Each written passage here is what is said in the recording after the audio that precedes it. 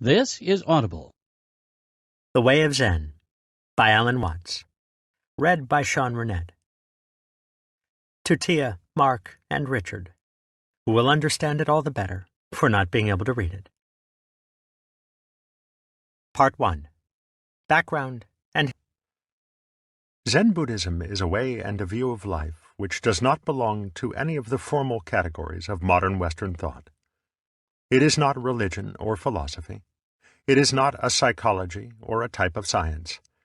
It is an example of what is known in India and China as a way of liberation, and is similar in this respect to Taoism, Vedanta, and yoga. As will soon be obvious, a way of liberation can have no positive definition. It has to be suggested by saying what it is not, somewhat as a sculptor reveals an image by the act of removing pieces of stone from a block. Historically, Zen may be regarded as the fulfillment of long traditions of Indian and Chinese culture, though it is actually much more Chinese than Indian. And since the 12th century, it has rooted itself deeply and most creatively in the culture of Japan. As the fruition of these great cultures, and as a unique and particularly instructive example of a way of liberation, Zen is one of the most precious gifts of Asia to the world. The origins of Zen are as much Taoist as Buddhist, and because its flavor is so peculiarly Chinese, it may be best to begin by inquiring into its Chinese ancestry, illustrating, at the same time, what is meant by a way of liberation by the example of Taoism. Much of the difficulty and mystification which Zen presents to the Western student is the result of his unfamiliarity with Chinese ways of thinking, ways which differ startlingly from our own, and which are, for that very reason, of special value to us in attaining a critical perspective upon our own ideas. The problem here is not simply one of mastering different ideas, differing from our own as, say, the theories of Kant differ from those of Descartes, or those of Calvinists from those of Catholics. The problem is to appreciate differences in the basic premises of thought and in the very methods of thinking, and these are so often overlooked that our interpretations of Chinese philosophy are apt to be a projection of characteristically Western ideas into Chinese terminology. This is the inevitable disadvantage of studying Asian philosophy by the purely literary methods of Western scholarship, for words can be communicative only between those who share similar experiences. This is not to go so far as to say that so rich and subtle a language as English is simply incapable of expressing Chinese ideas. On the contrary, it can say much more than has been believed possible by some Chinese and Japanese students of Zen and Taoism, whose familiarity with English leaves something to be desired. The difficulty is not so much in the language as in the thought patterns which have hitherto seemed inseparable from the academic and scientific way of approaching a subject. The unsuitability of these patterns for such subjects as Taoism and Zen is largely responsible for the impression that the Oriental mind is mysterious, irrational, and inscrutable. Furthermore, it need not be supposed that these matters are so peculiarly Chinese or Japanese that they have no point of contact with anything in our own culture. While it is true that none of the formal divisions of Western science and thought corresponds to a way of liberation, R.H. Blyth's marvelous study of Zen in the English literature has shown most clearly that the essential insights of Zen are universal. The reason why Taoism and Zen present, at first sight, such a puzzle to the Western mind is that we have taken a restricted view of human knowledge.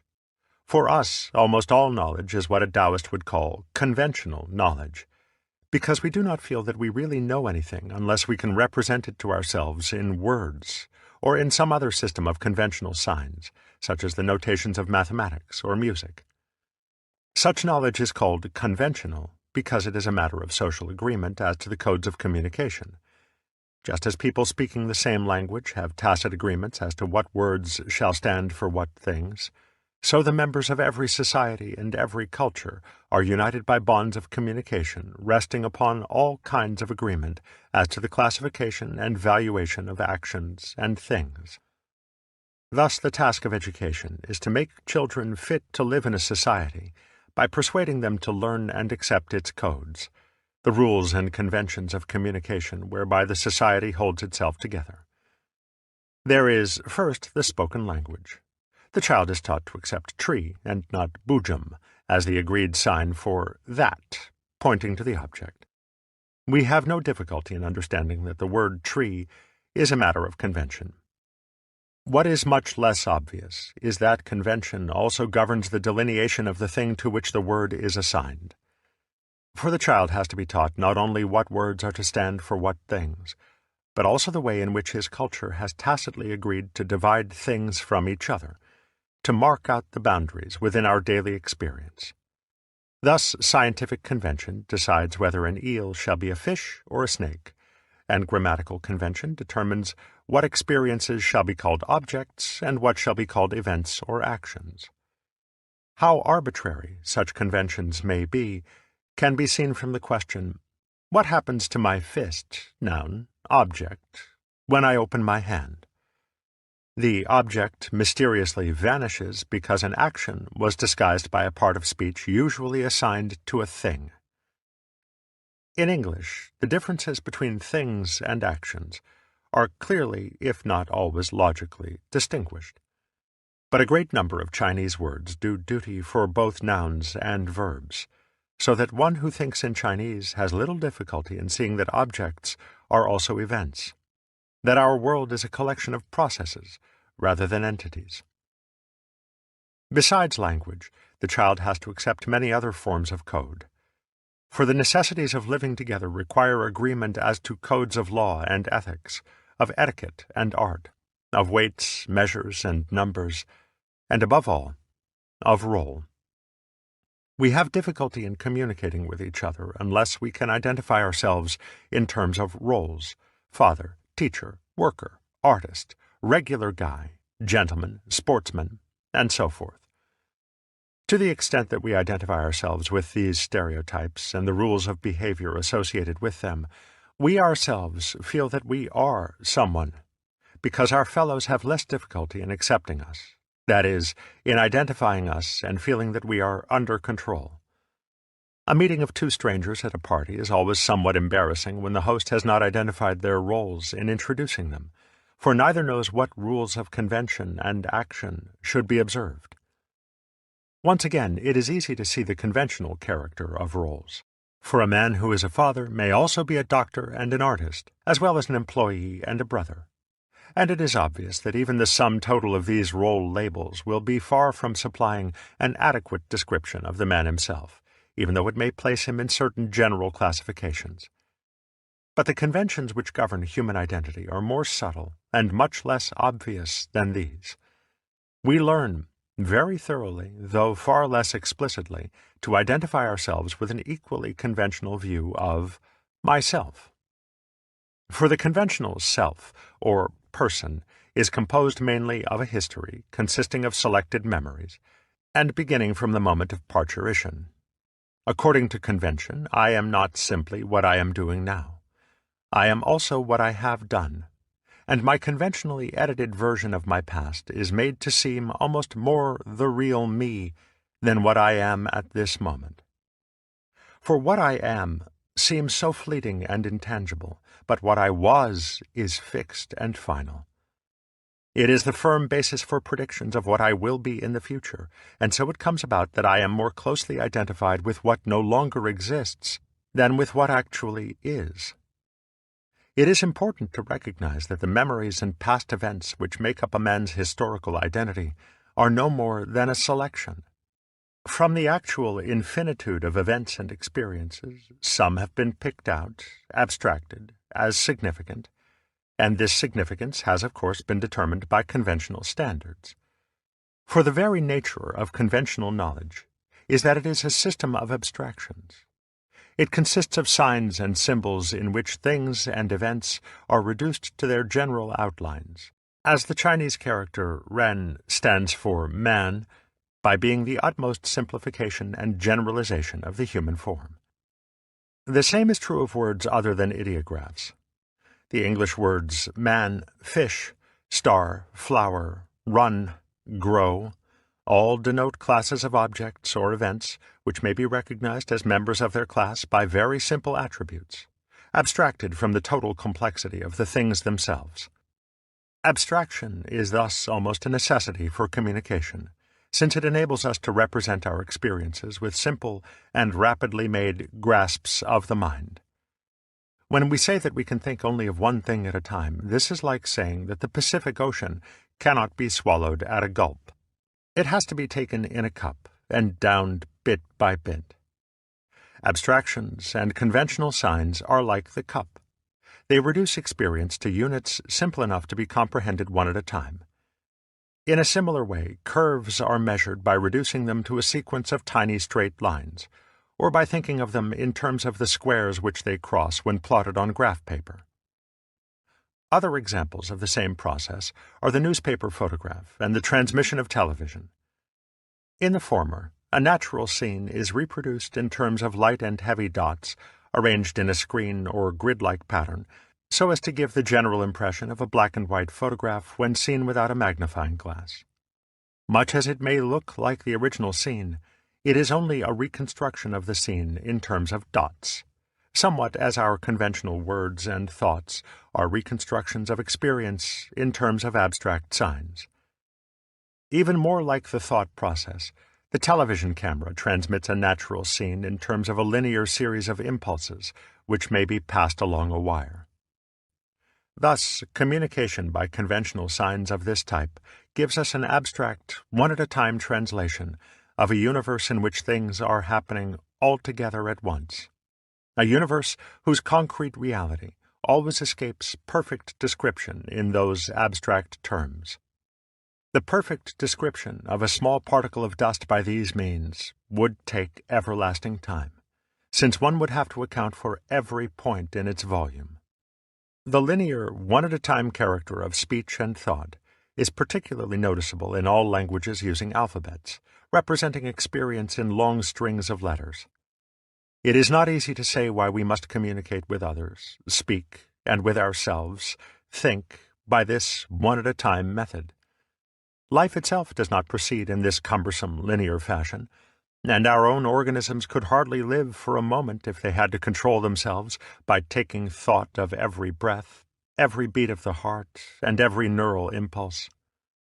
But if we are to find some explanation for this characteristic of thought, the sense of sight offers a suggestive analogy. For we have two types of vision, central and peripheral, not unlike the spotlight and the floodlight. Central vision is used for accurate work, like reading, in which our eyes are focused on one small area after another, like spotlights. Peripheral vision is less conscious, less bright than the intense ray of the spotlight. We use it for seeing at night, and for taking subconscious notice of objects and movements, not in the direct line of central vision. Unlike the spotlight, it can take in very many things at a time. There is, then, an analogy, and perhaps more than a mere analogy, between central vision and conscious one-at-a-time thinking, and between peripheral vision and the rather mysterious process which enables us to regulate the incredible complexity of our bodies without thinking at all. It should be noted, further, that we call our bodies complex as a result of trying to understand them in terms of linear thought, of words and concepts. But the complexity is not so much in our bodies as in the task of trying to understand them by this means of thinking. It is like trying to make out the features of a large room with no other light than a single bright ray. It is as complicated as trying to drink water with a fork instead of a cup. In this respect, the Chinese written language has a slight advantage over our own, and is perhaps symptomatic of a different way of thinking. It is still linear, still a series of abstractions taken in one at a time, but its written signs are a little closer to life than spelled words because they are essentially pictures, and as a Chinese proverb puts it, one showing is worth 100 sayings. Compare, for example, the ease of showing someone how to tie a complex knot with the difficulty of telling him how to do it in words alone. Now, the general tendency of the Western mind is to feel that we do not really understand what we cannot represent, what we cannot communicate, by linear signs, by thinking. We are like the wallflower who cannot learn a dance unless someone draws him a diagram of the steps, who cannot get it by the feel. For some reason, we do not trust and do not fully use the peripheral vision of our minds. We learn music, for example, by restricting the whole range of tone and rhythm to a notation of fixed tonal and rhythmic intervals, a notation which is incapable of representing Oriental music. But the Oriental musician has a rough notation which he uses only as a reminder of a melody. He learns music not by reading notes, but by listening to the performance of a teacher, getting the feel of it, and copying him. And this enables him to acquire rhythmic and tonal sophistications, matched only by those Western jazz artists who use the same approach. We are not suggesting that Westerners simply do not use the peripheral mind. Being human, we use it all the time, and every artist, every workman, every athlete calls into play some special development of its powers. But it is not academically and philosophically respectable. We have hardly begun to realize its possibilities, and it seldom, if ever, occurs to us that one of its most important uses is for that knowledge of reality which we try to attain by the cumbersome calculations of theology, metaphysics, and logical interference. When we turn to ancient Chinese society, we find two philosophical traditions playing complementary parts: Confucianism and Taoism. Generally speaking, the former concerns itself with the linguistic, ethical, legal, and ritual conventions which provide the society with its system of communication.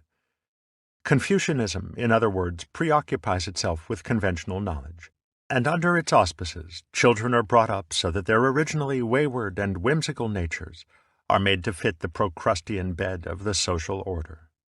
The individual defines himself and his place in society in terms of the Confucian formulae.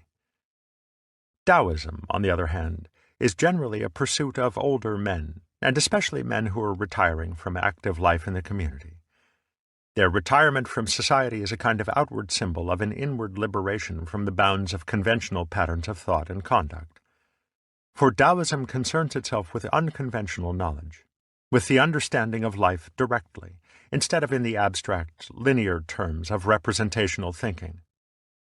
Confucianism presides, then, over the socially necessary task of forcing the original spontaneity of life into the rigid rules of convention, a task which involves not only conflict and pain, but also the loss of that peculiar naturalness and unself-consciousness for which little children are so much loved, and which is sometimes regained by saints and sages. The function of Taoism is to undo the inevitable damage of this discipline, and not only to restore, but also to develop the original spontaneity, which is termed zuran, or self-sowness. For the spontaneity of a child is still childish, like everything else about him. His education fosters his rigidity, but not his spontaneity. In certain natures, the conflict between social convention and repressed spontaneity is so violent that it manifests itself in crime, insanity, and neurosis, which are the prices we pay for the otherwise undoubted benefits of order. But Taoism must on no account be understood as a revolution against convention, although it has sometimes been used as a pretext for revolution. Taoism is a way of liberation which never comes by means of revolution, since it is notorious that most revolutions establish worse tyrannies than they destroy. To be free from convention is not to spurn it, but not to be deceived by it. It is to be able to use it as an instrument instead of being used by it. The West has no recognized institution corresponding to Taoism, because our Hebrew Christian spiritual tradition identifies the absolute God with the moral and logical order of convention. This might almost be called a major cultural catastrophe, because it weights the social order with excessive authority, inviting just those revolutions against religion and tradition which have been so characteristic of Western history. It is one thing to feel oneself in conflict with socially sanctioned conventions, but quite another to feel at odds with the very root and ground of life, with the Absolute itself. The latter feeling nurtures a sense of guilt so preposterous that it must issue either in denying one's own nature or in rejecting God. Because the first of these alternatives is ultimately impossible, like chewing off one's own teeth, the second becomes inevitable, where such palliatives as the confessional are no longer effective. As is the nature of revolutions, the revolution against God gives place to the worst tyranny of the absolutist state. Worse because it cannot even forgive, and because it recognizes nothing outside the powers of its jurisdiction. For while the latter was theoretically true of God, his earthly representative, the Church, was always prepared to admit that though the laws of God were immutable, no one could presume to name the limits of his mercy. When the throne of the Absolute is left vacant, the relative usurps it and commits the real idolatry, the real indignity against God, the absolutizing of a concept, a conventional abstraction. But it is unlikely that the throne would have become vacant if, in a sense, it had not been so already, if the Western tradition had had some way of apprehending the Absolute directly, outside the terms of the conventional order. Of course, the very word absolute suggests to us something abstract and conceptual, such as pure being. Our very idea of spirit, as opposed to matter, seems to have more kinship with the abstract than the concrete. But with Taoism, as with other ways of liberation, the absolute must never be confused with the abstract. On the other hand, if we say that the Tao, as the ultimate reality is called, is the concrete rather than the abstract, this may lead to still other confusions. For we are accustomed to associate the concrete with the material, the physiological, the biological, and the natural, as distinct from the supernatural. But from the Taoist and Buddhist standpoints, these are still terms for conventional and abstract spheres of knowledge. Biology and physiology, for example, are types of knowledge which represent the real world in terms of their own special abstract categories. They measure and classify that world in ways appropriate to the particular uses they want to make of it, somewhat as a surveyor deals with earth in terms of acres, a contractor in truckloads or tons, and a soil analyst in types of chemical structures. To say that the concrete reality of the human organism is physiological is like saying that the earth is so many tons or acres. And to say that this reality is natural is accurate enough if we mean spontaneous, suran, or natura naturans, nature nurturing. But it is quite inaccurate if we mean natura naturata, nature natured. That is to say, nature classified, sorted into natures, as when we ask, what is the nature of this thing? It is in this sense of the word that we must think of scientific naturalism, a doctrine which has nothing in common with the naturalism of Taoism.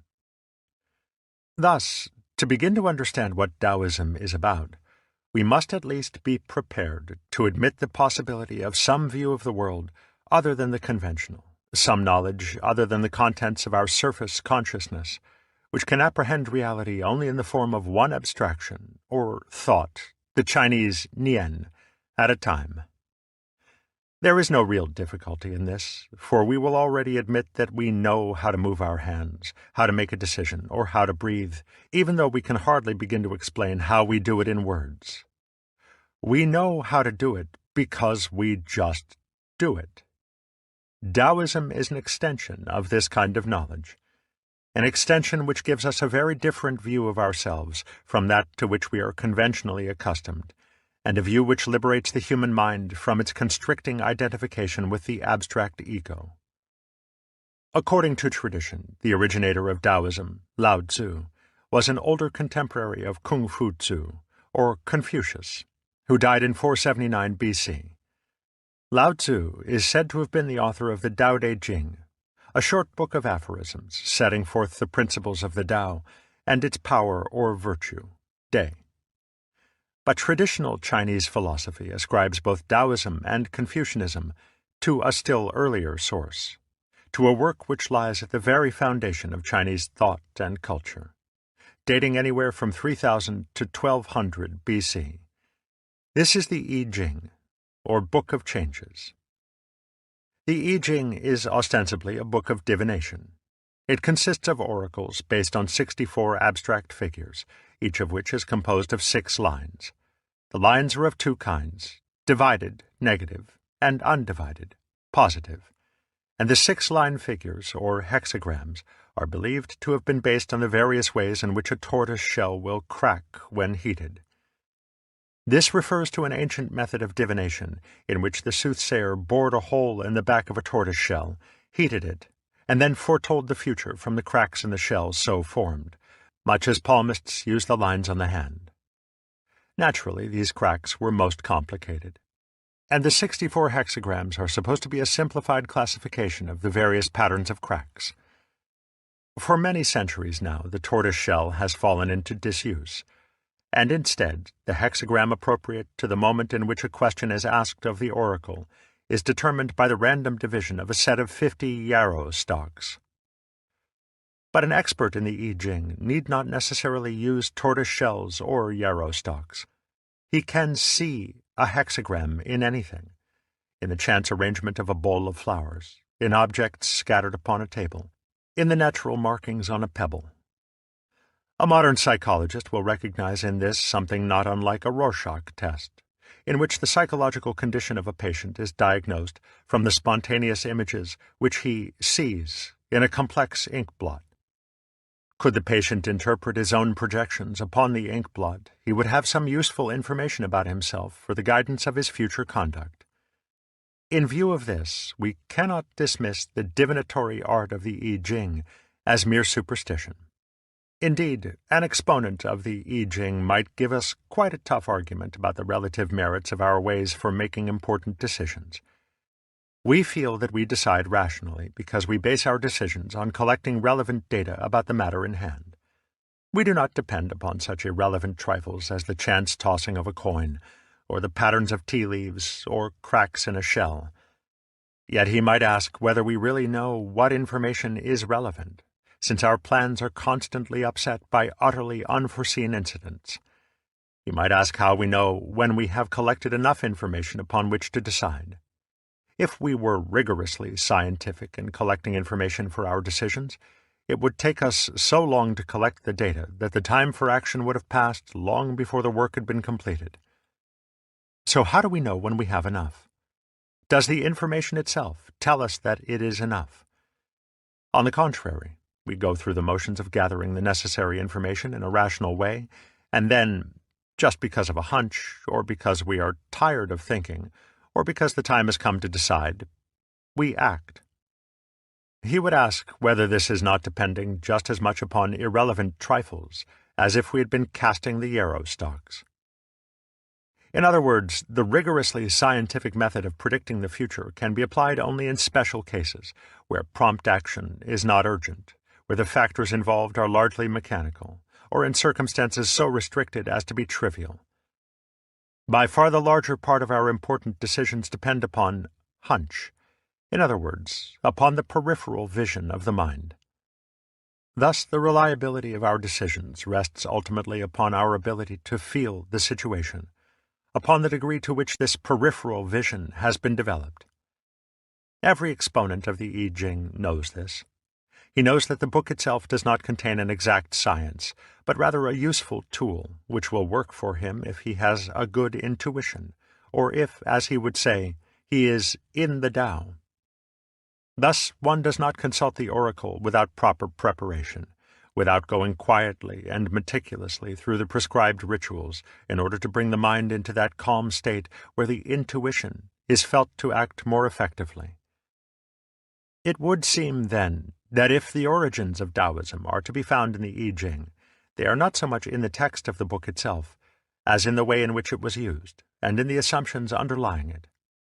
For experience in making decisions by intuition might well show that this peripheral aspect of the mind works best when we do not try to interfere with it, when we trust it to work by itself, zuran, spontaneously, self-so. Thus the basic principles of Taoism begin to unfold themselves. There is, first of all, the Tao, the indefinable, concrete process of the world, the way of life. The Chinese word means originally a way or road, and sometimes to speak, so that the first line of the Tao Te Ching contains a pun on the two meanings. The Tao which can be spoken is not eternal Tao. But in trying at least to suggest what he means, Lao Tzu says, "There was something vague before heaven and earth arose. How calm, how void! It stands alone, unchanging. It acts everywhere, untiring. It may be considered the mother of everything under heaven. I do not know its name, but call it by the word Tao." And again, "The Tao is something blurred and indistinct. How indistinct, how blurred! Yet within it are images. How blurred, how indistinct! Yet within it are things. How dim, how confused! Yet within it is mental power. Because this power is most true, within it there is confidence." Mental power is Jing, a word which combines the ideas of essential, subtle, psychic, or spiritual, and skillful. For the point seems to be that as one's own head looks like nothing to the eyes, yet is the source of intelligence, so the vague, void-seeming, and indefinable Tao is the intelligence which shapes the world with a skill beyond our understanding. The important difference between the Tao and the usual idea of God is that whereas God produces the world by making, Wei, the Tao produces it by not making, Wu Wei, which is approximately what we mean by growing. For things made are separate parts put together, like machines, or things fashioned from without inwards, like sculptures, whereas things grown divide themselves into parts, from within outwards. Because the natural universe works mainly according to the principles of growth, it would seem quite odd to the Chinese mind to ask it how it was made. If the universe were made, there would of course be someone who knows how it is made, who could explain how it was put together bit by bit, as a technician can explain in one-at-a-time words how to assemble a machine. But a universe which grows utterly excludes the possibility of knowing how it grows in the clumsy terms of thought and language, so that no Taoist would dream of asking whether the Tao knows how it produces the universe. For it operates according to spontaneity, not according to plan. Lao Tzu says, "The Tao's principle is spontaneity."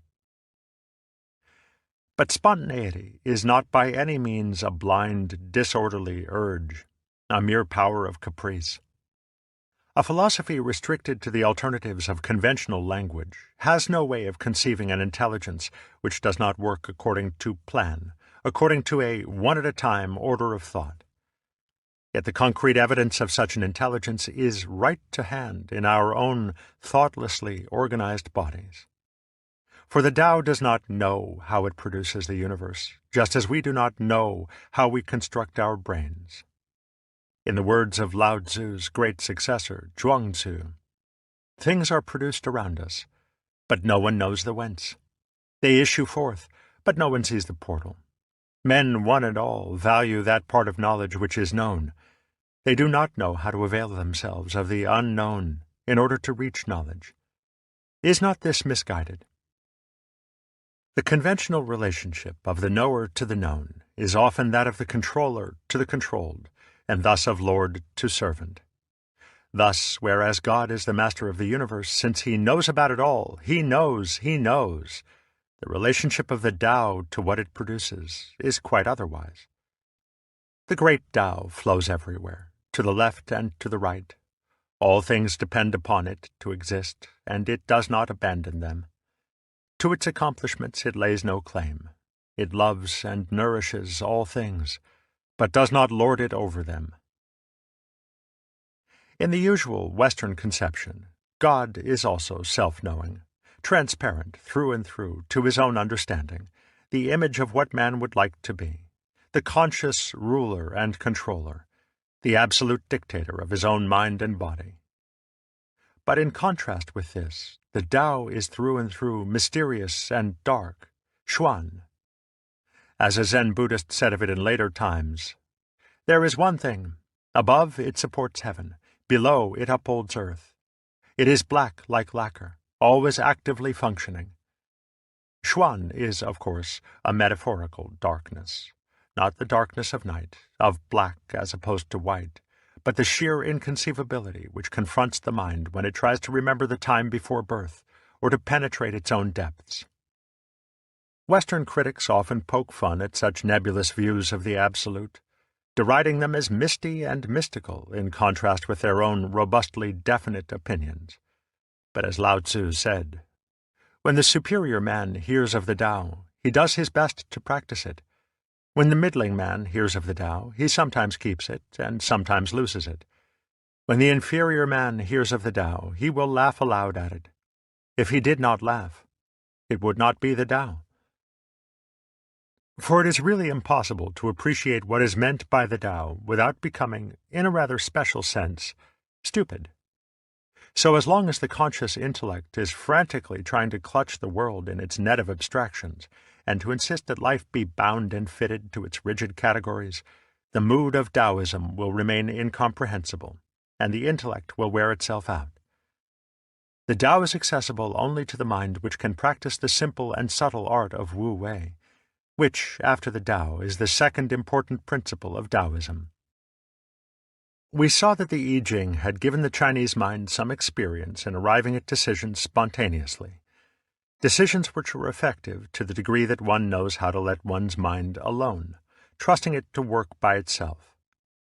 This is Wu Wei, since Wu means not or non, and Wei means action, making, doing, striving, straining, or busyness. To return to the illustration of eyesight, the peripheral vision works most effectively, as in the dark, when we see out of the corners of the eyes, and do not look at things directly. Similarly, when we need to see the details of a distant object, such as a clock, the eyes must be relaxed, not staring, not trying to see. So, too, no amount of working with the muscles of the mouth and tongue will enable us to taste our food more acutely. The eyes and the tongue must be trusted to do the work by themselves. But when we have learned to put excessive reliance upon central vision, upon the sharp spotlight of the eyes and mind, we cannot regain the powers of peripheral vision unless the sharp and staring kind of sight is first relaxed. The mental or psychological equivalent of this is the special kind of stupidity to which Lao Tzu and Zhuang Tzu so often refer. It is not simply calmness of mind, but non-graspingness of mind. In Zhuang Tzu's words, "The perfect man employs his mind as a mirror. It grasps nothing. It refuses nothing. It receives, but does not keep." One might almost say that it fuzzes itself a little, to compensate for too harsh a clarity.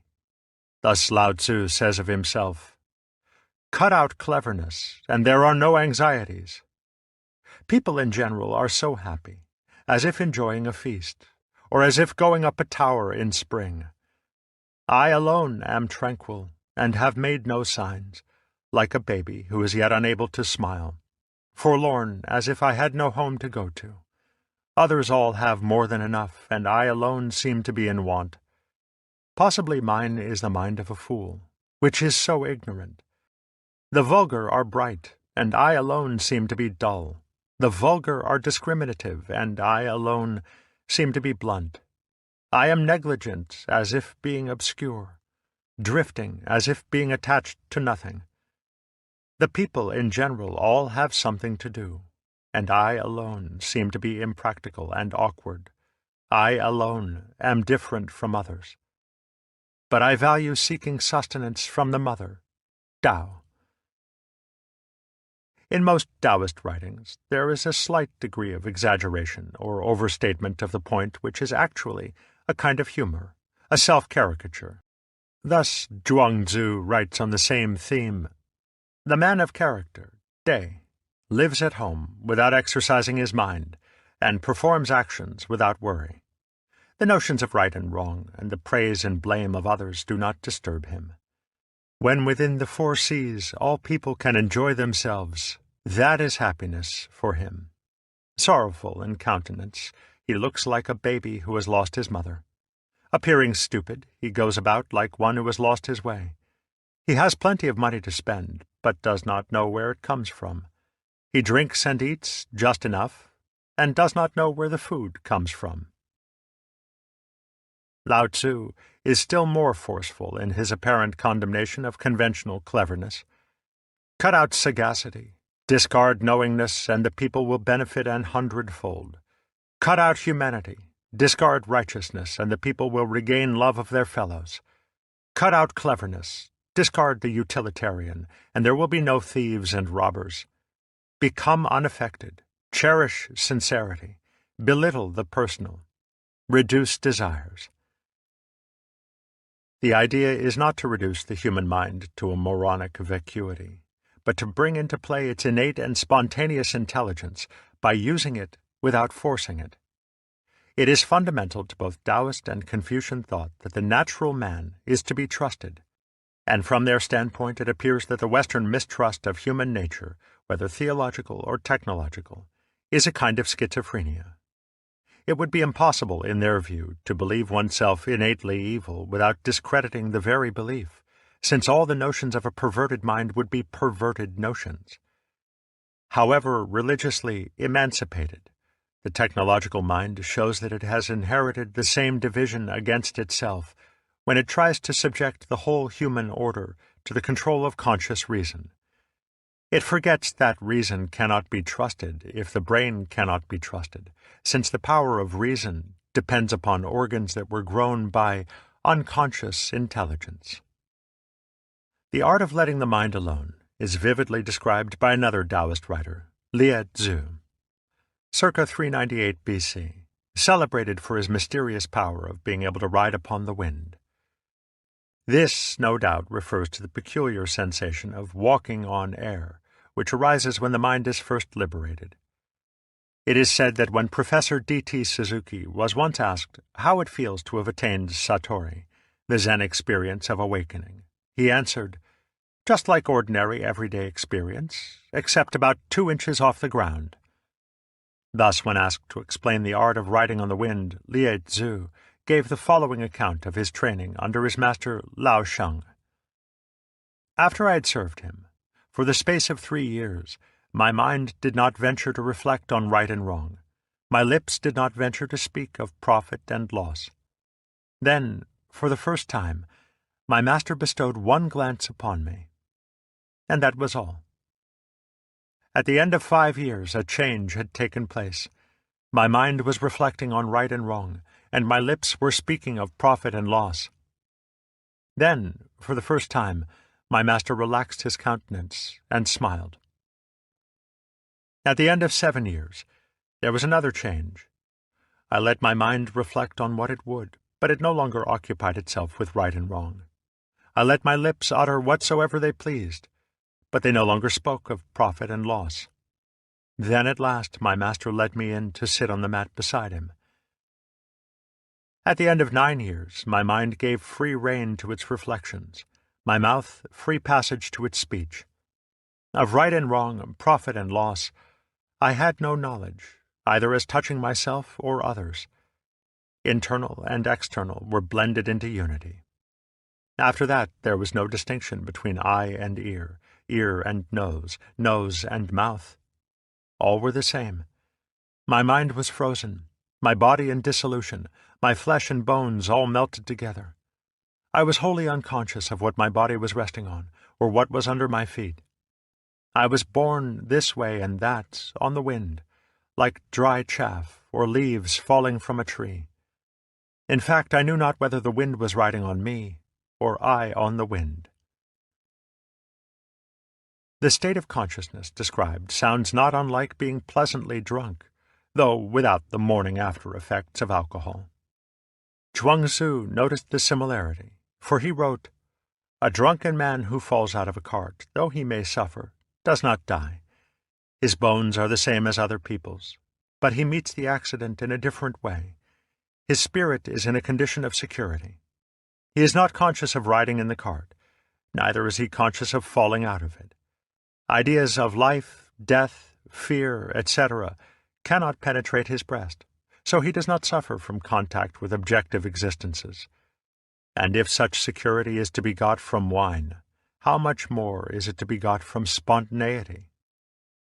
Since Lao Tzu, Zhuang Tzu, and Lie Tzu were all conscious enough to write very intelligible books, it may be assumed that some of this language is, again, exaggerated or metaphorical. Their unconsciousness is not coma, but what the exponents of Zen later signified by Wu Shin, literally no mind, which is to say unself-consciousness. It is a state of wholeness in which the mind functions freely and easily, without the sensation of a second mind or ego standing over it with a club. If the ordinary man is one who has to walk by lifting his legs with his hands, the Taoist is one who has learned to let the legs walk by themselves. Various passages in the Taoist writings suggest that no-mindedness is employing the whole mind as we use the eyes when we rest them upon various objects, but make no special effort to take anything in. According to Zhuang Tzu, the baby looks at things all day without winking. That is because his eyes are not focused on any particular object. He goes without knowing where he is going, and stops without knowing what he is doing. He merges himself with the surroundings, and moves along with it. These are the principles of mental hygiene. And again, if you regulate your body and unify your attention, the harmony of heaven will come upon you. If you integrate your awareness and unify your thoughts, spirit will make its abode with you. Day, virtue, will clothe you, and the Tao will shelter you. Your eyes will be like those of a newborn calf, which seeks not the wherefore.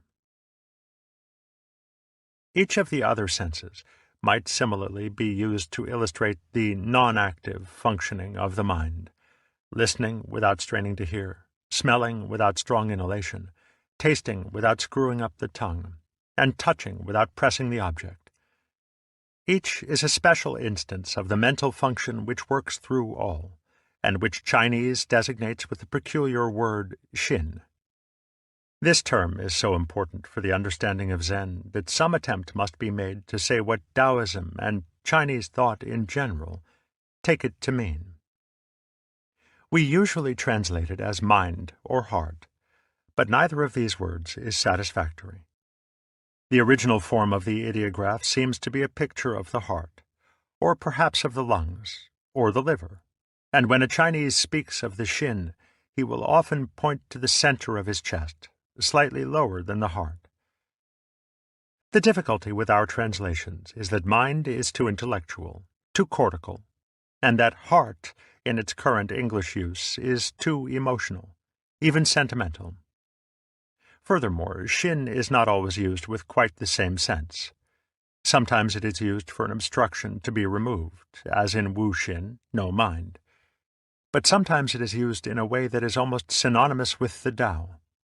This is especially found in Zen literature, which abounds with such phrases as original mind, Ben Shin, Buddha mind, Fu Shin, or faith in mind, Shin Shin. This apparent contradiction is resolved in the principle that the true mind is no mind, which is to say that the Shin is true, is working properly, when it works as if it were not present. In the same way, the eyes are seeing properly when they do not see themselves, in terms of spots or blotches in the air. All in all, it would seem that Shin means the totality of our psychic functioning, and more specifically the center of that functioning, which is associated with the central point of the upper body. The Japanese form of the word, kokoro, is used with even more subtleties of meaning. But for the present, it is enough to realize that in translating it, mind, a sufficiently vague word, we do not mean exclusively the intellectual or thinking mind, nor even the surface consciousness. The important point is that according to both Taoism and Zen, the center of the mind's activity is not in the conscious thinking process, not in the ego. When a man has learned to let his mind alone, so that it functions in the integrated and spontaneous way that is natural to it, he begins to show the special kind of virtue or power called day. This is not virtue in the current sense of moral rectitude, but in the older sense of effectiveness, as one speaks of the healing virtues of a plant. Day is furthermore unaffected or spontaneous virtue, which cannot be cultivated or imitated by any deliberate method. Lao Tzu says, "Superior day is not day, and thus has day. Inferior day does not let go of day, and thus is not day. Superior day is non-active, wu-wei, and aimless. Inferior day is active and has an aim." The literal translation has a strength and depth which is lost in such paraphrases as superior virtue is not conscious of itself as virtue, and thus really is virtue. Inferior virtue cannot dispense with virtuosity, and thus is not virtue. When the Confucians prescribed a virtue which depended upon the artificial observance of rules and precepts, the Taoists pointed out that such virtue was conventional and not genuine. Zhuangzi made up the following imaginary dialogue between Confucius and Lao Tzu. "Tell me," said Lao Tzu, "in what consists charity and duty to one's neighbor?" "They consist," answered Confucius, "in a capacity for rejoicing in all things, in universal love, without the element of self. These are the characteristics of charity and duty to one's neighbor." "What stuff!" cried Lao Tzu. "Does not universal love contradict itself? Is not your elimination of self a positive manifestation of self? Sir, if you would cause the empire not to lose its source of nourishment, there is the universe. Its regularity is unceasing. There are the sun and moon. Their brightness is unceasing. There are the stars. Their groupings never change. There are the birds and beasts. They flock together without varying. There are trees and shrubs. They grow upwards without exception. Be like these. Follow Tao, and you will be perfect. Why then these vain struggles after charity and duty to one's neighbor, as though beating a drum in search of a fugitive? Alas, sir, you have brought much confusion into the mind of man." The Taoist critique of conventional virtue applied not only in the moral sphere, but also in the arts, crafts, and trades. According to Zhuangzi, Chui the artisan could draw circles with his hand better than with compasses. His fingers seemed to accommodate themselves so naturally to the thing he was working at that it was unnecessary to fix his attention. His mental faculties thus remained one, that is, integrated, and suffered no hindrance. To be unconscious of one's feet implies that the shoes are easy. To be unconscious of a waist implies that the girdle is easy. The intelligence of being unconscious of positive and negative implies that the heart, Shin, is at ease. And he who, beginning with ease, is never not at ease, is unconscious of the ease of ease. Just as the artisan who had mastered day could do without the artificiality of the compass, so the painter, the musician, and the cook would have no need for the conventional classifications of their respective arts. Thus Lao Tzu said, "The 5 colors will blind a man's sight. The 5 sounds will deaden a man's hearing. The 5 tastes will spoil a man's palate. Chasing and hunting will drive a man wild. Things hard to get will do harm to a man's conduct. Therefore the sage makes provision for the stomach, and not for the eye." This must by no means be taken as an ascetic's hatred of sense experience, for the point is precisely that the eye's sensitivity to color is impaired by the fixed idea that there are just 5 true colors. There is an infinite continuity of shading, and breaking it down into divisions with names distracts the attention from its subtlety. This is why the sage makes provision for the stomach and not for the eye, which is to say that he judges by the concrete content of the experience, and not by its conformity with purely theoretical standards. In sum, then, day is the unthinkable ingenuity and creative power of man's spontaneous and natural functioning, a power which is blocked when one tries to master it in terms of formal methods and techniques. It is like the centipede's skill in using 100 legs at once. The centipede was happy, quite, until a toad in fun said, "Pray, which leg goes after which?" This worked his mind to such a pitch, he lay distracted in a ditch, considering how to run. A profound regard for day underlies the entire higher culture of the Far East, so much so that it has been made the basic principle of every kind of art and craft. While it is true that these arts employ what are, to us, highly difficult technical disciplines, it is always recognized that they are instrumental and secondary, and that superior work has the quality of an accident. This is not a masterful mimicry of the accidental, an assumed spontaneity in which the careful planning does not show. It lies at a much deeper and more genuine level. For what the culture of Taoism and Zen proposes is that one might become the kind of person who, without intending it, is the source of marvelous accidents. Taoism is, then, the original Chinese way of liberation, which combined with Indian Mahayana Buddhism to produce Zen. It is a liberation from convention and of the creative power of day. Every attempt to describe and formulate it in words and one-at-a-time thought symbols must, of necessity, distort it.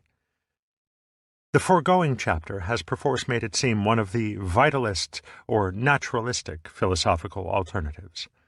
For Western philosophers are constantly bedeviled by the discovery that they cannot think outside certain well-worn ruts, that however hard they may try, their new philosophies turn out to be restatements of ancient positions, monist or pluralist, realist or nominalist, vitalist or mechanist.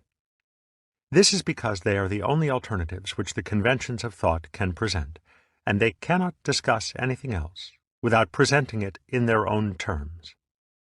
When we try to represent a third dimension upon a two-dimensional surface, it will of necessity seem to belong more or less to the two alternatives of length and breadth. In the words of Zhuangzi, were language adequate, it would take but a day fully to set forth Tao. Not being adequate, it takes that time to explain material existences. Tao is something beyond material existences.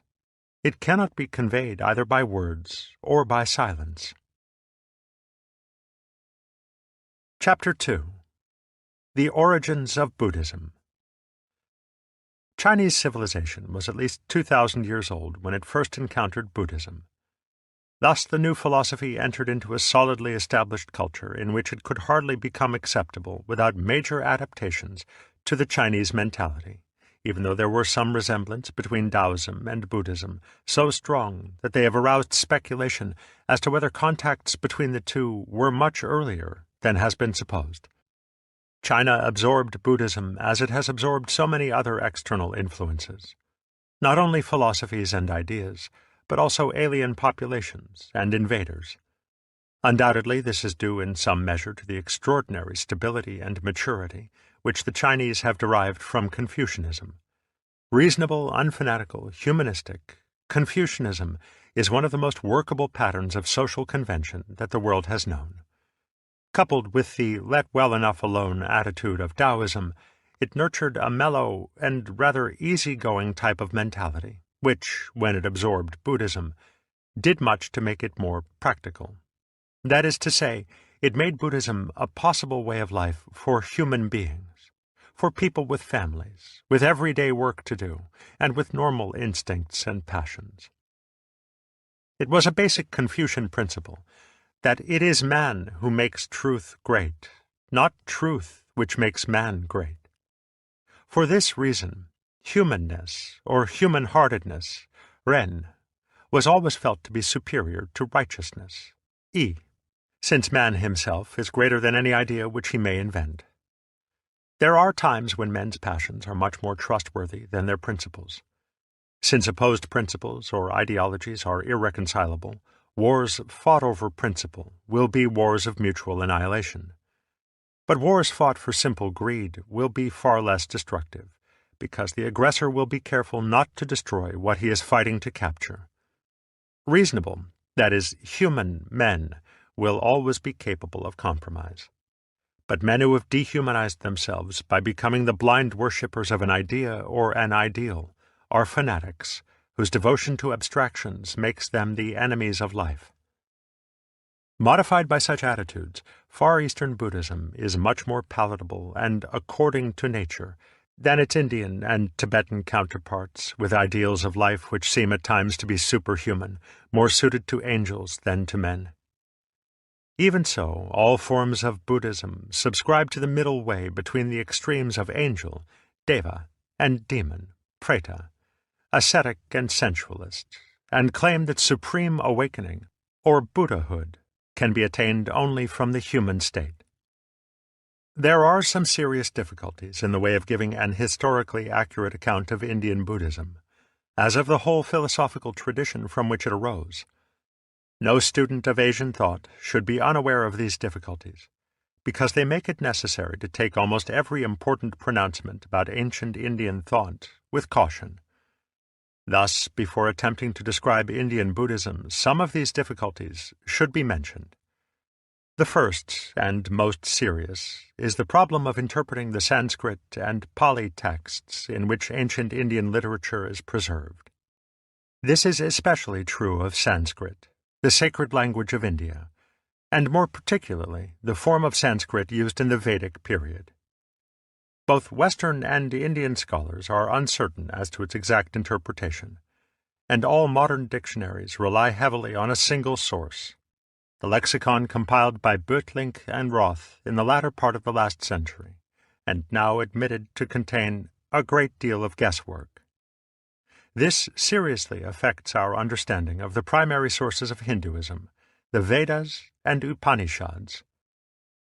The discovery of proper European equivalents for philosophical terms has been hindered by the fact that early lexicographers were all too ready to find correspondence with Western theological terms, since one of the primary objects of their studies was to assist the missionaries. The second is that it is extremely hard to know what was the original form of Buddhism. There are two sets of Buddhist scriptures, the Pali Canon of the Theravada or Southern School of Buddhism, which flourishes in Ceylon, Burma, and Thailand, and the Sanskrit, Tibetan, Chinese canon of the Mahayana or Northern School. There is a general consensus of scholars that the Pali Canon is, on the whole, the earlier of the two, and that the principal sutras, as the sacred texts are called, of the Mahayana canon were all compiled after 100 BC. However, the literary form of the Pali Canon does not suggest that it represents the actual words of Gautama the Buddha. If the Upanishads are characteristic of the style of discourse of an Indian teacher between 800 and 300 BC, they bear little resemblance to the tediously repetitious and scholastic style of most Buddhist scriptures. There can be little doubt that the greater part of both Buddhist canons is the work of the Pandits of the Sangha, the Buddhist monastic order, for it shows every sign of being the reverential elaboration of an original doctrine. As with Russian icons, the original painting has been almost lost to sight in the overlay of jewels and gold. The third is that the Hindu-Buddhist tradition has never had the historical sense of the Hebrew-Christian tradition, so that there are few, if any, marks to indicate the date of a given text. Scriptures were handed down by oral tradition for an interminable period of time before being committed to writing, and it is quite possible that historical references could have been changed to suit the times as the oral form was handed down. Furthermore, a Buddhist monk writing in AD 200 would have no compunction in attributing his own words to the Buddha if he felt sincerely that they were an expression not of personal opinion, but of the supra-personal state of awakening to which he had attained. He would attribute the words to the Buddha as speaking in a spiritual rather than material body. The danger of scholarship is always that, in extreme specialization, it may be unable to see the forest for the trees. But the problem of gaining some idea of the thought of India at the time of the Buddha, 6 centuries before Christ, is not to be solved by careful piecework alone, necessary as this may be. There is, however, enough reliable information to suggest the grand and beautifully ordered form of Upanishadic Hinduism if we do not read it with our noses against the page. Fundamental to the life and thought of India from the very earliest times is the great mythological theme of Atma Yajna, the act of self-sacrifice, whereby God gives birth to the world, and whereby men, following the divine pattern, reintegrate themselves with God. The act by which the world is created is the same act by which it is consummated, the giving up of one's life, as if the whole process of the universe were the type of game in which it is necessary to pass on the ball as soon as it is received. Thus, the basic myth of Hinduism is that the world is God playing hide-and-seek with himself. As Prajapati, Vishnu, or Brahma, the Lord, under many names, creates the world by an act of self-dismemberment, or self-forgetting, whereby the one becomes many, and the single actor plays innumerable parts. In the end, he comes again to himself, only to begin the play once more, the one dying into the many, and the many dying into the one. 1,000 heads hath Purusha, 1,000 eyes, 1,000 feet. On every side pervading earth, he fills a space 10 fingers wide. This Purusha is all that yet hath been, and all that is to be, the Lord of immortality, that waxes greater still by food. So mighty is his greatness, yea, greater than this is Purusha. All creatures are 1/4 of him, 3/4 eternal life in heaven. When the gods prepared the sacrifice with Purusha as their offering, its oil was spring, the holy gift was autumn, summer was the wood. From that great general sacrifice the dripping fat was gathered up. He formed the creatures of the air, and animals both wild and tame. When they divided Purusha, how many portions did they make? What did they call his mouth, his arms? What did they call his thighs and feet? The Brahman caste was his mouth.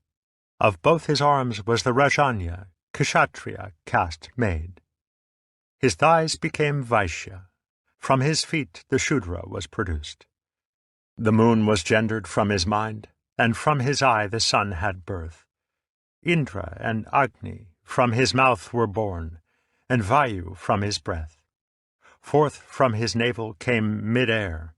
The sky was fashioned from his head, earth from his feet, and from his ear, the regions. Thus they formed the worlds. The 1,000 heads, eyes, and feet of the Purusha are the members of men and other beings. For the point is that which knows in and through every individual is God himself, the Atman, or self of the world. Every life is a part or role in which the mind of God is absorbed, somewhat as an actor absorbs himself in being Hamlet, and forgets that in real life he is Mr. Smith. By the act of self-abandonment, God becomes all beings, yet at the same time does not cease to be God. All creatures are 1/4 of him, 3/4 eternal life in heaven. For God is divided in play, in make-believe, but remains undivided in reality, so that when the play comes to an end, the individualized consciousness awakes to find itself divine. In the beginning this world was Atman, the self, alone in the form of Purusha. Looking about, he saw nothing other than himself. He said first, I am. Thence came the word, I. Thus, even now, when one is spoken to, he first answers simply, it is I, and then tells whatever name he has. On all sides that has hands and feet, on all sides eyes, heads, and faces, on all sides in the world it hears, all things it embraces. It is important to remember that this picture of the world as the play, Leela, of God, is mythological in form.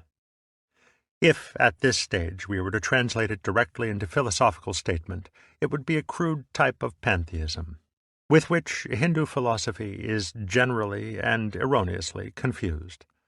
Thus the idea of each man, each thing, as a part which the Purusha plays in the state of self-forgetting, must not be confused with a logical or scientific statement of fact. The form of statement is poetic, not logical. In the words of the Mundaka Upanishad, truly this Atman, self, the poets say, travels on this earth from body to body. Hindu philosophy has not made the mistake of imagining that one can make an informative, factual, and positive statement about the ultimate reality. As the same Upanishad says, where knowledge is without duality, without action, cause or effect, unspeakable, incomparable, beyond description, what is that? It is impossible to say. Every positive statement about ultimate things must be made in the suggestive form of myth, of poetry. For in this realm, the direct and indicative form of speech can say only neti neti, no, no, since what can be described and categorized must always belong to the conventional realm. Hindu mythology elaborates the theme of the divine play on a fabulous scale, embracing not only colossal concepts of time and space, but also the widest extremes of pleasure and pain, virtue and depravity. The inmost self of saint and sage is no less the veiled Godhead than the inmost self of the debauchee, the coward, the lunatic, and the very demons. The opposites, dvandva, of light and darkness, good and evil, pleasure and pain, are the essential elements of the game. For although the Godhead is identified with truth, sat, consciousness, chit, and bliss, ananda, the dark side of life has its integral part in the game, just as every drama must have its villain, to disrupt the status quo, and as the cards must be shuffled, thrown into chaos, in order that there may be a significant development of the play. For Hindu thought, there is no problem of evil. The conventional, relative world is necessarily a world of opposites.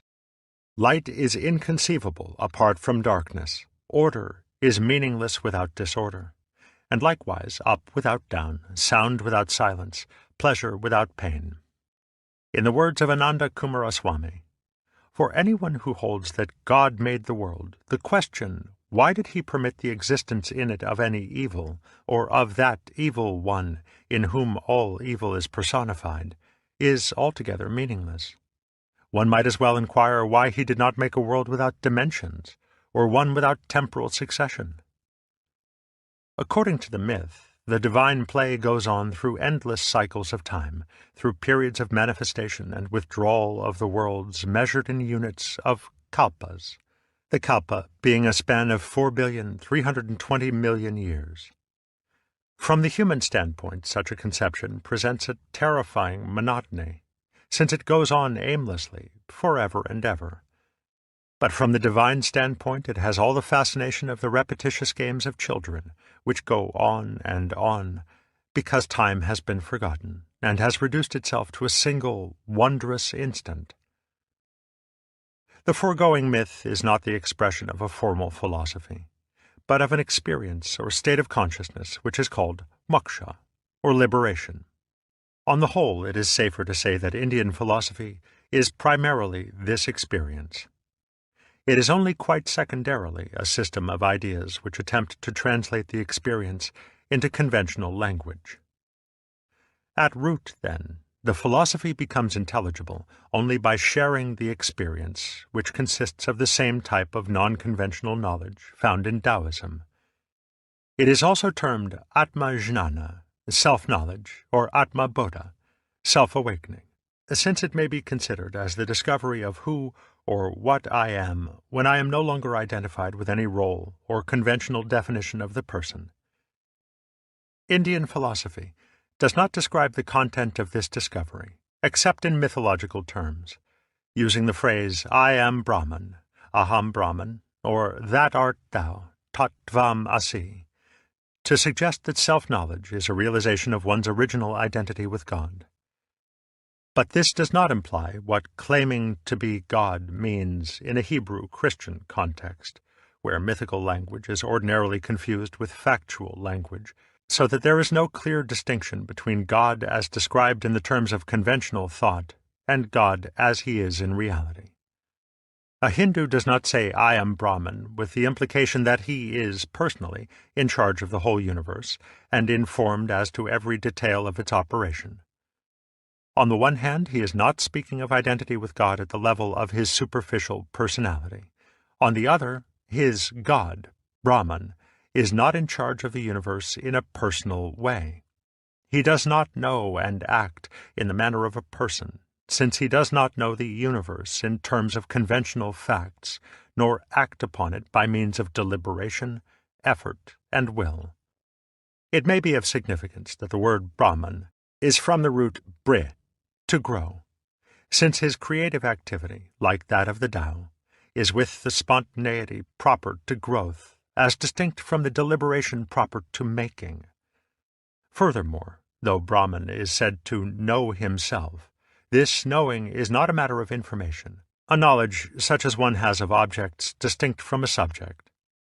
In the words of Shankara, "For he is the knower, and the knower can know other things, but cannot make himself the object of his own knowledge, in the same way that fire can burn other things, but cannot burn itself." To the Western mind, the puzzle of Indian philosophy is that it has so much to say about what the moksha experience is not, and little or nothing to say about what it is. This is naturally bewildering, for if the experience is really without content, or if it is so lacking in relation to the things which we consider important, how is one to explain the immense esteem which it holds in the Indian scheme of life? Even at the conventional level, it is surely easy to see that knowing what is not so is often quite as important as knowing what is. Even when medicine can suggest no effective remedy for the common cold, there is some advantage in knowing the uselessness of certain popular nostrums. Furthermore, the function of negative knowledge is not unlike the uses of space, the empty page upon which words can be written, the empty jar into which liquid can be poured, the empty window through which light can be admitted, and the empty pipe through which water can flow. Obviously, the value of emptiness lies in the movements it permits, or in the substance which it mediates and contains. But the emptiness must come first. This is why Indian philosophy concentrates on negation, on liberating the mind from the concepts of truth. It proposes no idea, no description of what is to fill the mind's void, because the idea would exclude the fact, somewhat as a picture of the sun on the window pane would shut out the true sun's light. Whereas the Hebrews would not permit an image of God in wood or stone, the Hindus will not permit an image of thought, unless it be so obviously mythological as not to be mistaken for the reality. Therefore, the practical discipline, sadhana, of the way of liberation is a progressive disentanglement of one's self, Atman, from every identification. It is to realize that I am not this body, these sensations, these feelings, these thoughts, this consciousness. The basic reality of my life is not any conceivable object. Ultimately, it is not even to be identified with any idea, as of God or Atman. In the words of the Mandukya Upanishad, it is that which is conscious neither of the subjective nor of the objective, nor of both, which is neither simple consciousness, nor undifferentiated sentience, nor mere darkness. It is unseen, without relations, incomprehensible, uninferable, and indescribable, the essence of self-consciousness, the ending of Maya. The Atman is to our total consciousness what the head is to the sense of sight, neither light nor darkness, neither full nor empty, only an inconceivable beyond. In the moment when every last identification of the self with some object or concept has ceased, in the state called nirvikalpa, or without conception, there flashes forth from its unknown depths the state of consciousness which is called divine. The knowledge of Brahman. Translated into conventional and, let it be repeated, mythopoetic language, the knowledge of Brahman is represented as the discovery that this world, which seemed to be many, is in truth one, that all is Brahman, and that all duality is falsely imagined. Taken as statements of fact, such utterances are logically meaningless and convey no information. Yet they seem to be the best possible expression in words of the experience itself, though it is as if in the moment of saying the last word the tongue were paralyzed by its own revelation and compelled to babble nonsense or be silent. Moksha is also understood as liberation from Maya, one of the most important words in Indian philosophy, both Hindu and Buddhist. For the manifold world of facts and events is said to be Maya, ordinarily understood as an illusion, which veils the one underlying reality of Brahman. This gives the impression that moksha is a state of consciousness in which the whole varied world of nature vanishes from sight, merged in a boundless ocean of vaguely luminous space. Such an impression should be dismissed at once, for it implies a duality, an incompatibility between Brahman and Maya, which is against the whole principle of Upanishadic philosophy. For Brahman is not one as opposed to many, not simple as opposed to complex.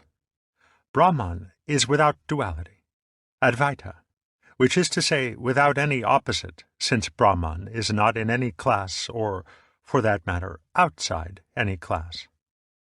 Now, classification is precisely Maya. The word is derived from the Sanskrit root matar, to measure, form, build, or lay out a plan, the root from which we obtain such Greco-Latin words as meter, matrix, material, and matter. The fundamental process of measurement is division, whether by drawing a line with the finger, by marking off or enclosing circles with the span of the hand or dividers, or by sorting grain or liquids into measures, cups. Thus the Sanskrit root dva, from which we get the word divide, is also the root of the Latin duo, two, and the English dual. To say, then, that the world of facts and events is Maya, is to say that facts and events are terms of measurement rather than realities of nature. We must, however, expand the concept of measurement to include setting bounds of all kinds, whether by descriptive classification or selective screening. It will thus be easy to see that facts and events are as abstract as lines of latitude or as feet and inches. Consider for a moment that it is impossible to isolate a single fact, all by itself. Facts come in pairs at the very least, for a single body is inconceivable apart from a space in which it hangs. Definition, setting bounds, delineation, these are always acts of division, and thus of duality, for as soon as a boundary is defined, it has two sides. This point of view is somewhat startling, and even quite hard to understand, for those long accustomed to think that things, facts, and events are the very building blocks of the world, the most solid of solid realities. Yet a proper understanding of the Maya doctrine is one of the most essential prerequisites for the study of Hinduism and Buddhism, and in trying to grasp its meaning, one must try to put aside the various idealist philosophies of the West, with which it is so often confused, even by modern Indian Vedantists. For the world is not an illusion of the mind, in the sense that, to the eyes of the liberated man, Jivan Mukta, there is nothing to be seen but a trackless void. He sees the world that we see, but he does not mark it off, measure it, divide it in the same way. He does not look upon it as really or concretely broken down into separate things and events. He sees that the skin may just as well be regarded as what joins us to our environment as what separates us from it. He sees, furthermore, that the skin will be considered as joining only if it has first been considered as separating, or vice versa. Thus, his point of view is not monistic. He does not think that all things are in reality one, because, concretely speaking, there never were any things to be considered one. To join is as much Maya as to separate. For this reason, both Hindus and Buddhists prefer to speak of reality as non-dual rather than one, since the concept of one must always be in relation to that of many. The doctrine of Maya is therefore a doctrine of relativity. It is saying that things, facts, and events are delineated not by nature, but by human description, and that the way in which we describe or divide them is relative to our varying points of view. It is easy to see, for example, that an event called the First World War can only rather arbitrarily be said to have begun on August 4th, 1914, and to have ended on November 11th, 1918. Historians can discover actual beginnings of the war long before, and resumptions of the same strife long after these formal boundaries of the event. For events can divide and merge like blobs of mercury, according to the changing fashions of historical description. The boundaries of events are conventional rather than natural, in the sense that a man's life is said to have begun at the moment of parturition, rather than at conception on the one hand, or weaning on the other. Similarly, it is easy to see the conventional character of things. Ordinarily, a human organism is counted as one thing, though from the physiological standpoint it is as many things as it has parts or organs, and from the sociological standpoint it is merely part of a larger thing called a group. Certainly, the world of nature abounds with surfaces and lines, with areas of density and vacuity, which we employ in marking out the boundaries of events and things. But here again, the Maya doctrine asserts that these forms, rupa, have no own being, or self-nature, svabhava. They do not exist in their own right, but only in relation to one another, as a solid cannot be distinguished save in relation to a space. In this sense, the solid and the space, the sound and the silence, the existent and the non-existent, the figure and the ground, are inseparable, interdependent, or mutually arising, and it is only by Maya, or conventional division, that they may be considered apart from one another. Indian philosophy also thinks of rupa, or form, as Maya, because it is impermanent. Indeed, when Hindu and Buddhist texts speak of the empty or illusory character of the visible world of nature, as distinct from the conventional world of things, they refer precisely to the impermanence of its forms. Form is flux, and thus Maya, in the slightly extended sense that it cannot be firmly marked down or grasped. Form is Maya when the mind attempts to comprehend and control it in the fixed categories of thought, that is, by means of names, nama, and words. For these are precisely the nouns and verbs by means of which the abstract and conceptual categories of things and events are designated.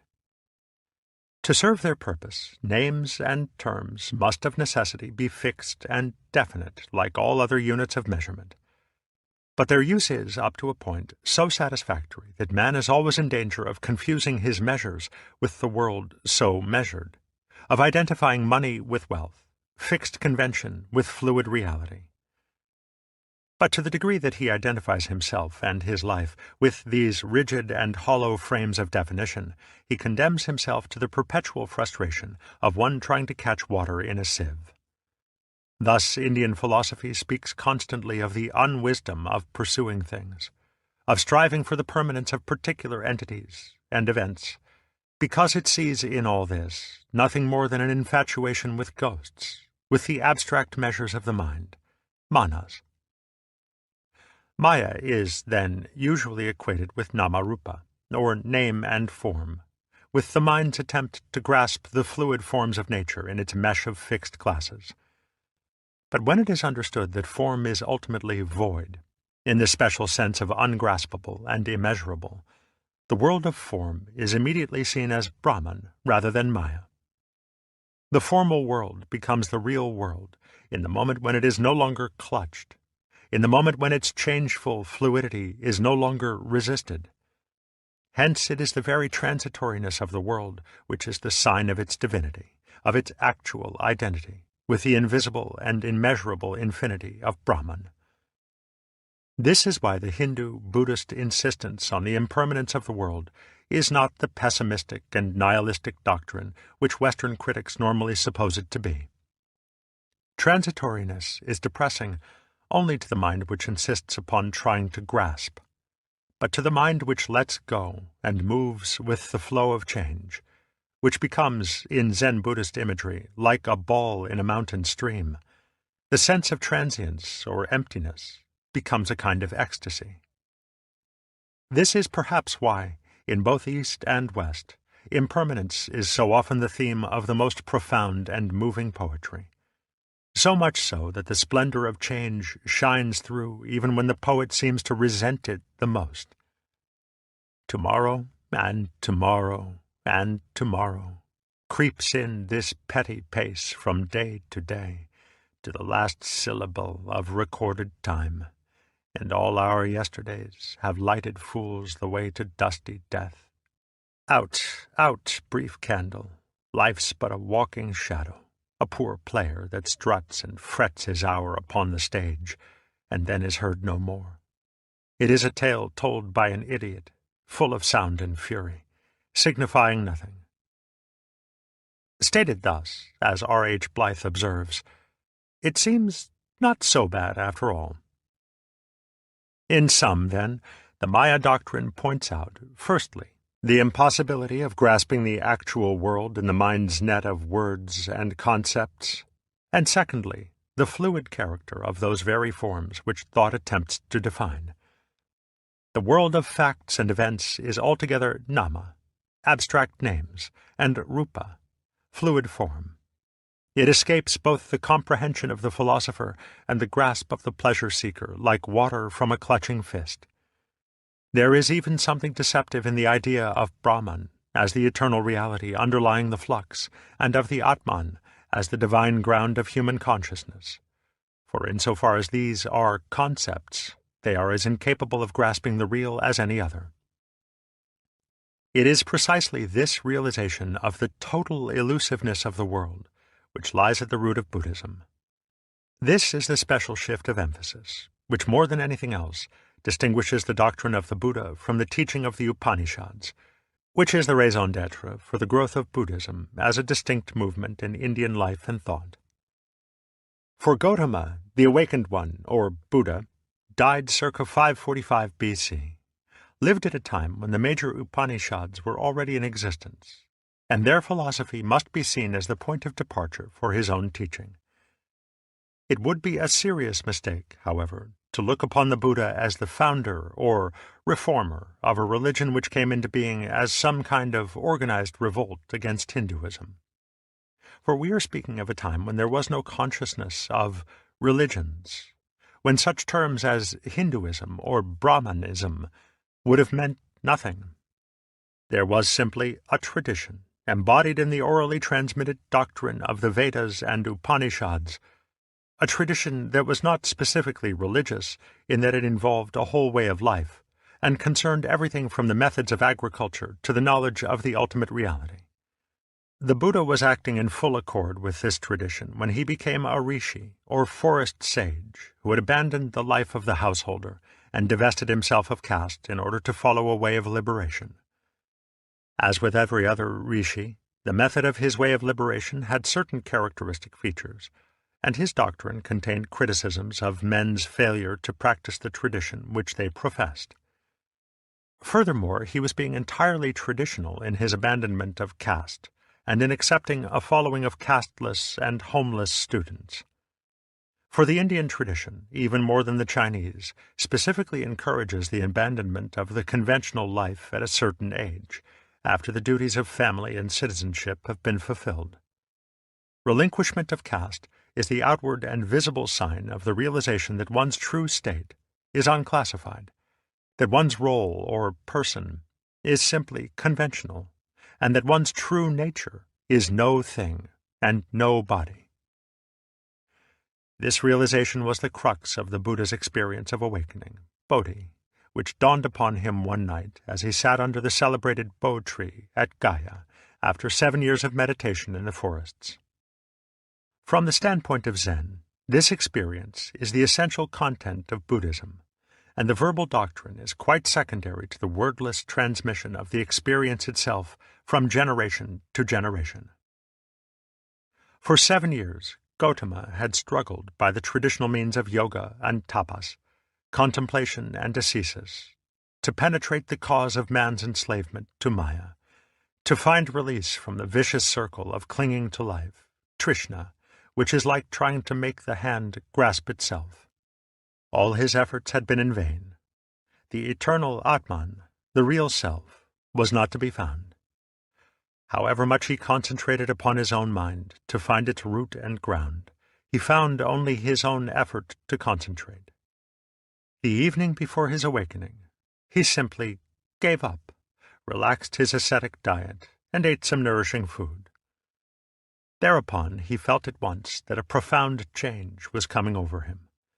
He sat beneath the tree, vowing never to rise until he had attained the supreme awakening, and, according to a tradition, sat all through the night until the first glimpse of the morning star suddenly provoked a state of perfect clarity and understanding.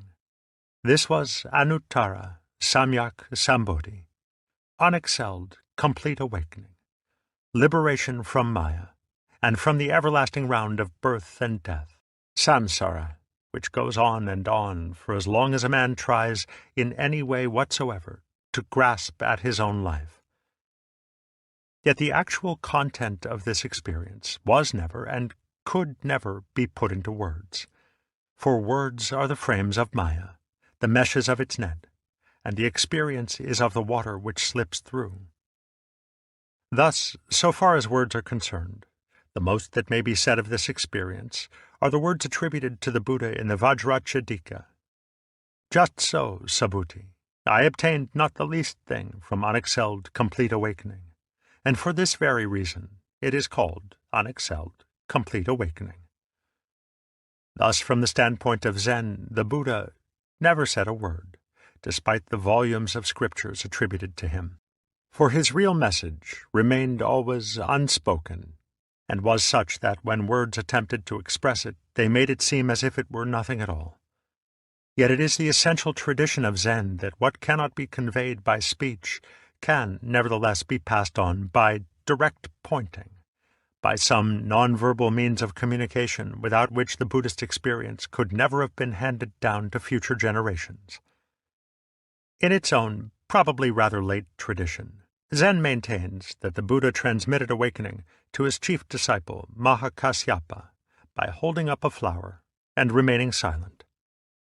The Pali Canon, however, relates that immediately after his awakening, the Buddha went to the deer park at Benares and set forth his doctrine to those who had formerly been his companions in the ascetic life, expressing it in the form of those 4 noble truths which provide so convenient a summary of Buddhism. These 4 truths are patterned on the traditional Vedic form of a physician's diagnosis and prescription, the identification of the disease and of its cause, the pronouncement as to whether it may be cured, and the prescription for the remedy. The first truth is concerned with the problematic word dukkha, loosely translatable as suffering, and which designates the great disease of the world for which the Buddha's method, dharma, is the cure. Birth is dukkha, decay is dukkha, sickness is dukkha, death is dukkha. So also are sorrow and grief. To be bound with things which we dislike, and to be parted from things which we like, these also are dukkha. Not to get what one desires, this also is dukkha. In a word, this body, this 5-fold aggregation based on clutching, Trishna, this is dukkha. This, however, cannot be compressed into the sweeping assertion that life is suffering. The point is rather that life, as we usually live it, is suffering, or, more exactly, is bedeviled by the peculiar frustration which comes from attempting the impossible.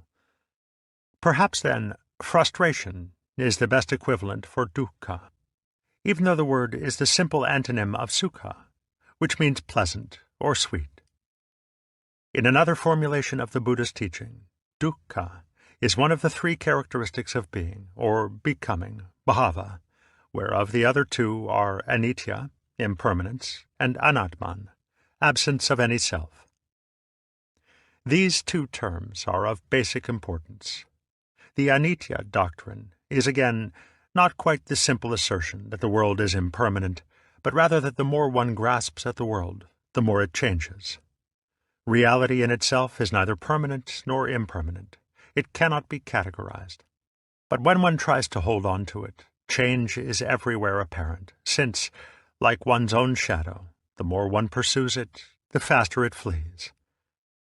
In the same way, the Anatman doctrine is not quite the bald assertion that there is no real self, Atman, at the basis of our consciousness. The point is rather that there is no self or basic reality, which may be grasped either by direct experience or by concepts. Apparently the Buddha felt that the doctrine of the Atman in the Upanishads lent itself too easily to a fatal misinterpretation. It became an object of belief, a desideratum, a goal to be reached, something to which the mind could cling as its one final abode of safety in the flux of life. The Buddha's view was that a self so grasped was no longer the true self, but only one more of the innumerable forms of Maya. Thus, Anatman might be expressed in the form, the true self is non-self, since any attempt to conceive the self, believe in the self, or seek for the self, immediately thrusts it away. The Upanishads distinguish between Atman, the true supra-individual self, and the Jivatman, or individual soul, and the Buddha's Anatman doctrine agrees with them in denying the reality of the latter. It is fundamental to every school of Buddhism that there is no ego, no enduring entity which is the constant subject of our changing experiences. For the ego exists in an abstract sense alone, being an abstraction from memory, somewhat like the illusory circle of fire made by a whirling torch. We can, for example, imagine the path of a bird through the sky as a distinct line which it has taken, but this line is as abstract as a line of latitude. In concrete reality, the bird left no line, and similarly, the past from which our ego is abstracted has entirely disappeared. Thus, any attempt to cling to the ego, or to make it an effective source of action, is doomed to frustration. The second noble truth relates to the cause of frustration, which is said to be trishna, clinging or grasping, based on avidya, which is ignorance or unconsciousness. Now, avidya is the formal opposite of awakening. It is the state of mind when hypnotized or spellbound by Maya, so that it mistakes the abstract world of things and events for the concrete world of reality. At a still deeper level, it is lack of self-knowledge, lack of the realization that all grasping turns out to be the futile effort to grasp oneself, or rather, to make life catch hold of itself. For to one who has self-knowledge, there is no duality between himself and the external world. Avidya is ignoring the fact that subject and object are relational, like the two sides of a coin, so that when one pursues, the other retreats. This is why the egocentric attempt to dominate the world, to bring as much of the world as possible under the control of the ego, has only to proceed for a little while before it raises the difficulty of the ego's controlling itself. This is really a simple problem of what we now call cybernetics, the science of control. Mechanically and logically, it is easy to see that any system approaching perfect self-control is also approaching perfect self-frustration. Such a system is a vicious circle, and has the same logical structure as a statement which states something about itself. For example, I am lying, when it is implied that the statement is itself a lie. The statement circulates fatuously forever, since it is always true to the extent that it is false, and false to the extent that it is true. Expressed more concretely, I cannot throw a ball so long as I am holding on to it, so as to maintain perfect control of its movement. Thus the desire for perfect control of the environment and of oneself is based on a profound mistrust of the controller. Avidya is the failure to see the basic self-contradiction of this position. From it, therefore, arises a futile grasping or controlling of life, which is pure self-frustration.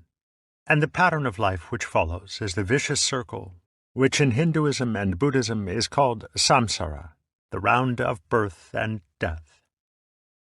The active principle of the round is known as karma, or conditioned action. Action, that is, arising from a motive and seeking a result. The type of action which always requires the necessity for further action. Man is involved in karma when he interferes with the world in such a way that he is compelled to go on interfering, when the solution of a problem creates still more problems to be solved, when the control of one thing creates the need to control several others. Karma is thus the fate of everyone who tries to be God. He lays a trap for the world in which he himself gets caught. Many Buddhists understand the round of birth and death quite literally as a process of reincarnation, wherein the karma, which shapes the individual, does so again and again in life after life, until, through insight and awakening, it is laid to rest. But in Zen, and in other schools of the Mahayana, it is often taken in a more figurative way, as that the process of rebirth is from moment to moment, so that one is being reborn so long as one identifies himself with a continuing ego, which reincarnates itself afresh at each moment of time. Thus, the validity and interest of the doctrine does not require acceptance of a special theory of survival. Its importance is rather that it exemplifies the whole problem of action in vicious circles and its resolution. And in this respect, Buddhist philosophy should have a special interest for students of communication theory, cybernetics, logical philosophy, and similar matters. The third noble truth is concerned with the ending of self-frustration, of grasping, and of the whole viciously circular pattern of karma, which generates the round. The ending is called nirvana, a word of such dubious etymology that a simple translation is exceedingly difficult. It has been variously connected with Sanskrit roots, which would make it mean the blowing out of a flame, or simply blowing out, ex or despiration, or with the cessation of waves, turnings, or circlings, vritti, of the mind. The two latter interpretations seem, on the whole, to make the most sense. If nirvana is despiration, it is the act of one who has seen the futility of trying to hold his breath, or life, prana, indefinitely, since to hold the breath is to lose it. Thus, nirvana is the equivalent of moksha, release or liberation. Seen from one side, it appears to be despair, the recognition that life utterly defeats our efforts to control it, that all human striving is no more than a vanishing hand clutching at clouds. Seen from the other side, this despair bursts into joy and creative power, on the principle that to lose one's life is to find it, to find freedom of action, unimpeded by self-frustration and the anxiety inherent in trying to save and control the self. If nirvana is related to the cessation, of turnings, vritti, the term is synonymous with the aim of yoga, defined in the Yoga Sutra as chitta vritti nirodha, the cessation of turnings of the mind. These turnings are the thoughts whereby the mind endeavors to grasp the world and itself. Yoga is the practice of trying to stop these thoughts by thinking about them until the utter futility of the process is felt so vividly that it simply drops away, and the mind discovers its natural and unconfused state. It is obvious, however, that both etymologies give us the same essential meaning. Nirvana is the way of life which ensues when clutching at life has come to an end. Insofar as all definition is clutching, nirvana is necessarily indefinable. It is the natural, unself-grasped state of the mind. And here, of course, the mind has no specific meaning, for what is not grasped is not known in the conventional sense of knowledge. More popularly and literally understood, nirvana is the disappearance of the being from the round of incarnations, not into the state of annihilation, but simply into a state escaping definition, and thus immeasurable and infinite. To attain nirvana is also to attain Buddhahood, awakening. But this is not attainment in any ordinary sense, because no acquisition and no motivation are involved. It is impossible to desire nirvana or to intend to reach it, for anything desirable or conceivable as an object of action is, by definition, not nirvana.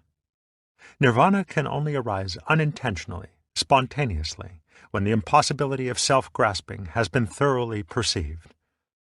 A Buddha, therefore, is a man of no rank. He is not above, like an angel. He is not below, like a demon.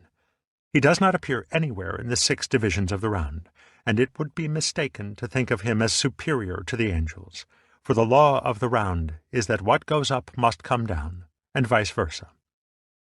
He has transcended all dualities whatsoever, and thus it would mean nothing to him to think of himself as a superior person or a spiritual success.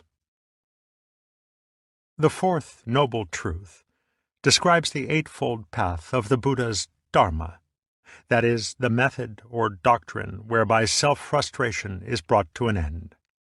Each section of the path has a name preceded by the word samyak, Pali sama, which has the meaning of perfect or complete. The first 2 sections have to do with thought, the following 4 have to do with action, and the final 2 have to do with contemplation or awareness. We therefore have 1. Samyak drishti, or complete view, 2. Samyak samkalpa, or complete understanding, 3. Samyak vak, or complete, that is, truthful speech, 4. Samyak karmanta, or complete action, 5. Samyak ajiva, or complete vocation, 6. Samyak vyayama, or complete application, 7. Samyak smriti, or complete recollectedness, 8. Samyak samadhi, or complete contemplation. Without discussing these sections in detail, it may simply be said that the first 2 are concerned with a proper understanding of the doctrine and of the human situation. In some ways, the first section, complete view, contains all the others, since the method of Buddhism is above all the practice of clear awareness, of seeing the world, yata bhutam, just as it is. Such awareness is a lively attention to one's direct experience, to the world as immediately sensed, so as not to be misled by names and labels. Samyak samadhi, the last section of the path, is the perfection of the first, signifying pure experience, pure awareness, wherein there is no longer the dualism of the knower and the known. The sections dealing with action are often misunderstood because they have a deceptive similarity to a system of morals. Buddhism does not share the Western view that there is a moral law, enjoined by God or by nature, which it is man's duty to obey. The Buddha's precepts of conduct, abstinence from taking life, taking what is not given, exploitation of the passions, lying, and intoxication, are voluntarily assumed rules of expediency, the intent of which is to remove the hindrances to clarity of awareness. Failure to observe the precepts produces bad karma, not because karma is a law or moral retribution, but because all motivated and purposeful actions, whether conventionally good or bad, are karma, insofar as they are directed to the grasping of life. Generally speaking, the conventionally bad actions are rather more grasping than the good, but the higher stages of Buddhist practice are as much concerned with disentanglement from good karma as from bad. Thus, complete action is ultimately free, uncontrived, or spontaneous action, in exactly the same sense as the Taoist Wu Wei. Smriti, recollectedness, and samadhi, contemplation, constitute the section dealing with the life of meditation, the inner mental practice of the Buddha's way. Complete recollectedness is a constant awareness or watching of one's sensations, feelings, and thoughts, without purpose or comment.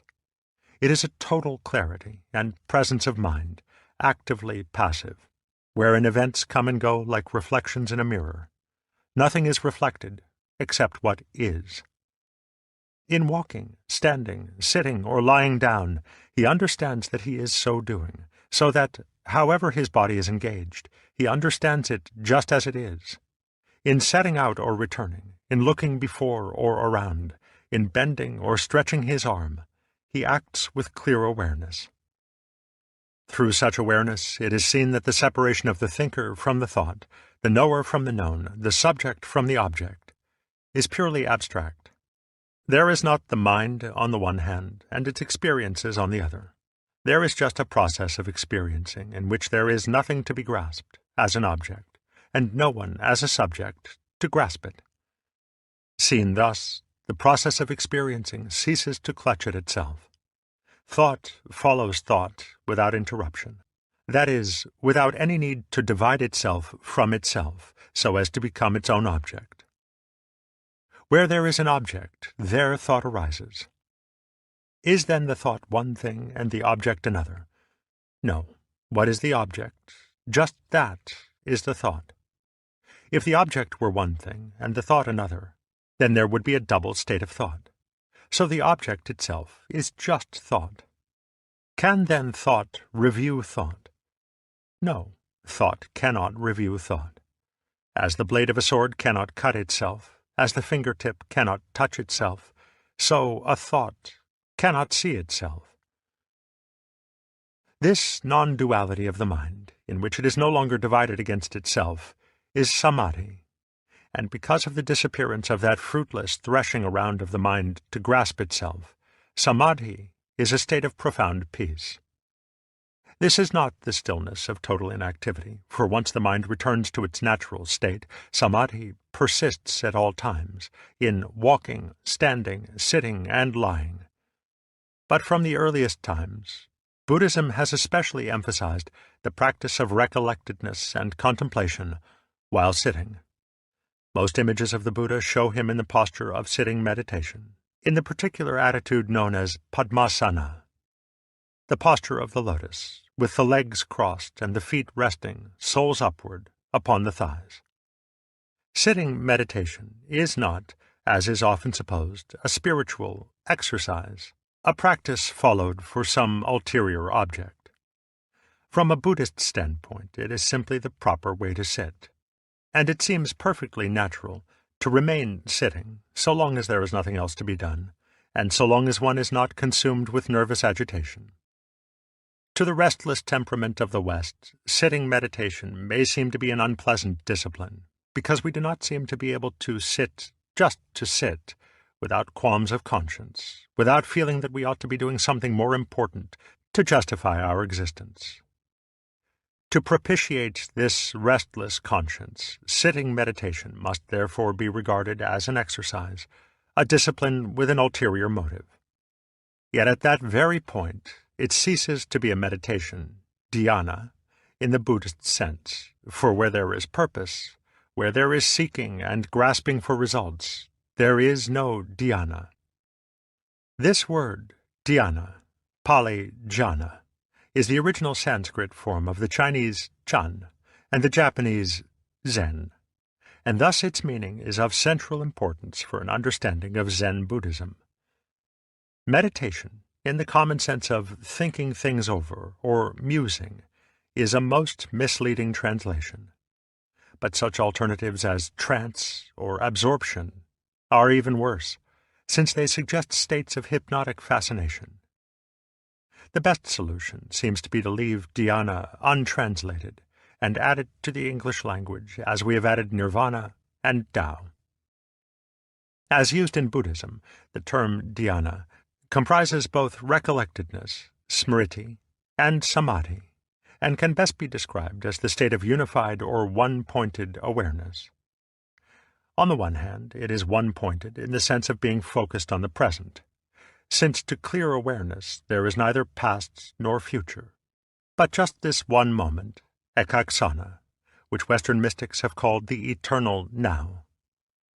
On the other hand, it is one-pointed in the sense of being a state of consciousness without differentiation of the knower, the knowing, and the known.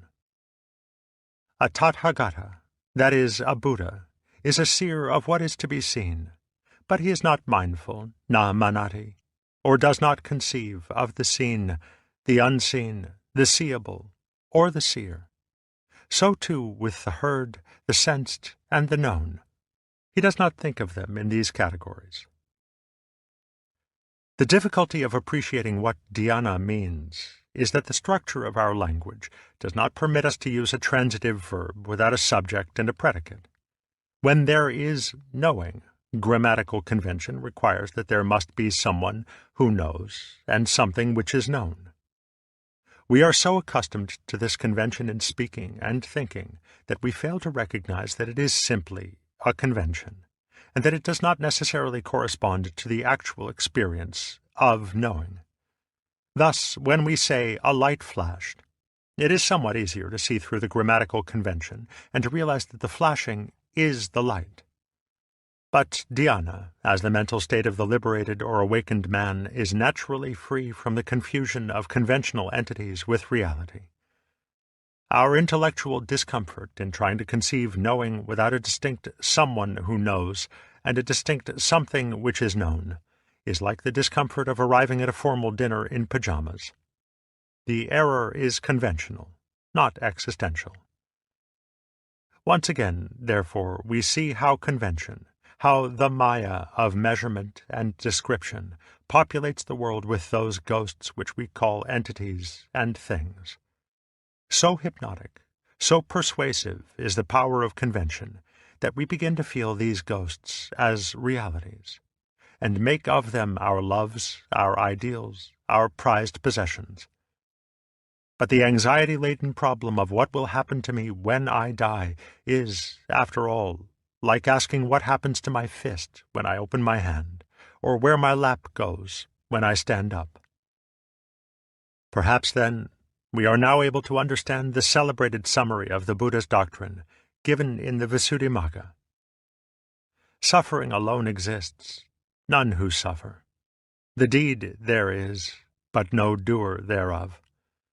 Nirvana is, but no one seeking it. The path there is, but none who travel it. Chapter 3. Mahayana Buddhism. Because the teaching of the Buddha was a way of liberation, it had no other object than the experience of nirvana. The Buddha did not attempt to set forth a consistent philosophical system, trying to satisfy that intellectual curiosity about ultimate things which expects answers in words. When pressed for such answers, when questioned about the nature of nirvana, the origin of the world, and the reality of the self, the Buddha maintained a noble silence, and went on to say that such questions were irrelevant and did not lead to the actual experience of liberation. It has often been said that the later development of Buddhism was due to the inability of the Indian mind to rest content with that silence, so that at last it had to indulge its overwhelming urge for abstract metaphysical speculations about the nature of reality.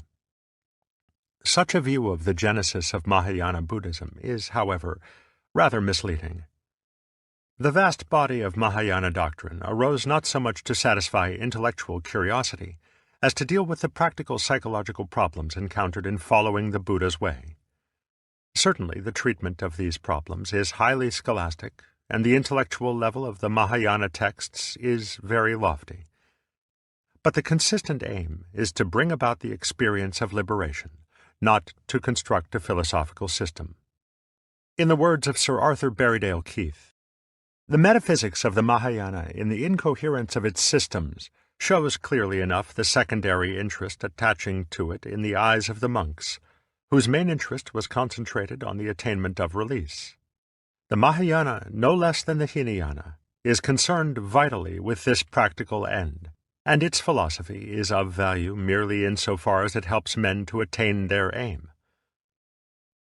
There are no doubt respects in which Mahayana Buddhism is a concession both to intellectual curiosity and to a popular desire for shortcuts to the goal. But at root, it is the work of highly sensitive and perceptive minds studying their own inner workings. To anyone who is highly self-aware, the Buddhism of the Pali Canon leaves many practical problems unanswered. Its psychological insight goes little further than the construction of analytical catalogues of mental functions, and though its precepts are clear, it is not always helpful in explaining their practical difficulties. Perhaps it is too sweeping a generalization, but one receives the impression that whereas the Pali Canon would unlock the door to nirvana by sheer effort, the Mahayana would jiggle the key until it turns smoothly. Thus, the great concern of the Mahayana is the provision of skillful means, upaya, for making nirvana accessible to every type of mentality. How and when the Mahayana doctrines arose is a matter of historical guesswork. The great Mahayana Sutras are ostensibly the teaching of the Buddha and his immediate disciples, but their style is so different and their doctrine so much more subtle than that of the Pali Canon that scholars almost unanimously assign them to later dates. There is no evidence of their existence in the time of the great Buddhist emperor Asoka, grandson of Chandragupta Maurya, who was converted to Buddhism in 262 BC. Asoka's rock inscriptions reflect no more than the social teachings of the Pali Canon, its insistence on ahimsa, or nonviolence to both men and animals, and its general precepts for the life of the laity. The principal Mahayana texts were being translated into Chinese by Kumarajiva shortly after AD 400. But our knowledge of Indian history during the intervening 600 years from Asoka's death is so fragmentary, and the internal evidences of the sutras themselves so vague, that we can do little more than assign them to the 400 years between 100 BC and AD 300. Even specific individuals associated with their development, Asvaghosha, Nagarjuna, Asanga, and Vasubandhu, can be dated only very approximately. The traditional Mahayanist account of its own origin is that its teachings were delivered by the Buddha to his intimate disciples, but their public revelation withheld until the world was ready for them. The principle of delayed revelation is a well-known expedient for permitting the growth of a tradition, for exploring the implications contained in the original seed. Apparent contradictions between earlier and later doctrines are explained by assigning them to different levels of truth, ranging from the most relative to the most absolute, and of which the probably quite late Avatamsaka school distinguishes no less than 5. However, the problem of the historical origins of the Mahayana is of no very direct importance for an understanding of Zen, which, as a Chinese rather than Indian form of Buddhism, came into being when Indian Mahayana was fully grown. We can pass on, therefore, to the central Mahayana doctrines from which Zen arose. The Mahayana distinguishes itself from the Buddhism of the Pali Canon by terming the latter the little, hina, vehicle, yana, of liberation, and itself the great Maha vehicle, great because it comprises such a wealth of upaya, or methods for the realization of nirvana. These methods range from the sophisticated dialect of Nagarjuna, whose object is to free the mind of all fixed conceptions, to the Sukhavati, or Pure Land doctrine of liberation through faith in the power of Amitabha, the Buddha of boundless light, who is said to have attained his awakening many eons before the time of Gautama. They include even the Tantric Buddhism of medieval India, wherein liberation may be realized through the repetition of sacred words and formulae called dharani, and through special types of yoga involving sexual intercourse with a Shakti, or spiritual wife. A preliminary study of the Pali Canon will certainly give the impression that nirvana is to be realized only through rigorous effort and self-control, and that the aspirant should lay aside all other concerns for the pursuit of this ideal. Mahayanists may be perfectly correct in assuming that the Buddha intended this emphasis as an upaya, a skillful means of enabling one to realize concretely and vividly the absurd, vicious circle of desiring not to desire, or trying to get rid of selfishness by oneself. For this is certainly the conclusion to which the practice of the Buddha's doctrine led. It may be attributed to laziness and loss of nerve, but it seems more plausible to suggest that those who remained in the path of self-deliverance were merely unconscious of the paradox involved. For wherever the Mahayana continues to teach the way of liberation by one's own effort, it does so as an expedient for bringing the individual to a vivid awareness of his own futility. Various indications suggest that one of the earliest notions of the Mahayana was the conception of the Bodhisattva, not simply as a potential Buddha, but as one who, by renouncing nirvana, was at a higher spiritual level than one who attained it and so withdrew from the world of birth and death. In the Pali Canon, the disciples of the Buddha who attain nirvana are termed arhans, or worthy ones. But in the Mahayana texts, the ideal of the arhan is accounted almost selfish. It is fit only for the sravaka, the hearer of the doctrine, who has progressed only so far as to get a theoretical understanding. The bodhisattva, however, is one who realizes that there is a profound contradiction in a nirvana attained by himself and for himself. From the popular standpoint, the bodhisattva became a focus of devotion, bhakti, a savior of the world who had vowed not to enter the final nirvana until all other sentient beings had likewise attained it. For their sakes he consented to be born again and again into the round of samsara, until, in the course of innumerable ages, even the grass and the dust had attained Buddhahood.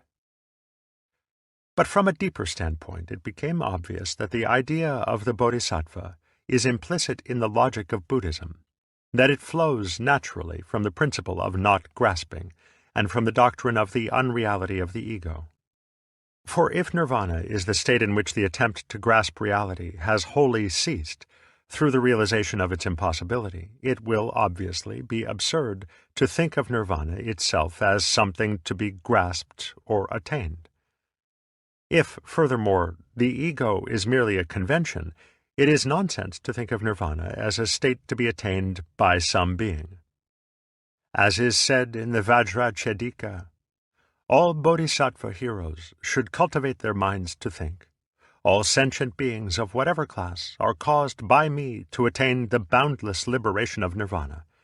Yet when vast, innumerable, and immeasurable numbers of beings have thus been liberated, in truth no being has been liberated. Why is this, Subhuti?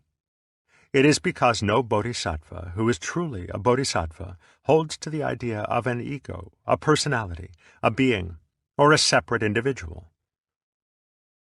The corollary of this position is that if there is no nirvana which can be attained, and if, in reality, there are no individual entities, it will follow that our bondage in the round is merely apparent, and that in fact we are already in nirvana, so that to seek nirvana is the folly of looking for what one has never lost.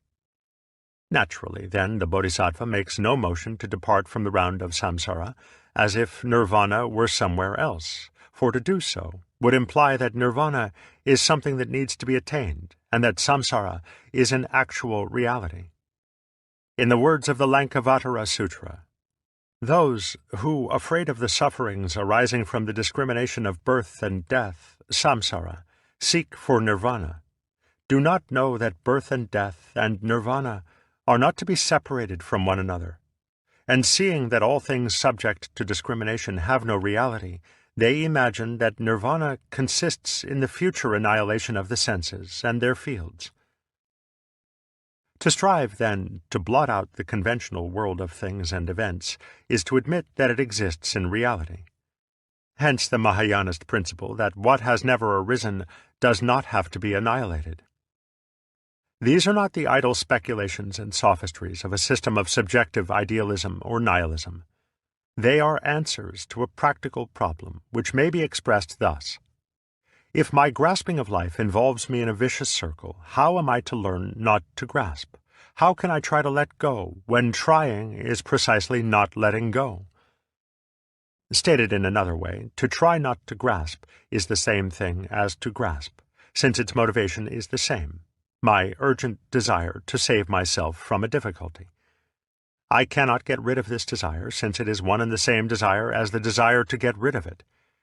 This is the familiar, everyday problem of the psychological double bind, of creating the problem by trying to solve it, of worrying because one worries, and of being afraid of fear.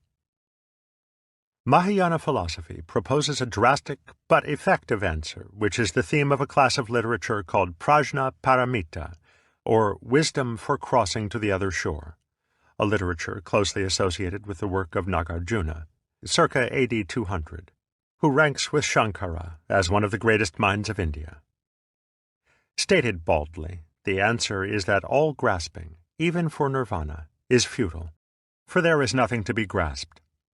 This is Nagarjuna's celebrated Sunyavada, his doctrine of the void, otherwise known as the Madhyamika, the middle way, because it refutes all metaphysical propositions by demonstrating their relativity. From the standpoint of academic philosophy, the Prajna Paramita and the doctrine of Nagarjuna are no doubt some form of nihilism or absolute relativism. But this is not Nagarjuna's standpoint. The dialectic with which he demolishes every conception of reality is merely a device for breaking the vicious circle of grasping, and the terminus of his philosophy is not the abject despair of nihilism, but the natural and uncontrived bliss, Ananda, of liberation. The Sunyavada takes its name from the term sunya, void, or sunyata, voidness, with which Nagarjuna described the nature of reality, or rather of the conceptions of reality which the human mind can form. Conceptions here include not only metaphysical views, but also ideals, religious beliefs, ultimate hopes, and ambitions of every kind. Everything which the mind of man seeks and grasps for his physical or spiritual security. Not only does the Sunyavada demolish the beliefs which one consciously adopts, it also seeks out the hidden and unconscious premises of thoughts and action, and submits them to the same treatment until the very depths of the mind are reduced to a total silence. Even the idea of sunya is itself to be voided. It cannot be called void or not void, or both or neither, but in order to point it out, it is called the void. Shtcherbatsky is certainly right in thinking that the Sunyavada is best called a doctrine of relativity, for Nagarjuna's method is simply to show that all things are without self-nature, svabhava, or independent reality, since they exist only in relation to other things. Nothing in the universe can stand by itself. No thing, no fact, no being, no event. And for this reason it is absurd to single anything out as the ideal to be grasped. For what is singled out exists only in relation to its own opposite, since what is defined by what is not. Pleasure is defined by pain, life is defined by death, and motion is defined by stillness. Obviously, the mind can form no idea of what to be means without the contrast of not to be, since the ideas of being and non-being are abstractions from such simple experiences as that there is a penny in the right hand and no penny in the left. From one point of view, the same relativity exists between nirvana and samsara, bodhi, awakening, and klesa, defilement. That is to say, the search for nirvana implies the existence and the problem of samsara, and the quest for awakening implies that one is in the state of defilement with delusion. To put it in another way, as soon as nirvana is made an object of desire, it becomes an element of samsara. The real nirvana cannot be desired because it cannot be conceived. Thus the Lankavatara Sutra says, again, Mahatma, what is meant by non-duality? It means that light and shade, long and short, black and white, are relative terms, Mahatma, and not independent of each other. As nirvana and samsara are, all things are not too. There is no nirvana except where is samsara. There is no samsara except where is nirvana.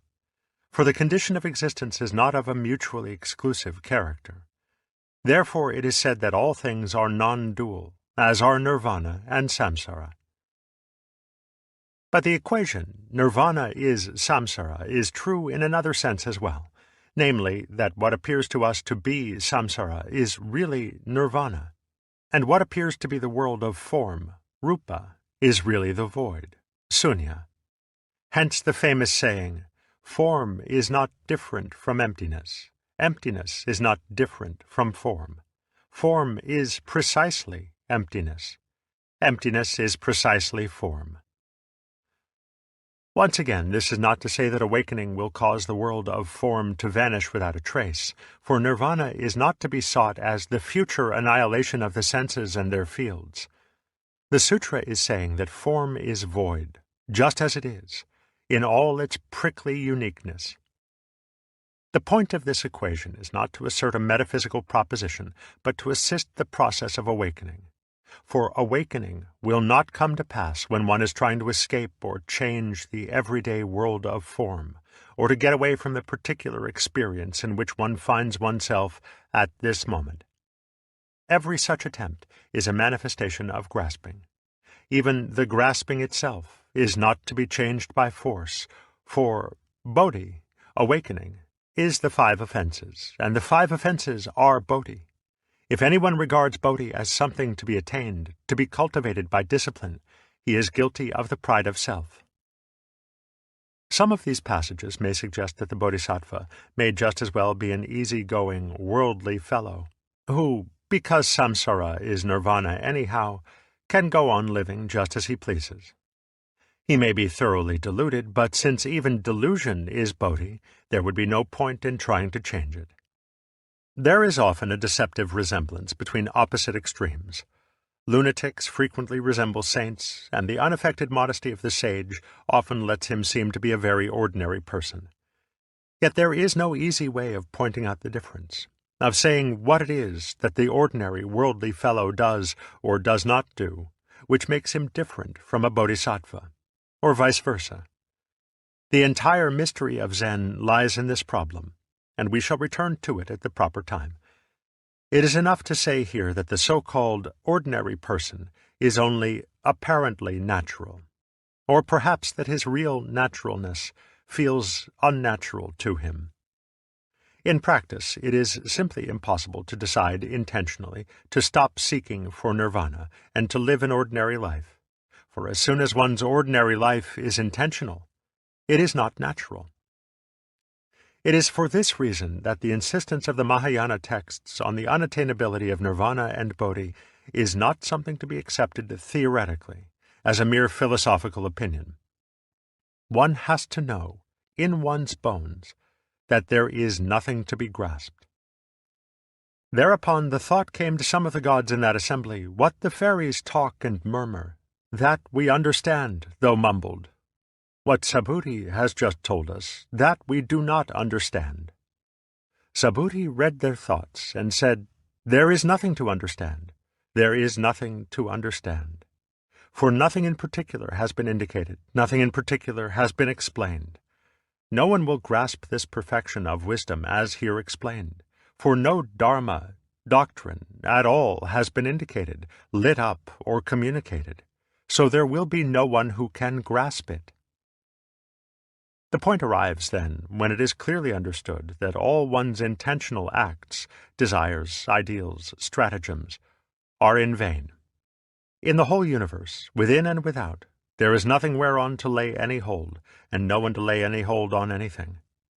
This has been discovered through clear awareness of everything that seemed to offer a solution, or to constitute a reliable reality, through the initiative wisdom called prajna, which sees into the relational character of everything.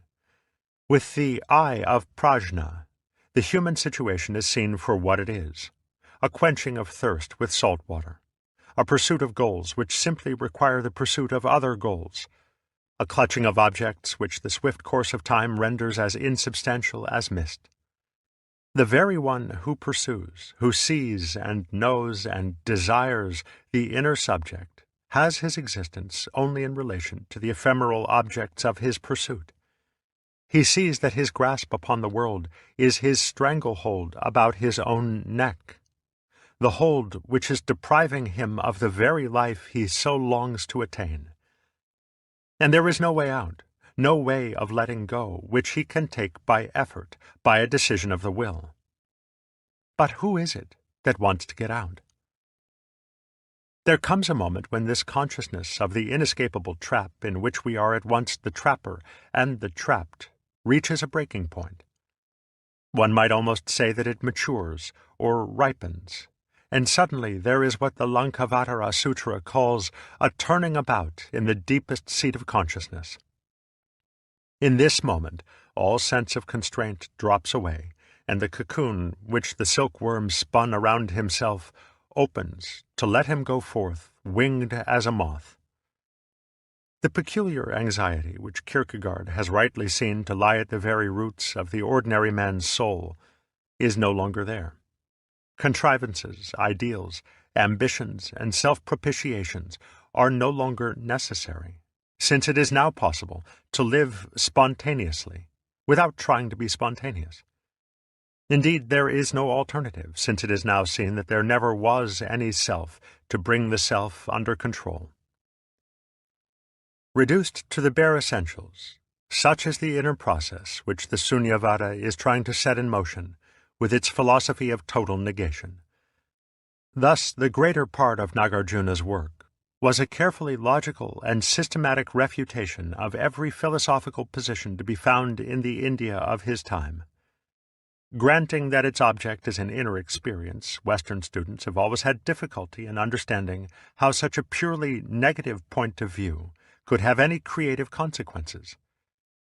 It must therefore be repeated that the negations apply not to reality itself, but to our ideas of reality. The positive and creative content of the Sunyavada is not in the philosophy itself, but in the new vision of reality which is revealed when its work is done, and Nagarjuna does not spoil this vision by trying to describe it. The Mahayana does, however, have another term for reality, which is perhaps rather more indicative than sunya, the void. This is the word tatata, which we may translate as suchness, thusness, or thatness. Similarly, the Buddhas are called tathagatas, those who go or come thus. The Sanskrit word tat, our that, is probably based on a child's first efforts at speech, when it points at something and says ta or da. Fathers flatter themselves by imagining that the child is calling them by name, dada or daddy. But perhaps the child is just expressing its recognition of the world, saying that. When we say just that or thus, we are pointing to the realm of nonverbal experience, to reality as we perceive it directly. For we are trying to indicate what we see or feel, rather than what we think or say. Tathata therefore indicates the world just as it is, unscreened and undivided by the symbols and definitions of thought. It points to the concrete and actual, as distinct from the abstract and conceptual. A Buddha is a Tathagata, a thus-goer, because he is awakened to this primary, non-conceptual world, which no words can convey, and does not confuse it with such ideas as being or non-being, good or bad, past or future, here or there, moving or still, permanent or impermanent. As the Bodhisattva Manjusri speaks of the Tathagata in the Saptasatika, suchness, tatata, neither becomes nor ceases to become. Thus do I see the Tathagata. Suchness does not stand at any point or place. Thus do I see the Tathagata. Suchness is neither past, future, nor present. Thus do I see the Tathagata. Suchness does not arise from the dual or the non-dual. Thus do I see the Tathagata. Suchness is neither impure nor pure. Thus do I see the Tathagata. Suchness neither arises nor comes to an end. Thus do I see the Tathagata. Because Tathata is the true state of a Buddha, and of all things whatsoever, it is also referred to as our true or original nature, and thus our Buddha nature. One of the cardinal doctrines of the Mahayana is that all beings are endowed with Buddha nature, and so have the possibility of becoming Buddhas.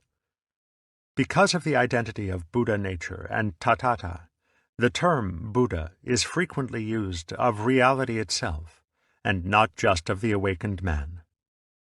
It so comes about that in the Mahayana a Buddha is often seen as a personification of reality, forming the basis of those popular cults in which the Buddhas seem to be worshipped as gods.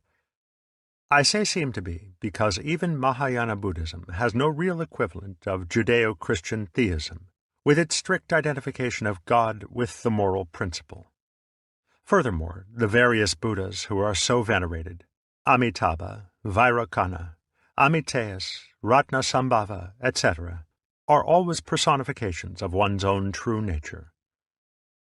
Here, too, lies the basis of the Buddhism of faith, of the Sukhavati or Pure Land school, in which it is held that all efforts to become a Buddha are merely the false pride of the ego.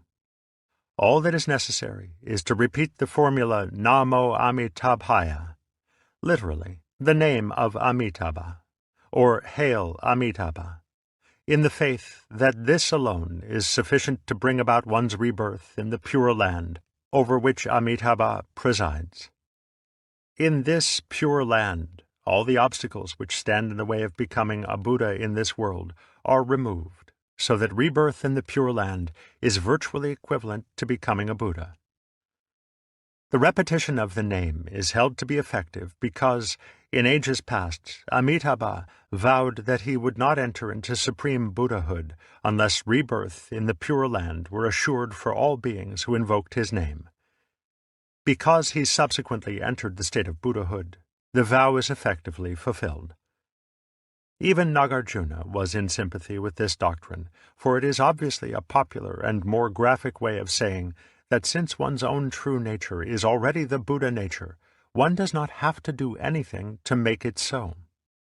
On the contrary, to seek to become Buddha is to deny that one is already Buddha, and this is the sole basis upon which Buddhahood can be realized. In short, to become a Buddha, it is only necessary to have the faith that one is a Buddha already.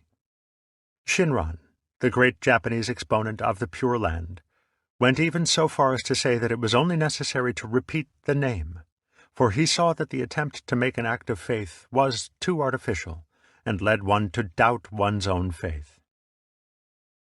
Pure Land Buddhism is clearly an outgrowth of the Bodhisattva doctrine that the proper work of the liberated man is the liberation of all other beings by upaya, or skillful means. By prajna, or intuitive wisdom, he sees into the nature of reality, and this, in turn, awakens karuna, or compassion for all who are still in the bonds of ignorance. At its deepest level, karuna means something rather more than compassion for the ignorance of others. For we saw that the Bodhisattva's return into the world of samsara was based on the principle that samsara is in fact nirvana, and that the void is precisely form. If prajna is to see that form is void, karuna is to see that void is form. It is therefore an affirmation of the everyday world in its natural suchness, and this is one of the features of the Mahayana most strongly emphasized in Zen. Indeed, it makes nonsense of the idea that Buddhism is always a philosophy of world denial, in which the uniqueness of forms has no importance. It was because of karuna that Mahayana Buddhism became the principal inspiration of Chinese art in the Sung and Yuan dynasties, an art which stressed natural forms rather than religious symbols. For by karuna, it is seen that the dissolution of forms into the void is in no way different from the particular characteristics of the forms themselves. The life of things is only conventionally separable from their death. In reality, the dying is the living. The perception that each single form, just as it is the void, and that, further, the uniqueness of each form arises from the fact that it exists in relation to every other form, is the basis of the Dharmadhatu, Dharma realm doctrine of the enormous Avatamsaka Sutra. This voluminous work is probably the final culmination of Indian Mahayana, and one of its central images is a vast network of gems or crystals, like a spider's web at dawn, in which each gem reflects all the others. This net of gems is the Dharmadhatu, the universe, the realm of innumerable dharmas, or thing events. Chinese commentators worked out a fourfold classification of the Dharmadhatu, which became of considerable importance for Zen late in the Tang dynasty. Their classification of the four dharma realms was as follows. 1. Shi, the unique, individual thing events of which the universe is composed. 2. Li, the principle or ultimate reality underlying the multiplicity of things. 3. Li Shi Wuai, Between principle and thing, no obstruction, which is to say that there is no incompatibility between nirvana and samsara, void and form. The attainment of the one does not involve the annihilation of the other. 4. Shi Shi Wuai. Between thing and thing, no obstruction, which is to say that each thing-event involves every other, and that the highest insight is simply the perception of them in their natural suchness. At this level, every thing-event is seen to be self-determinative, self-generating, or spontaneous, for to be quite naturally what it is, to be tata, just thus, is to be free and without obstruction. The doctrine of the Dharma Dhatu is approximately that the proper harmony of the universe is realized when each thing-event is allowed to be freely and spontaneously itself, without interference. Stated more subjectively, it is saying, let everything be free to be just as it is. Do not separate yourself from the world and try to order it around. There is a subtle distinction between this and mere laissez-faire, which may be suggested by the way in which we move our various limbs. Each one moves by itself, from within. To walk, we do not pick up our feet with our hands. The individual body is therefore a system of Shi Shi Wu Ai, and a Buddha realizes that the whole universe is his body, a marvelously interrelated harmony organized from within itself rather than by interference from outside. Mahayana philosophy thinks of the Buddha's body as threefold, as the Trikaya, or triple body. His body, considered either as the multitude of thing-events or as his particular human forms, is termed the Nirmanakaya, or body of transformation. The particular human forms are such historic and prehistoric Buddhas as Gautama, Kasyapa, or Kanakamuni, and since these appear in the flesh, the Nirmanakaya includes, in principle, the entire universe of form. There is next the Sambhogakaya, or body of enjoyment. This is the sphere of prajna, wisdom, and karuna, compassion, the latter looking down to the world of form, and the former looking up to the realm of the void. Sambhogakaya might also be called the body of realization, since it is in this body that a Buddha realizes that he is a Buddha.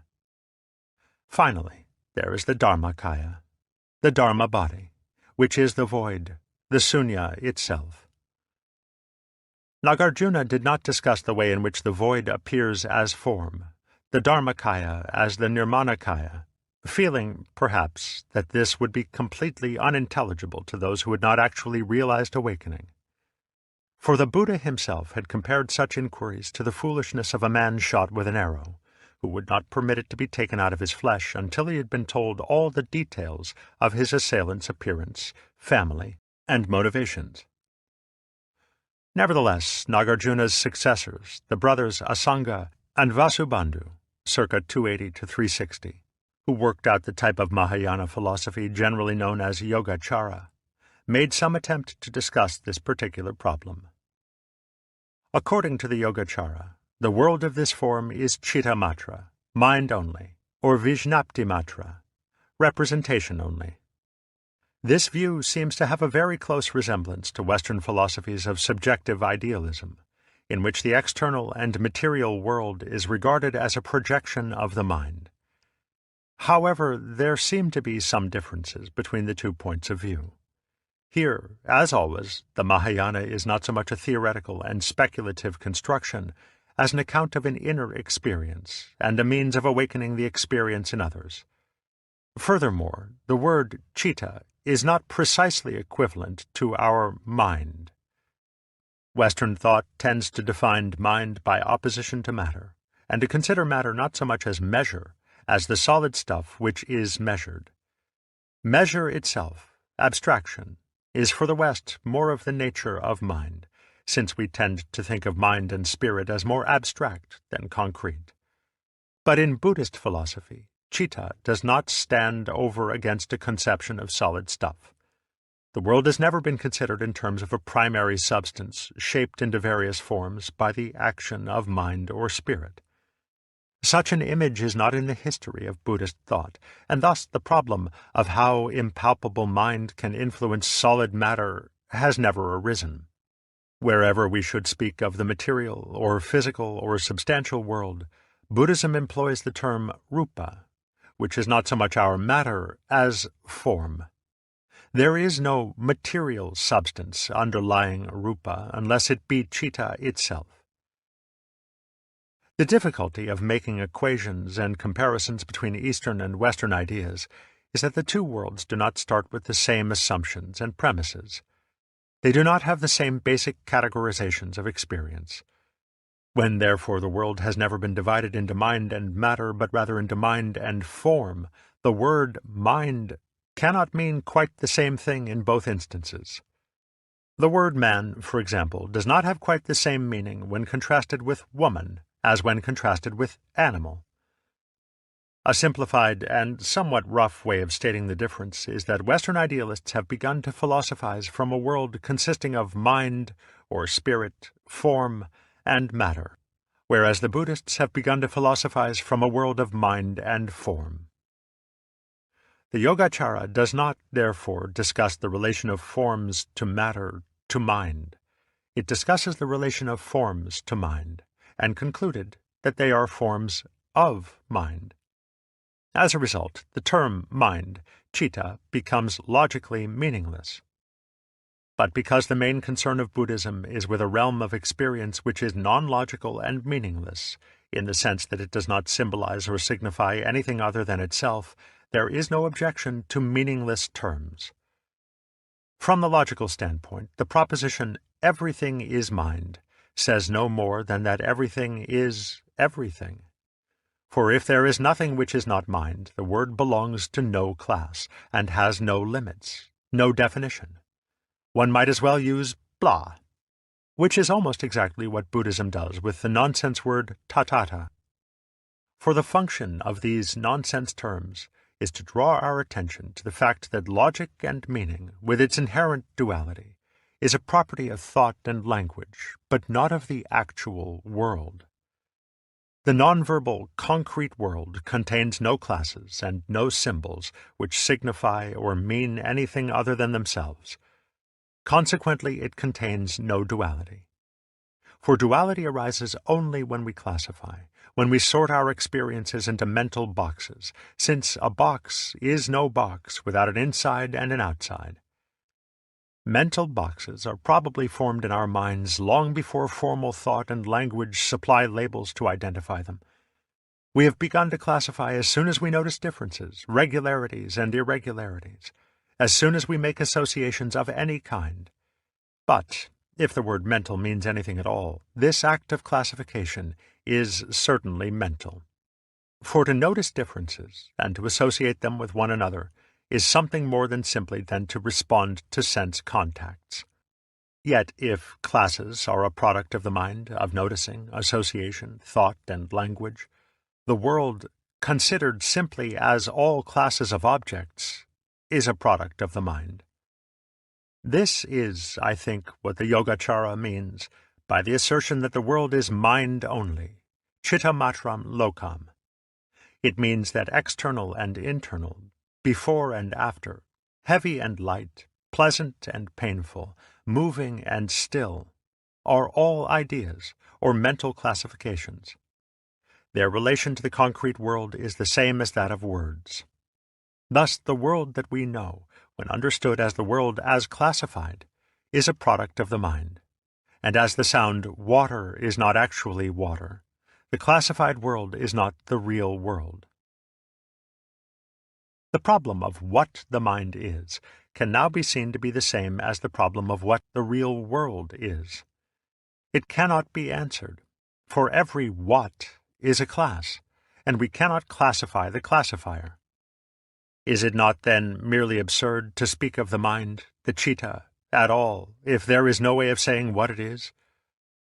On the contrary, the mathematician Kurt Gödel has given us a rigorous proof of the fact that every logical system must contain a premise which it cannot define without contradicting itself. The Yogacara takes citta as its premise, and does not define it, since citta is here the equivalent of sunya and tathata. For the mind is beyond all philosophical views, is apart from discrimination. It is not attainable, nor is it ever born. I say there is nothing but mind. It is not an existence, nor is it a non-existence. It is indeed beyond both existence and non-existence. Out of mind spring innumerable things, conditioned by discrimination, that is, classification, and habit energy. These things people accept as an external world. What appears to be external does not exist in reality. It is indeed mind that is seen as multiplicity, the body, property, and abode. All these, I say, are nothing but mind. Within this undefined continuum of citta, the Yogacara describes 8 kinds of vijnana, or discriminating consciousness. There is a consciousness appropriate to each of the 5 senses.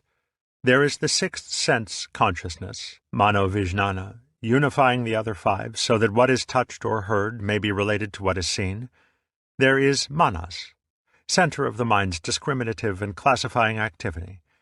And finally, there is the store consciousness, alaya vijnana, the supra-individual mind which contains the seeds of all possible forms. The store consciousness is almost equivalent to the citta itself, and is supra-individual because it stands prior to every differentiation. It is not to be conceived as a sort of ghostly gas permeating all beings, since space and extension are likewise here only in potentiality. In other words, the store consciousness is that from which the formal world arises spontaneously or playfully, vikridita. For the Mahayana does not make the mistake of trying to account for the production of the world from the mind by a series of necessary causes. Whatever is linked by causal necessity is of the world of Maya, not beyond it. Speaking somewhat poetically, the world illusion comes out of the great void for no reason, purposelessly, and just because there is no necessity for it to do so. For the activity of the void is playful or vikridita because it is not motivated action, karma. Thus, as the Yogacara describes it, the production of the formal world arises spontaneously from the store consciousness, flows up into the manas, where the primordial differentiations are made, passes thence into the 6 sense consciousnesses, which in turn produce the sense organs or gates, ayatana, through which it finally projects the classified external world. The Buddhist yoga, therefore, consists in reversing the process, instilling the discriminative activity of the mind, and letting the categories of Maya fall back into potentiality, so that the world may be seen in its unclassified suchness. Here, karuna awakens, and the bodhisattva lets the projection arise again, having become consciously identified with the playful and purposeless character of the void. Chapter 4. The Rise and Development of Zen. The qualities which distinguish Zen, or Chan, from other types of Buddhism are rather elusive when it comes to putting them in words. Yet Zen has a definite and unmistakable flavor. Although the name Zen is dhyana, or meditation, other schools of Buddhism emphasize meditation as much as, if not more than, Zen.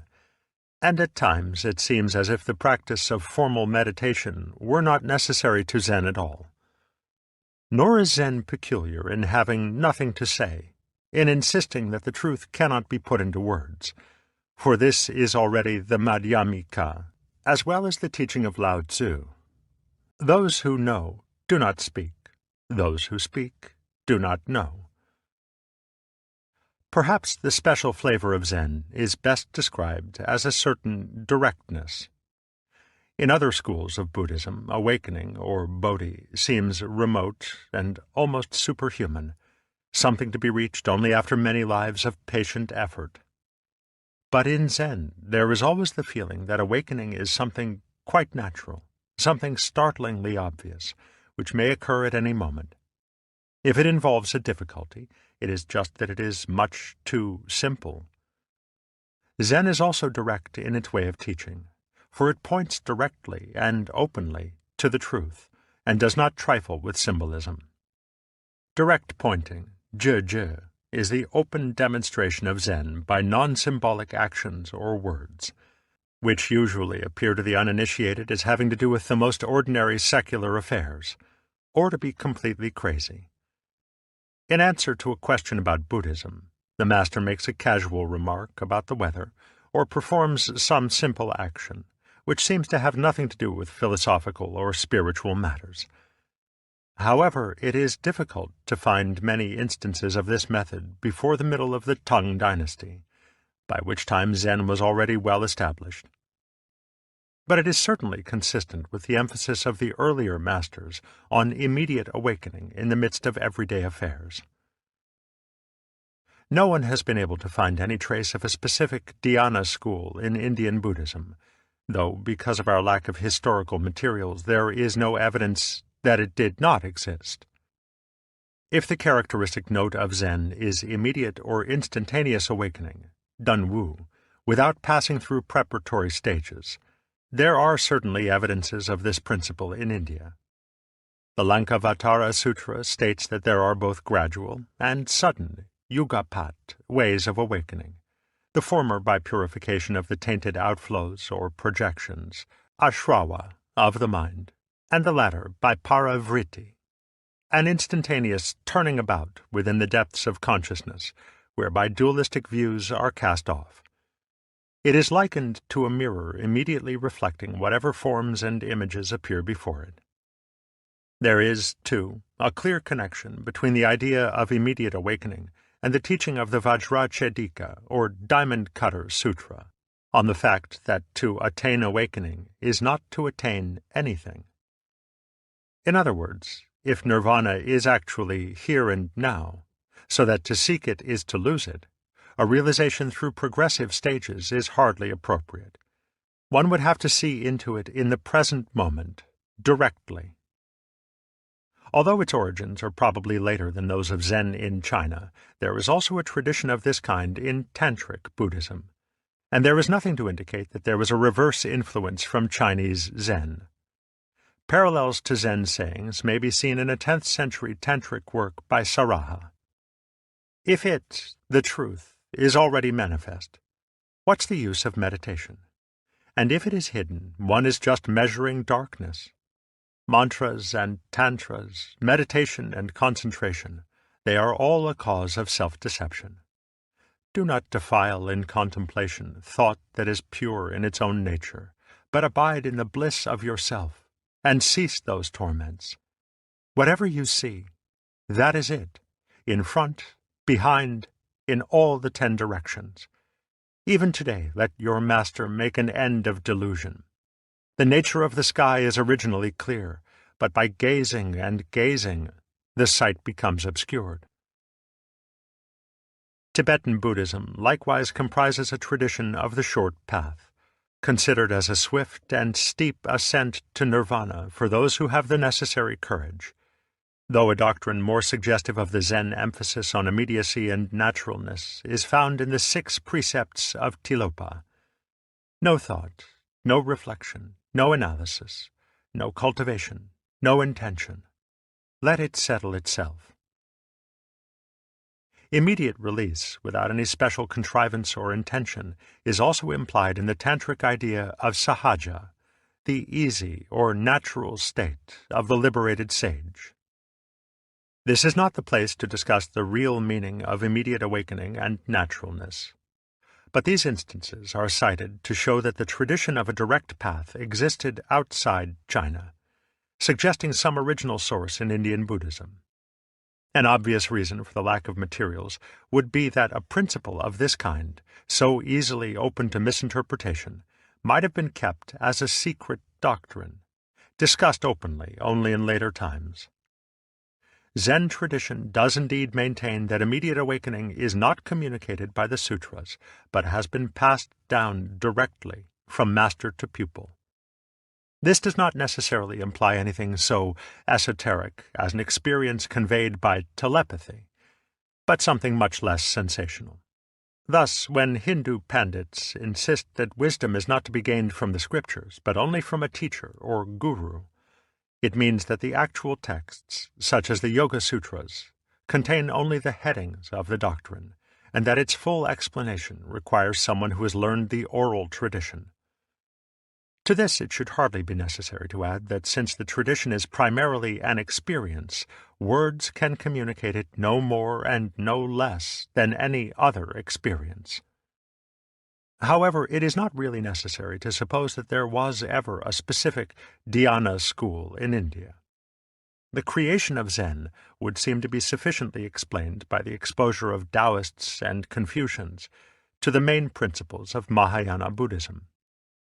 Therefore, the appearance of trends very close to Zen can be seen almost as soon as the great Mahayana Sutras became available in China, that is to say, with the work of the great Indian scholar-monk Kumarajiva.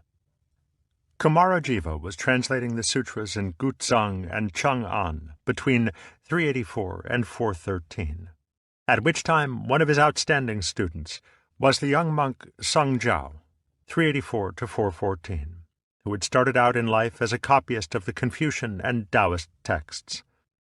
Song Jiao had been converted to Buddhism as a result of reading the Vimalakirti Sutra, a text which has exercised considerable influence upon Zen. Although Song Jiao became a monk, this sutra is the story of a layman, Vimalakirti, who excelled all the Buddhist disciplines in the depth of his understanding. He had surpassed all the other disciples and bodhisattvas by answering a question as to the nature of the non-dual reality with a thunderous silence, an example frequently followed by Zen masters. Vimalakirti, thunderingly silent, is, too, a favorite theme of Zen artists. But the main importance of this sutra for China and for Zen was the point that perfect awakening was consistent with the affairs of everyday life, and that, indeed, the highest attainment was to enter into awakening without exterminating the defilements, klesa. There was an appeal here to both the Confucian and the Taoist mentality. The Confucian stress on the importance of family life would not easily sympathize with a rigorously monastic type of Buddhism. Though the Chinese Buddhist masters were normally monks, they had large numbers of advanced lay students, and Zen, in particular, has always attached great importance to the expression of Buddhism in formally secular terms, in arts of every type, in manual labor, and in appreciation of the natural universe. Confucian and Taoist alike would be especially agreeable to the idea of an awakening which did not involve the extermination of human passions, as klesa may also be translated. We have already noted the peculiar trust in human nature which both these philosophies professed. However, not exterminating the passions does not mean letting them flourish untamed. It means letting go of them rather than fighting them, neither repressing passion nor indulging it. For the Taoist is never violent, since he achieves his ends by non-interference, wu-wei, which is a kind of psychological judo. Song Jiao's writings, as well as his commentary on the Vimalakirti Sutra, are full of Taoist quotations and phrases, for he seemed to be following the example of less important, though earlier, monks such as Wei Yuan, 334 to 416, and Dao An, 312 to 385, in using extension of the idea, Go Yi, for explaining Buddhism through Taoist parallels. So much did this suggest an equivalence between the two traditions that by the end of the 5th century, Lu Qiu could say, "From the Kunlun Mountains, eastward, the Taoist term Great Oneness is used. From Kashmir westward, the Buddhist term Sambodhi is used. Whether one looks longingly toward non-being, wu, or cultivates emptiness, sunyata, the principle involved is the same." Two of Song Jiao's doctrines would seem to have had some importance for the later development of Zen: his view of time and change, and his idea that prajna is not knowledge. The chapter on the immutability of things in his Book of Jiao is so original and so startlingly similar to the section on time in the first volume of Dogen's Shobogenzo, that the celebrated Japanese Zen philosopher can hardly have been unfamiliar with it. Past things are in the past, and do not go there from the present, and present things are in the present, and do not go there from the past. Rivers which compete with one another to inundate the land do not flow. The wandering air that blows about is not moving. The sun and moon, revolving in their orbits, do not turn around. In the same way, Dogen pointed out that firewood does not become ashes, and life does not become death, just as winter does not become the spring. Every moment of time is self-contained and quiescent. Songjiao also discussed the seeming paradox that prajna is a kind of ignorance. Because the ultimate reality has no qualities and is not a thing, it cannot become an object of knowledge. Therefore, prajna, direct insight, knows the truth by not knowing. Wisdom knows not, yet it illumines the deepest profundity. Spirit calculates not, yet it responds to the necessities of the given moment. Because it calculates not, spirit shines in lonely glory in what is beyond the world. Because it knows not, wisdom illumines the mystery, xuan, beyond mundane affairs. Yet though wisdom lies outside affairs, it never lacks them. Though spirit lies beyond the world, it stays ever within it. Here is one of the main links between Taoism and Zen, for the style and terminology of the Book of Jiao is Taoist throughout, though the subject matter is Buddhist. The sayings of the early Zen masters, such as Wei Neng, Sheng Hui, and Huang Po, are full of these very ideas, that truly to know is not to know, that the awakened mind responds immediately, without calculation, and that there is no incompatibility between Buddhahood and the everyday life of the world. Even closer to the standpoint of Zen was Songjiao's fellow student Dao Sheng, 360 to 434. The first clear and unequivocal exponent of the doctrine of instantaneous awakening. If nirvana is not to be found by grasping, there can be no question of approaching it by stages, by the slow process of the accumulation of knowledge. It must be realized in a single flash of insight, which is Tunwu, or in Japanese, satori, the familiar Zen term for sudden awakening. Xie Ling Yun, in his discussion of Dao Sheng's doctrine, even suggests that instantaneous awakening is more appropriate to the Chinese mentality than to the Indian, and lends weight to Suzuki's description of Zen as the Chinese revolution against Indian Buddhism. Dao Sheng's doctrine, however unusual and startling, must have found considerable acceptance. It is mentioned again, more than a century later, in a work by Wei Yuan, 523 to 592, who also associates it with the master Wei Dan, who lived until about 627.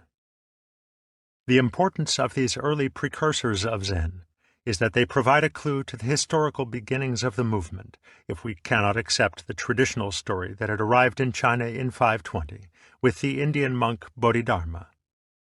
Modern scholars such as Feng Yulan and Pelliot have cast serious doubts upon the truth of this tradition. They suggest that the Bodhidharma story was a pious invention of later times, when the Zen school needed historical authority for its claim to be a direct transmission of experience from the Buddha himself, outside the sutras. For Bodhidharma is represented as the 28th of a somewhat fanciful list of Indian patriarchs, standing in a direct line of apostolic succession from Gautama. At this stage of the inquiry, it is hard to say whether the views of these scholars are to be taken seriously, or whether they are but another instance of an academic fashion for casting doubt upon the historicity of religious founders. The traditional story which the Zen school gives of its own origin is that Bodhidharma arrived in Canton from India around the year 520, and proceeded to the court of the Emperor Wu of Liang, an enthusiastic patron of Buddhism. However, Bodhidharma's doctrine and his abrupt attitude did not appeal to the emperor, so that he withdrew for some years to a monastery in the state of Wei, and spent his time gazing at the wall until at last he found a suitable disciple in Wei Ko, who subsequently became the second patriarch of Zen in China. There is, of course, nothing improbable in the arrival of a great Buddhist master from India at this period. Kumarajiva had arrived shortly before 400, Bodhiruchi just after 500, and Paramartha was at the court of Liang about the same time as Bodhidharma. Is it really surprising that there should be no surviving record of his existence until little more than 100 years after his time?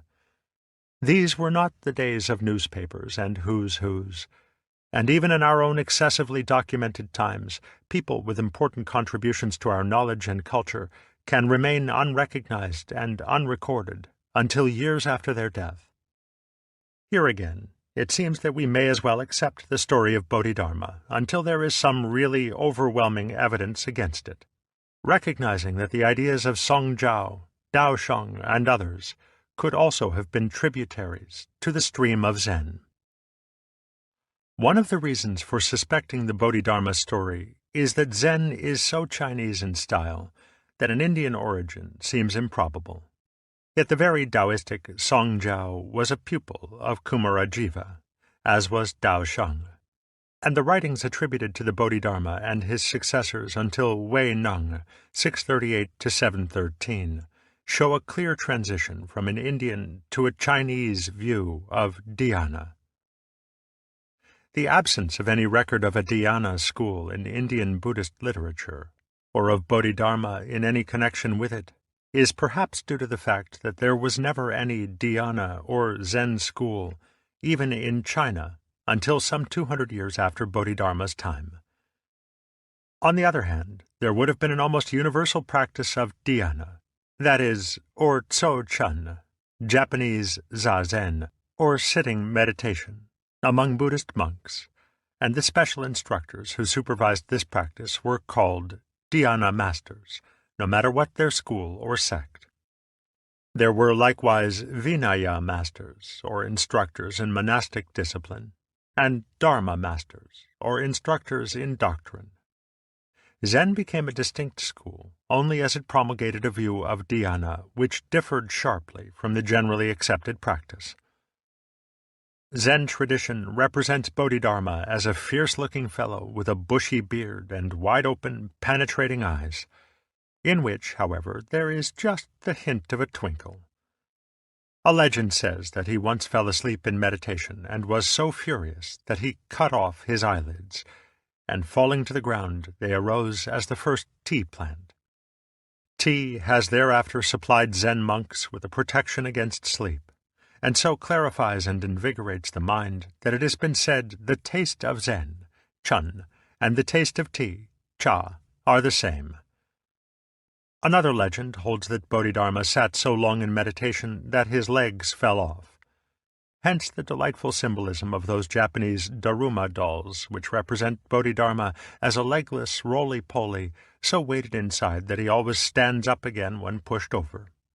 A popular Japanese poem says of the Daruma doll, Jinsei nana korobi, ya oki. Such is life, 7 times down, 8 times up. Bodhidharma's alleged interview with the Emperor Wu of Liang is typical of his abrupt and direct manner. For the emperor described all that he had done to promote the practice of Buddhism, and asked what merit he had gained thereby, taking the popular view that Buddhism is a gradual accumulation of merit through good deeds, leading to better and better circumstances in future lives, and finally to nirvana. But Bodhidharma replied, "No merit whatever." This so undermined the emperor's idea of Buddhism that he asked, "What, then, is the sacred doctrine's first principle?" Bodhidharma replied, "It's just empty. There's nothing sacred." "Who, then, are you," said the emperor, "to stand before us?" "I don't know." After this interview, so unsatisfactory from the emperor's point of view, Bodhidharma retired to a monastery in Wei, where he is said to have spent 9 years in a cave, gazing at the wall. Bi Guan. Suzuki holds that this is not to be taken literally, and that the expression refers to Bodhidharma's inner state, his exclusion of all grasping thoughts from his mind. Thus Bodhidharma remained, until he was approached by the monk Shengguang, afterwards Wei Ko, 486 to 493, maybe, who was to become Bodhidharma's successor as the second patriarch. Wei Ko again and again asked Bodhidharma for instruction, but was always refused. Yet he continued to sit in meditation outside the cave, waiting patiently in the snow, in the hope that Bodhidharma would at last relent. In desperation, he finally cut off his left arm and presented it to Bodhidharma as a token of his agonized sincerity. At this, Bodhidharma at last asked Wei Ko what he wanted. "I have no peace of mind, Shin," said Wei Ko. "Please pacify my mind." "Bring out your mind here before me," replied Bodhidharma, "and I will pacify it." "But when I seek my own mind," said Wei Ko, "I cannot find it." "There," snapped Bodhidharma, "I have pacified your mind." At this moment, Wei Ko had his awakening, his Tun Wu, or Satori, so that this interchange purports to be the first instance of what became the characteristic Zen method of instruction, the Wen Da, Japanese Mondo, or question and answer, sometimes loosely called the Zen story. The greater part of Zen literature consists of these anecdotes, many of them much more puzzling than this, and their aim is always to precipitate some type of sudden realization in the questioner's mind, or to test the depth of his insight. For this reason, such anecdotes cannot be explained without spoiling their effect. In some respects, they are like jokes which do not produce their intended effect of laughter when the punchline requires further explanation. One must see the point immediately, or not at all. It should furthermore be understood that the main character of these anecdotes is only rarely symbolic, and then usually in a rather secondary way, as when the dialogue contains allusions which are obvious to both parties. But such commentators as Gernet are, I feel, mistaken in supposing that the main point is the communication of some Buddhist principle by means of a symbol. A satori, which so frequently follows these interchanges, is by no means a mere comprehension of the answer to a riddle. For whatever the Zen master says or does is a direct and spontaneous utterance of suchness, of his Buddha nature, and what he gives is no symbol, but the very thing. Zen communication is always direct pointing, in line with the traditional four-phrase summary of Zen. Outside teaching, apart from tradition, not founded on words and letters, pointing directly to the human mind, seeing into one's nature and attaining Buddhahood. The successor to Wei Ko is said to have been Song Tsan, died 606, and the story of their initial interview is of the same form as between Wei Ko and Bodhidharma, except that where Wei Ko asked for peace of mind, Song Tsan asked to be cleansed of faults. To him there is attributed a celebrated poem called the Shin Ming, the treatise on faith in the mind. If Song Tsan was indeed its author, this poem is the first clear and comprehensive statement of Zen. Its Taoist flavor is apparent in the opening lines. The perfect Tao is without difficulty, save that it avoids picking and choosing. And again, follow your nature and accord with the Tao. Saunter along, and stop worrying. If your thoughts are tied, you spoil what is genuine. Don't be antagonistic to the world of the senses, for when you are not antagonistic to it, it turns out to be the same as complete awakening. A wise person does not strive wu-wei. The ignorant man ties himself up. If you work on your mind with your mind, how can you avoid an immense confusion? Not only is the poem full of such Taoist terms as wu-wei and zhu-ran, spontaneity, but its whole attitude is that of letting one's mind alone and trusting it to follow its own nature, in contrast to the more typically Indian attitude of bringing it under rigid control and shutting out the experience of the senses. The fourth patriarch, following Song Tsan, is believed to have been Tao Shin, 579 to 651. When he came to Song Tsan, he asked, "What is the method of liberation?" "Who binds you?" replied Song Tsan. "No one binds me." "Why then," asked Song Tsan, "should you seek liberation?" And this was Tao Shin's Satori. The Chuan Tonglu records a fascinating encounter between Tao Shin and the sage Fa Yung, who lived in a lonely temple on Mount Nyu Tu, and was so holy that the birds used to bring him offerings of flowers. As the two men were talking, a wild animal roared close by, and Tao Shin jumped. Fa Yung commented, "I see it is still with you," referring, of course, to the instinctive passion, klesa, of fright. Shortly afterwards, while he was for a moment unobserved, Tao Shin wrote the Chinese character for Buddha on the rock where Fa Yung was accustomed to sit. When Fa Yung returned to sit down, he saw the sacred name and hesitated to sit. "I see," said Tao Shin, "it is still with you." At this remark, Fa Yung was fully awakened, and the birds never brought any more flowers. The fifth patriarch, and here we begin to enter a more reliable chapter of history, was Hung Ran, 601 to 675. At his first meeting with Hung Ran, the patriarch asked, "What is your name?" "Xing." "I have a nature, Xing," replied Hung Ran, punning, "but it's no usual nature." "What is this name?" inquired the patriarch, missing the pun. "It's Buddha nature." "You have no name, then?" "That's because it's an empty nature."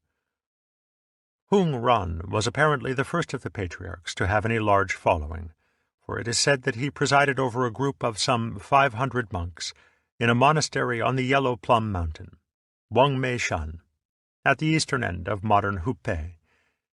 He is, however, much overshadowed by his immediate successor, Wei Neng, 637 to 713. Whose life and teaching mark the definitive beginning of a truly Chinese Zen, of Zen as it flourished during what was later called the epoch of Zen activity, the latter 200 years of the Tang dynasty, from about 700 to 906. One must not overlook Wei Neng's contemporaries, for he lived at a time which was most creative for Chinese Buddhism as a whole. The great translator and traveler Chuan Tsang had returned from India in 645 and was expounding the Vijnaptimatra, representation-only doctrines of the Yogacara in Chang'an. His former student, Fa Zeng, 643 to 712, was developing the important school of the Huayan, Japanese Keigon, based on the Avatamsaka Sutra, and which later provided Zen with a formal philosophy. Nor must we forget that not so long before these two men, Jie Kai, 538 to 597, had written his remarkable treatise on the Mahayana method of cessation and contemplation, containing the fundamental teaching of the Tiantai school, which is in many ways close to Zen. Much of Jie Kai's treatise foreshadows in both content and terminology the doctrines of Wei Neng and some of his immediate successors. Wei Neng is said to have had his first awakening when, almost as a boy, he happened to overhear someone reading the Vajrachedika. He set out almost at once for Hung Ran's monastery at Wangmei to have his understanding confirmed and to receive further instructions. We should note, for future reference, that his original Satori occurred spontaneously, without the benefit of a master, and that his biography represents him as an illiterate peasant from the neighborhood of Canton. Apparently, Hung Ran immediately recognized the depth of his insight, but fearing that his humble origins might make him unacceptable in a community of scholarly monks, the patriarch put him to work in the kitchen compound. Some time later, the patriarch announced that he was looking for a successor to whom he might transmit his office, together with the robe and begging bowl, said to have been handed down from the Buddha, which were its insignia. This honor was to be conferred upon the person who submitted the best poem, expressing his understanding of Buddhism. The chief monk of the community was then a certain Shun Shu, and all the others naturally assumed that the office would go to him, and so made no attempt to compete. Shun Shu, however, was in doubt as to his own understanding, and decided to submit his poem anonymously, claiming authorship only if the patriarch approved of it. During the night, then, he posted the following lines in the corridor near the patriarch's quarters. "The body is the Bodhi tree, the mind like a bright mirror standing. Take care to wipe it all the time, and allow no dust to cling." The following morning, the patriarch read the poem and ordered incense to be burned before it, saying that all who put it into practice would be enabled to realize their true nature. But when Shun Shu came to him in private and claimed authorship, the patriarch declared that his understanding was still far from perfect. On the following day, another poem appeared beside the first. "There never was a Bodhi tree, nor bright mirror standing. Fundamentally, not one thing exists. So where is the dust to cling?" The patriarch knew that only Wei Neng could have written this, but to avoid jealousy, he rubbed out the poem with his shoe and summoned Wei Neng to his room secretly, by night. Here he conferred the patriarchate, the robe, and the bowl upon him, and told him to flee into the mountains until the hurt feelings of the other monks had subsided, and the time was ripe for him to begin his public teaching. A comparison of the two poems shows at once the distinctive flavor of Wei Neng's Zen. Shun Shu's poem reflects what was apparently the general and popular view of dhyana practice in Chinese Buddhism. It was obviously understood as the discipline of sitting meditation, Tso Chan, in which the mind was purified by an intense concentration which would cause all thoughts and attachments to cease. Taken rather literally, many Buddhist and Taoist texts would substantiate this view, that the highest state of consciousness is a consciousness empty of all contents, all ideas, feelings, and even sensations. Today in India, this is a very prevalent notion of samadhi. But our own experience with Christianity should make this type of literalism, even in high circles, rather familiar.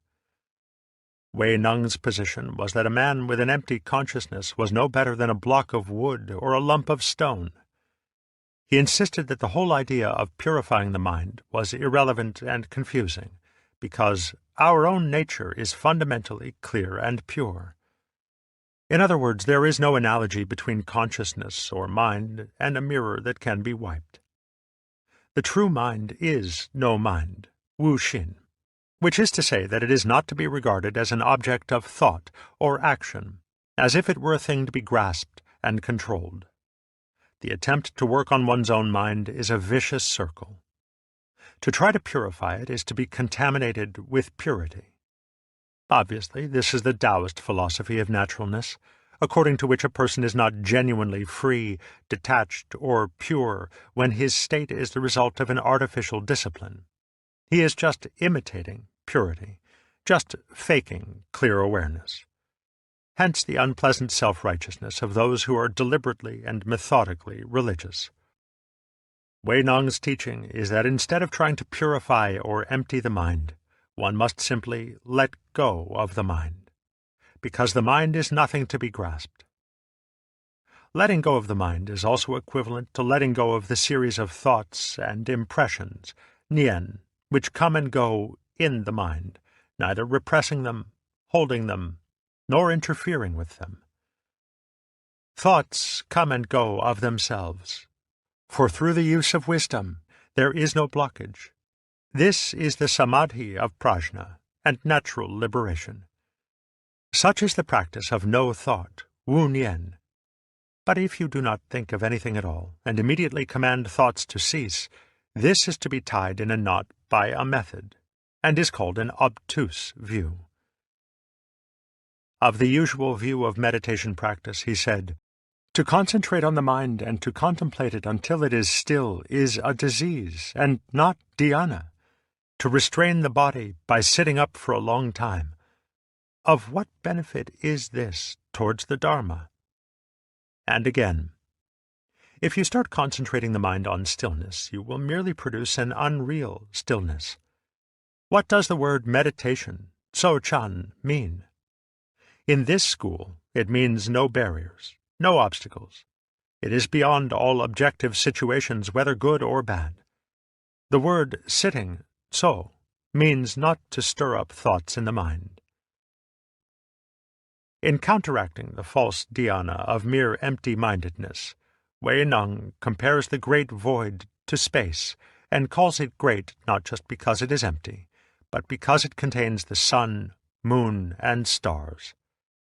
True dhyana is to realize that one's own nature is like space, and that thoughts and sensations come and go in this original mind like birds through the sky, leaving no trace. Awakening, in his school, is sudden because it is for quick-witted rather than slow-witted people. The latter must of necessity understand gradually, or more exactly, after a long time, since the sixth patriarch's doctrine does not admit of stages or growth. To be awakened at all is to be awakened completely. For having no parts or division, the Buddha nature is not realized bit by bit. His final instructions to his disciples contain an interesting clue to the later development of the Mondo, or question-answer, method of teaching. If, in questioning you, someone asks about being, answer with non-being. If he asks about non-being, answer with being. If he asks about the ordinary man, answer in terms of the sage.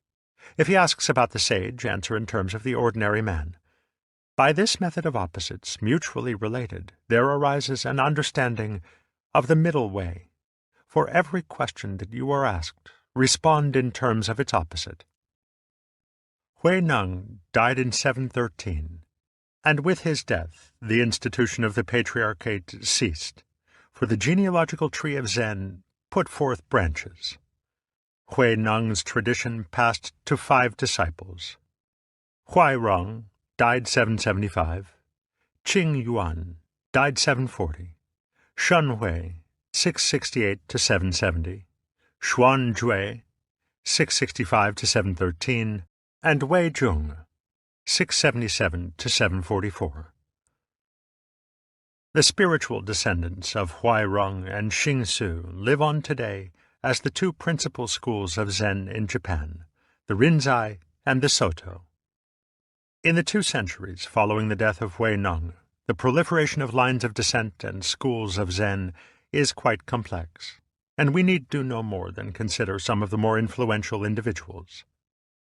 The writings and records of Hui Neng's successors continue to be concerned with naturalness. On the principle that the true mind is no mind, and that our true nature is no special nature, it is likewise stressed that the true practice of Zen is no practice, that is, the seeming paradox of being a Buddha without intending to be a Buddha. According to Shun Hui, if one has this knowledge, it is contemplation, samadhi, without contemplating, wisdom, prajna, without wisdom, practice, without practicing. All cultivation of concentration is wrong-minded from the start. For how, by cultivating concentration, could one obtain concentration? If we speak of working with the mind, does this working consist in activity or inactivity of the mind? If it is inactivity, we should be no different from vulgar fools. But if you say that it is activity, it is then in the realm of grasping, and we are bound up by the passions, klesa.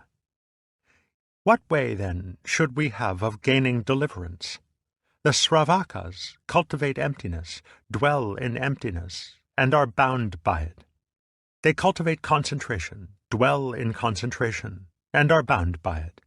They cultivate tranquility, dwell in tranquility, and are bound by it.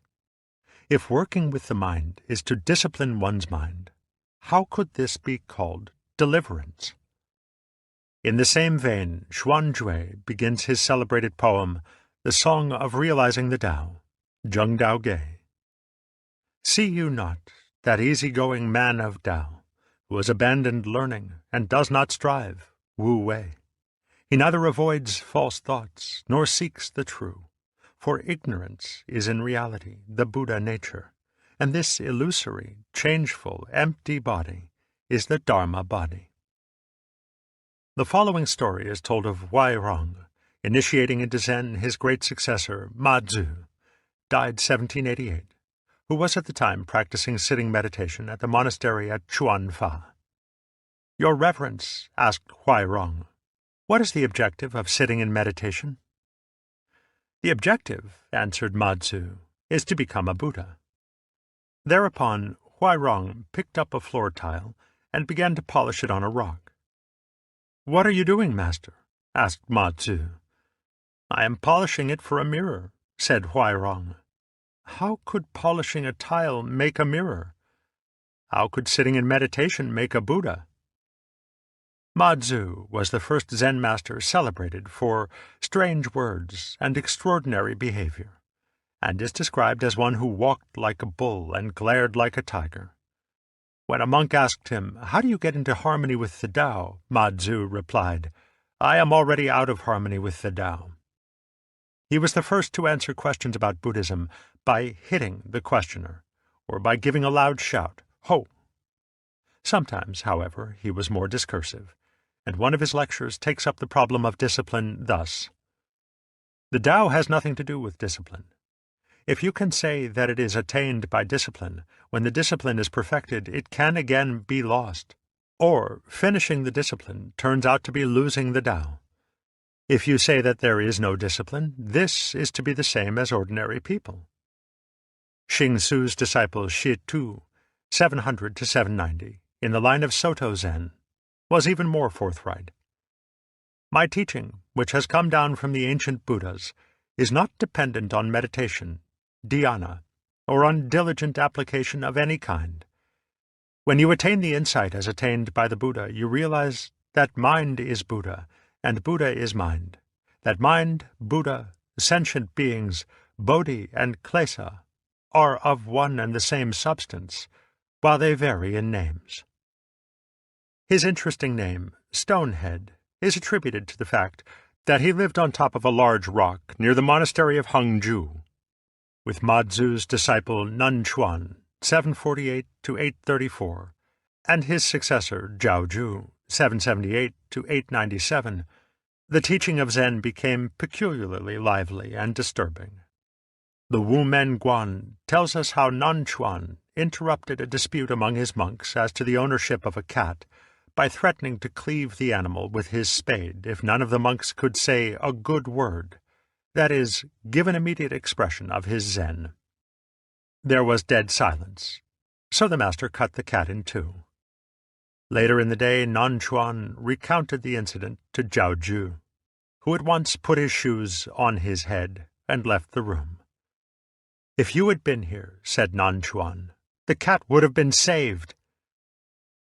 Zhao Ju is said to have had his awakening after the following incident with Nan Chuan. Zhao Ju asked, "What is the Tao?" The master replied, "Your ordinary, that is, natural mind is the Tao. How can one return into accord with it? By intending to accord, you immediately deviate. But without intention, how can one know the Tao? The Tao," said the master, "belongs neither to knowing or not knowing. Knowing is false understanding. Not knowing is blind ignorance. If you really understand the Tao beyond doubt, it's like the empty sky. Why drag in right and wrong?" When Zhao Ju was asked whether a dog has Buddha nature, which is certainly the usual Mahayana doctrine, he gave the one word no, wu, Japanese, mu. When a monk asked him for instruction, he merely inquired whether he had eaten his gruel, and then added, "Go wash your bowl." When asked about the spirit which remains when the body is decomposed, he remarked, "This morning it's windy again." Ma Zu had another notable disciple in Bojung, 720 to 814, who is said to have organized the first purely Zen community of monks, and to have laid down its regulations on the principle that a day of no working is a day of no eating. Since his time, a strong emphasis on manual work and some degree of self-support has been characteristic of Zen communities. It might be remarked here that these are not exactly monasteries in the Western sense. They are rather training schools, from which one is free to depart at any time without censure. Some members remain monks for their whole lives. Others become secular priests in charge of small temples. Still others may return to lay life. To Bojung is attributed the famous definition of Zen: when hungry, eat; when tired, sleep. He is said to have had his satori when Ma-Zu shouted at him and left him deaf for 3 days, and to have been in the habit of pointing out the Zen life to his disciples with the saying, "Don't cling, don't seek." For when asked about seeking for the Buddha nature, he answered, "It's much like riding an ox in search of an ox." Bojung's student Wang Bo, died 850, is also of considerable importance in this period. Not only was he the teacher of the great Lin Ji, but he was also the author of the Chuan Xin Fa Yao, or Treatise on the Essentials of the Doctrine of Mind. The content of this work is essentially the same body of doctrine as is found in Wei Neng, Shen Wei, and Ma-Zu, but it contains some passages of remarkable clarity, as well as some frank and careful answers to questions at the end. By their very seeking for it, the Buddha nature, they produce the contrary effect of losing it. For that is using the Buddha to seek for the Buddha, and using mind to grasp mind. Even though they do their utmost for a full kalpa, they will not be able to attain it. If those who study the Tao do not awake to this mind substance, they will create a mind over and above mind, seek the Buddha outside themselves, and remain attached to forms, practices, and performances, all of which is harmful and not the way to supreme knowledge. Much of it is devoted to a clarification of what is meant by the void, and by the terms no mind, wu xin, and no thought, wu nian, all of which are carefully distinguished from literal blankness or nothingness. The use of Taoist language and ideas is found throughout the text. Fearing that none of you would understand, they, the Buddhas, gave it the name Tao. But you must not base any concept upon that name. So it is said that when the fish is caught, the trap is forgotten. From Zhuangzi. When body and mind achieve spontaneity, the Tao is reached, and universal mind can be understood. In former times men's minds were sharp. Upon hearing a single sentence, they abandoned study, and so came to be called the sages who, abandoning learning, rest in spontaneity. In these days, people only seek to stuff themselves with knowledge and deductions, placing great reliance on written explanations, and calling all this the practice. It appears, however, that Wang Bo's personal instruction of his disciples was not always so explanatory. Lin Ji, Japanese Rinzai, died 867, could never get a word out of him. Every time he attempted to ask a question, Wang Bo struck him, until in desperation he left the monastery and sought the advice of another master, Da Yu, who scolded him for being so ungrateful for Wang Bo's grandmotherly kindness. This awakened Lin Ji, who again presented himself before Wang Bo.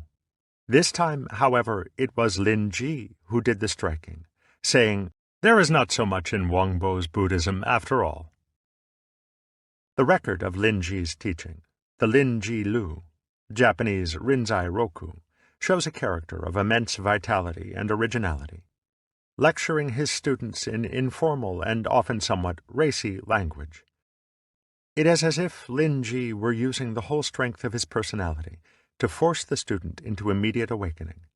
Again and again he berates them for not having enough faith in themselves, for letting their minds gallop around in search of something which they have never lost, and which is right before you at this very moment. Awakening for Lin Ji seems primarily a matter of nerve, the courage to let go without further delay in the unwavering faith that one's natural, spontaneous functioning is the Buddha mind. His approach to conceptual Buddhism, to the student's obsession with stages to be reached and goals to be attained, is ruthlessly iconoclastic. Why do I talk here? only because you followers of the Tao go galloping around in search of the mind and are unable to stop it. On the other hand, the ancients acted in a leisurely way, appropriate to circumstances, as they arose. O you followers of the Tao, when you get my point of view, you will sit in judgment on top of the Buddha's heads. Those who have completed the 10 stages will seem like underlings, and those who have arrived at supreme awakening will seem as if they had kangs around their necks. The Arhans and Pratyeka Buddhas are like a dirty privy. Bodhi and Nirvana are like hitching posts for a donkey. On the importance of the natural or unaffected wu-shi life, he is especially emphatic. There is no place in Buddhism for using effort. Just be ordinary and nothing special. Relieve your bowels, pass water, put on your clothes, and eat your food. When you're tired, go and lie down. Ignorant people may laugh at me, but the wise will understand. As you go from place to place, if you regard each one as your own home, they will all be genuine. For when circumstances come, you must not try to change them. Thus your usual habits of feeling, which make karma for the 5 hells, will of themselves become the great ocean of liberation. And on creating karma through seeking liberation, outside the mind there is no dharma, and inside also there is nothing to be grasped. What is it that you seek? You say on all sides that the Tao is to be practiced and put to the proof. Don't be mistaken. If there is anyone who can practice it, this is entirely karma making for birth and death. You talk about being perfectly disciplined in your 6 senses and in the 10,000 ways of conduct. But as I see it, all this is creating karma. To seek the Buddha and to seek the Dharma is precisely making karma for the hells. In Mazu, Nanxuan, Jiaozhu, Huangbo, and Linji, we can see the flavor of Zen at its best. Taoist and Buddhist as it is in its original inspiration, it is also something more. It is so earthy, so matter-of-fact, and so direct. The difficulty of translating the records of these masters is that their style of Chinese is neither classical nor modern, but rather the colloquial speech of the Tang dynasty. Its naturalness is less refined, less obviously beautiful than that of the Taoist sages and poets. It is almost rough and common. I say almost because the expression is not really correct. We are at a loss for parallels from other cultures for comparison, and the Western student can best catch its flavor through observing the works of art which it was subsequently to inspire. The best image might be a garden consisting of no more than an expanse of raked sand, as a ground for several unhewn rocks overgrown with lichens and moss, such as one may see today in the Zen temples of Kyoto. The media are the simplest imaginable. The effect is as if man had hardly touched it, as if it had been transported unchanged from the seashore. But in practice, only the most sensitive and experienced artist can achieve it.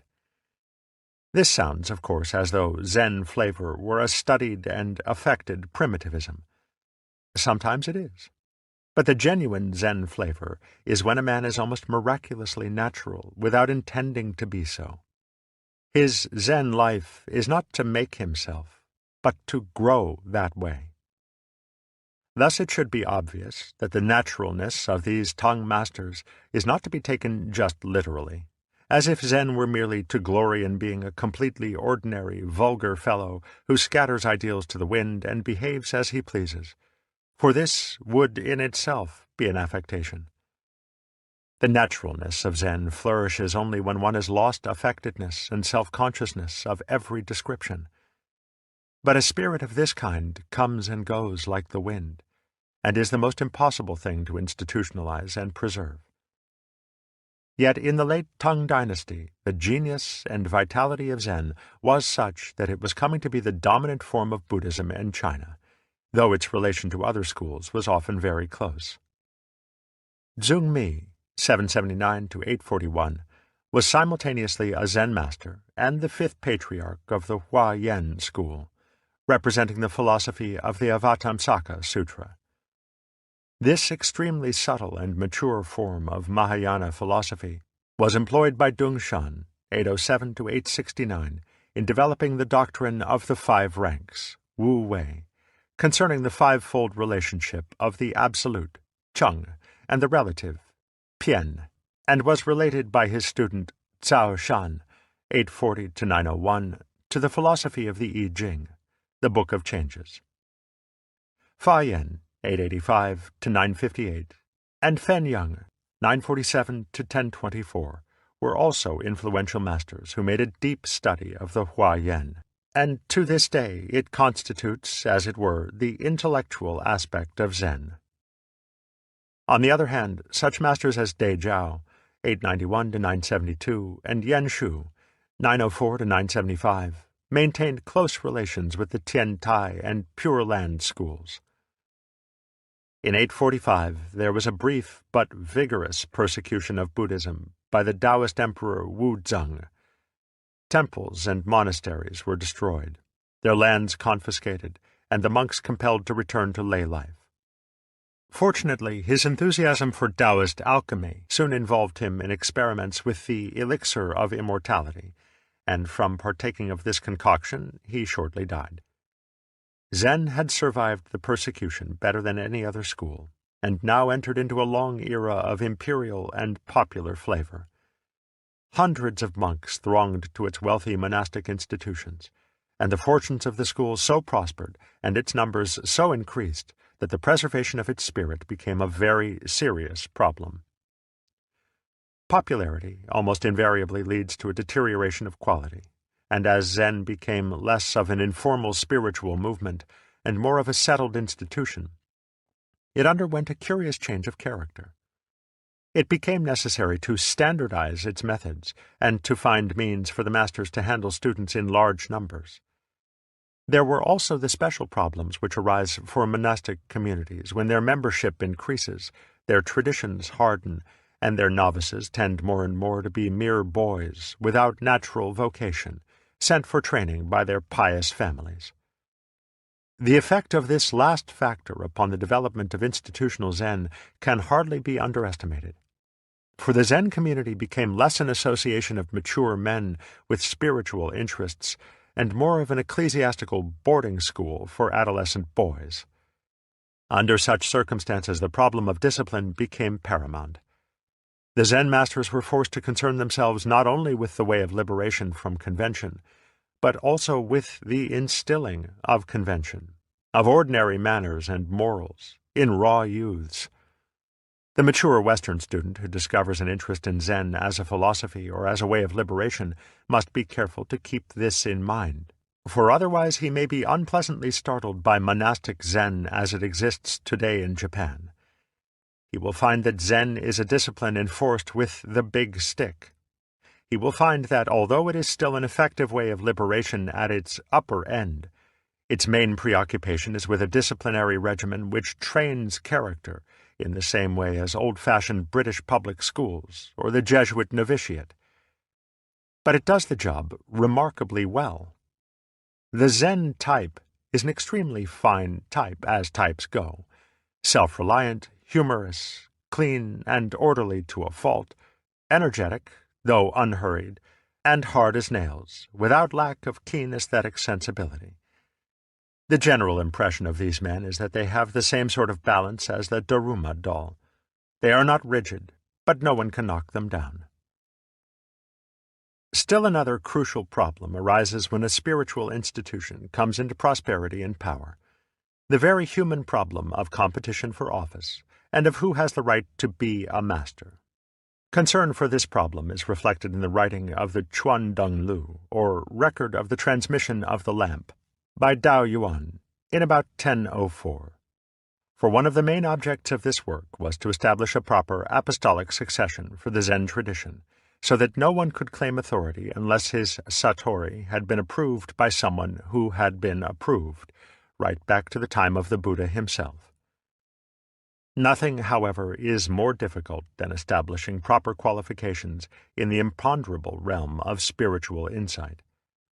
Where the candidates are few, the problem is not so grave, but where one master is responsible for some hundreds of students, the process of teaching and testing requires standardization, Zen solved this problem with remarkable ingenuity, employing a means which not only provided a test of competence, but, what was much more, a means of transmitting the Zen experience itself with a minimum of falsification.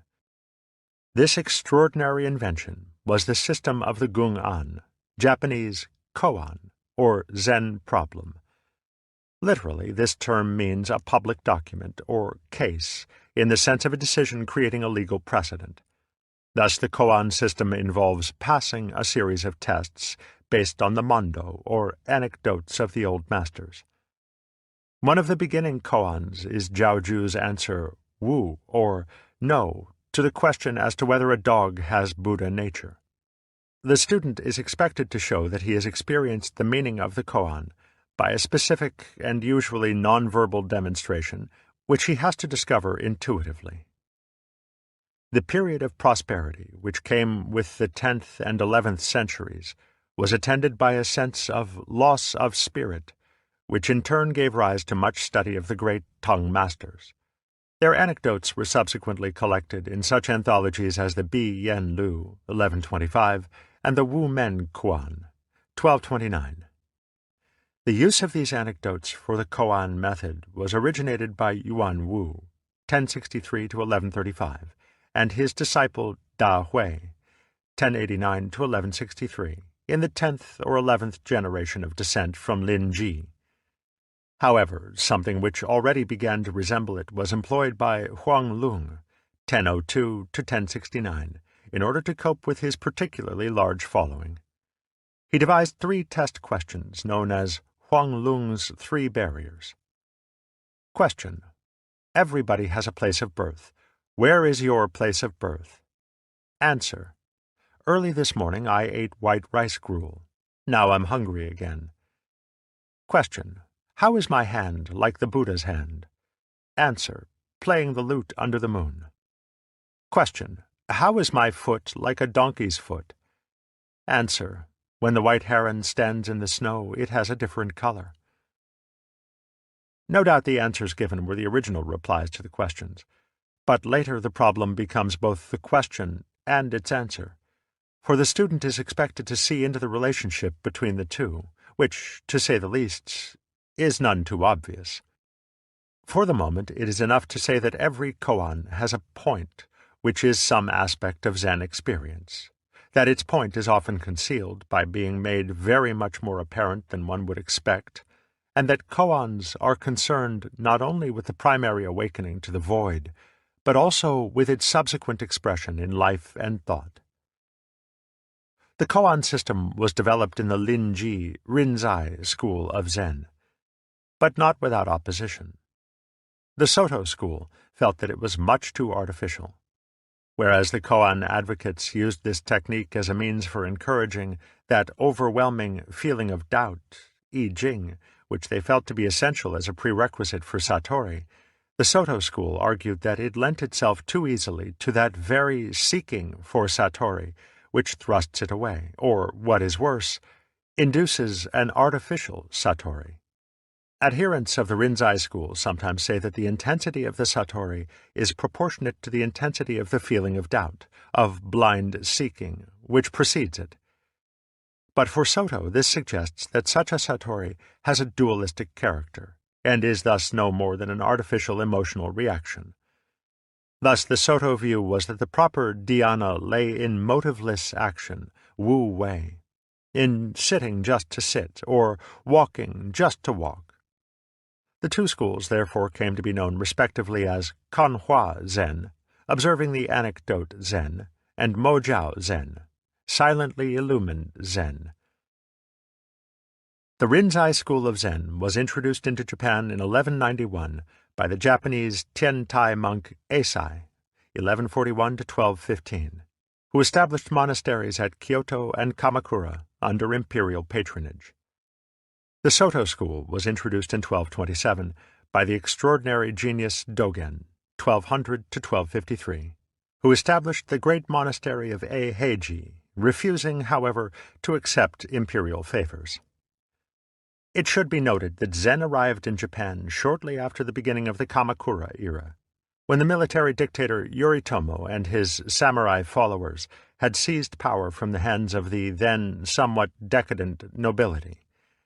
This historical coincidence provided the military class, the samurai, with a type of Buddhism which appealed to them strongly because of its practical and earthy qualities, and because of the directness and simplicity of its approach. Thus there arose that peculiar way of life called Bushido, the Tao of the warrior, which is essentially the application of Zen to the arts of war. The association of the peace-loving doctrine of the Buddha with the military arts has always been a puzzle to Buddhists of other schools. It seems to involve the complete divorce of awakening from morality. But one must face the fact that, in its essence, the Buddhist experience is a liberation from conventions of every kind, including the moral conventions. On the other hand, Buddhism is not a revolt against convention. And in societies where the military caste is an integral part of the conventional structure, and the warrior's role an accepted necessity, Buddhism will make it possible for him to fulfill that role as a Buddhist. The medieval cult of chivalry should be no less of a puzzle to the peace-loving Christian. The contribution of Zen to Japanese culture has by no means been confined to Bushido. It has entered into almost every aspect of the people's life. Their architecture, poetry, painting, gardening, their athletics, crafts, and trades. It has penetrated the everyday language and thought of the most ordinary folk. For by the genius of such Zen monks as Dogen, Hakuin, and Bankei, and by such poets as Ryokan and Basho, and by such a painter as Sesshu, Zen has been made extraordinarily accessible to the common mind. Dogen, in particular, made an incalculable contribution to his native land.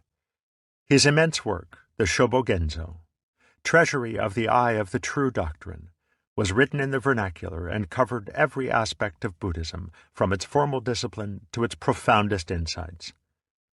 His doctrine of time, change, and relativity is explained with the aid of the most provoking poetic images, and it is only regrettable that no one has yet had the time and talent to translate this work into English. Hakuin, 1685 to 1768, reconstituted the koan system, and is said to have trained no less than 80 successors in Zen. Bankei, 1622 to 1693, found a way of presenting Zen with such ease and simplicity that it seemed almost too good to be true. He spoke to large audiences of farmers and country folk, but no one important seems to have dared to follow him. Meanwhile, Zen continued to prosper in China until well into the Ming Dynasty, 1368 to 1643, when the divisions between the various schools of Buddhism began to fade, and the popularity of the Pure Land school, with its easy way of invoking the name of Amitabha, began to be fused with koan practice, and at last to absorb it. A few Zen communities seem to have survived to the present day, but so far as I have been able to study them, their emphasis inclines either to Soto or to the more occultist preoccupations of Tibetan Buddhism. In either case, their view of Zen seems to be involved with a somewhat complex and questionable doctrine of man's psychic anatomy, which would appear to derive from Taoist alchemical ideas. The history of Chinese Zen raises one problem of great fascination.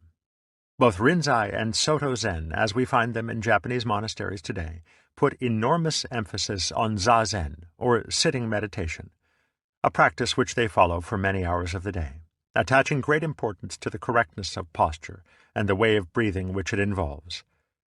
To practice Zen is, to all intents and purposes, to practice zazen, to which the Rinzai school adds sanzen, the periodic visits of the master, Roshi, for presenting one's view of the koan. However, the Shun Wei Hojung E.G. records the following conversation between Shun Wei and a certain Chung. The master asked Dhyana master Chung, "What method must be practiced to see into one's own nature?" It is first of all necessary to apply oneself to the practice of sitting cross-legged in samadhi. Once samadhi is obtained, one must, by means of samadhi, awaken prajna in oneself. By prajna, one is able to see into one's own nature. Shanwei. When one practices samadhi, isn't this a deliberate activity of the mind? Chung. Yes. Shanwei. Then this deliberate activity of the mind is an activity of restricted consciousness, and how can it bring seeing into one's own nature? Chung. To see into one's own nature, it is necessary to practice samadhi. How could one see it otherwise? Shanwei. All practice of samadhi is fundamentally a wrong view. How, by practicing samadhi, could one attain samadhi? We've already mentioned the incident between Ma Zu and Wai Rong, in which the latter compared sitting in meditation to polishing a tile for a mirror. On another occasion, Wai Rong said, "To train yourself in sitting meditation, zazen, is to train yourself to be a sitting Buddha. If you train yourself in zazen, you should know that Zen is neither sitting nor lying. If you train yourself to be a sitting Buddha, you should know that the Buddha is not a fixed form. Since the Dharma has no fixed abode, it is not a matter of making choices. If you make yourself a sitting Buddha, this is precisely killing the Buddha. If you adhere to the sitting position, you will not attain the principle of Zen." This seems to be the consistent doctrine of all the Tang masters, from Huineng to Linji. Nowhere in their teachings have I been able to find any instruction in or recommendation of the type of zazen which is today the principal occupation of Zen monks.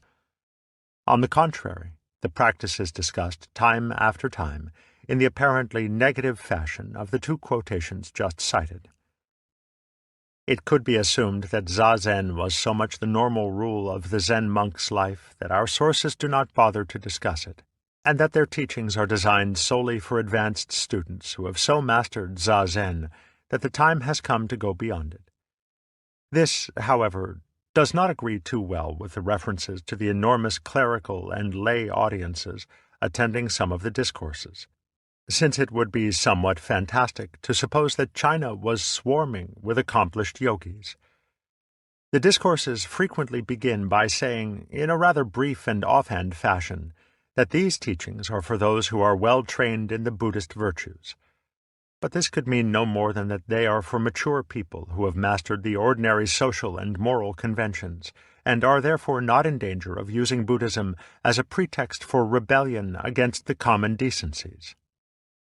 Alternatively, it could be assumed that the type of zazen under criticism is zazen practiced for a purpose, to get Buddhahood, instead of sitting just to sit. This would concur with the Soto objection to the Rinzai school, with its method of cultivating the state of great doubt by means of the koan. While the Soto is not quite fair to the Rinzai in this respect, this would certainly be a plausible interpretation of the early master's doctrine. However, there are several references to the idea that prolonged sitting is not much better than being dead. There is, of course, a proper place for sitting, along with standing, walking, and lying. But to imagine that sitting contains some special virtue is attachment to form. Thus, in the Tanjing, Huineng says, "A living man who sits and does not lie down, a dead man who lies down and does not sit. After all, these are just dirty skeletons." Even in Japanese Zen, one occasionally encounters a Zen practice which lays no special emphasis upon zazen, but rather stresses the use of one's ordinary work as the means of meditation.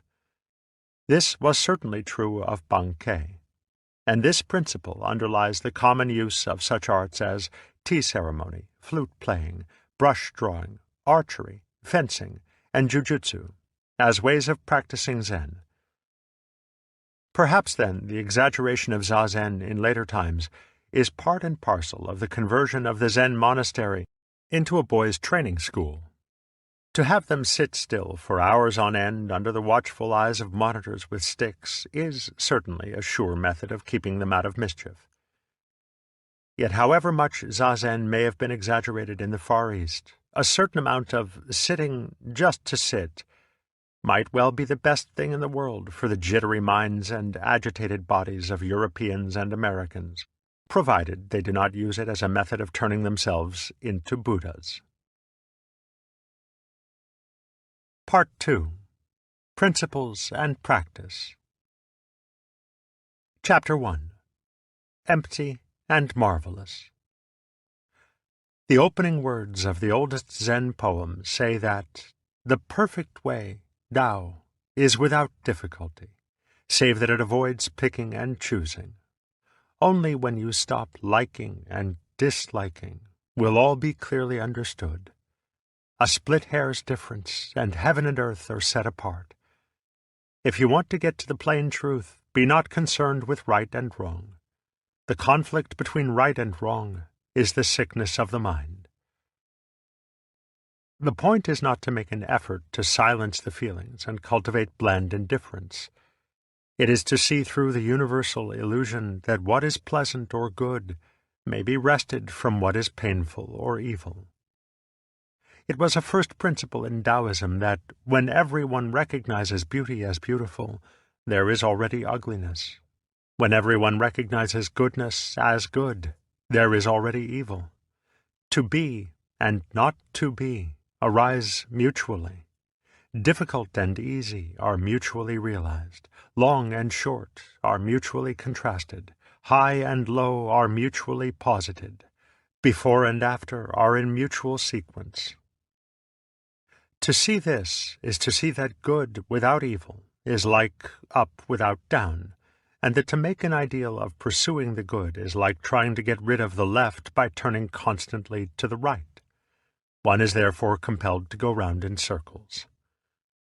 The logic of this is so simple that one is tempted to think it over simple. The temptation is all the stronger because it upsets the fondest illusion of the human mind, which is that in the course of time everything may be made better and better. For it is the general opinion that were this not possible, the life of man would lack all meaning and incentive. The only alternative to a life of constant progress is felt to be a mere existence, static and dead, so joyless and inane that one might as well commit suicide. The very notion of this only alternative shows how firmly the mind is bound in a dualistic pattern, how hard it is to think in any other terms than good or bad, or a muddy mixture of the two. Yet Zen is a liberation from this pattern, and its apparently dismal starting point is to understand the absurdity of choosing, of the whole feeling that life may be significantly improved by a constant selection of the good. One must start by getting the feel of relativity, and by knowing that life is not a situation from which there is anything to be grasped or gained, as if it were something which one approaches from outside, like a pie or a barrel of beer. To succeed is always to fail, in the sense that the more one succeeds in anything, the greater is the need to go on succeeding. To eat is to survive to be hungry. The illusion of significant improvement arises in moments of contrast, as when one turns from the left to the right on a hard bed. The position is better so long as the contrast remains, but before long the second position begins to feel like the first, and so one acquires a more comfortable bed, and for a while sleeps in peace. But the solution of the problem leaves a strange vacuum in one's consciousness, a vacuum soon filled by the sensation of another intolerable contrast, hitherto unnoticed, and just as urgent, just as frustrating as the problem of the hard bed. The vacuum arises because the sensation of comfort can be maintained only in relation to the sensation of discomfort, just as an image is visible to the eye only by reason of a contrasting background. The good and the evil, the pleasant and the painful, are so inseparable, so identical in their difference, like the two sides of a coin, that fair is foul, and foul is fair. Or, in the words of a poem in the Zenrin Kushu, to receive trouble is to receive good fortune. To receive agreement is to receive opposition. Another puts it more vividly. At dusk the cock announces dawn. At midnight the bright sun. Zen does not, for this reason, take the attitude that it is so futile to eat when hungry that one may as well starve, nor is it so inhuman as to say that when we itch we should not scratch. Disillusionment with the pursuit of the good does not involve the evil of stagnation as its necessary alternative, for the human situation is like that of fleas on a hot griddle. None of the alternatives offer a solution, for the flea who falls must jump, and the flea who jumps must fall. Choosing is absurd, because there is no choice. To the dualistic mode of thought, it will therefore seem that the standpoint of Zen is that of fatalism, as opposed to free choice. When Mu Ju was asked, "We dress and eat every day, and how do we escape from having to put on clothes and eat food?" he answered, "We dress, we eat." "I don't understand," said the monk. "If you don't understand, put on your clothes and eat your food."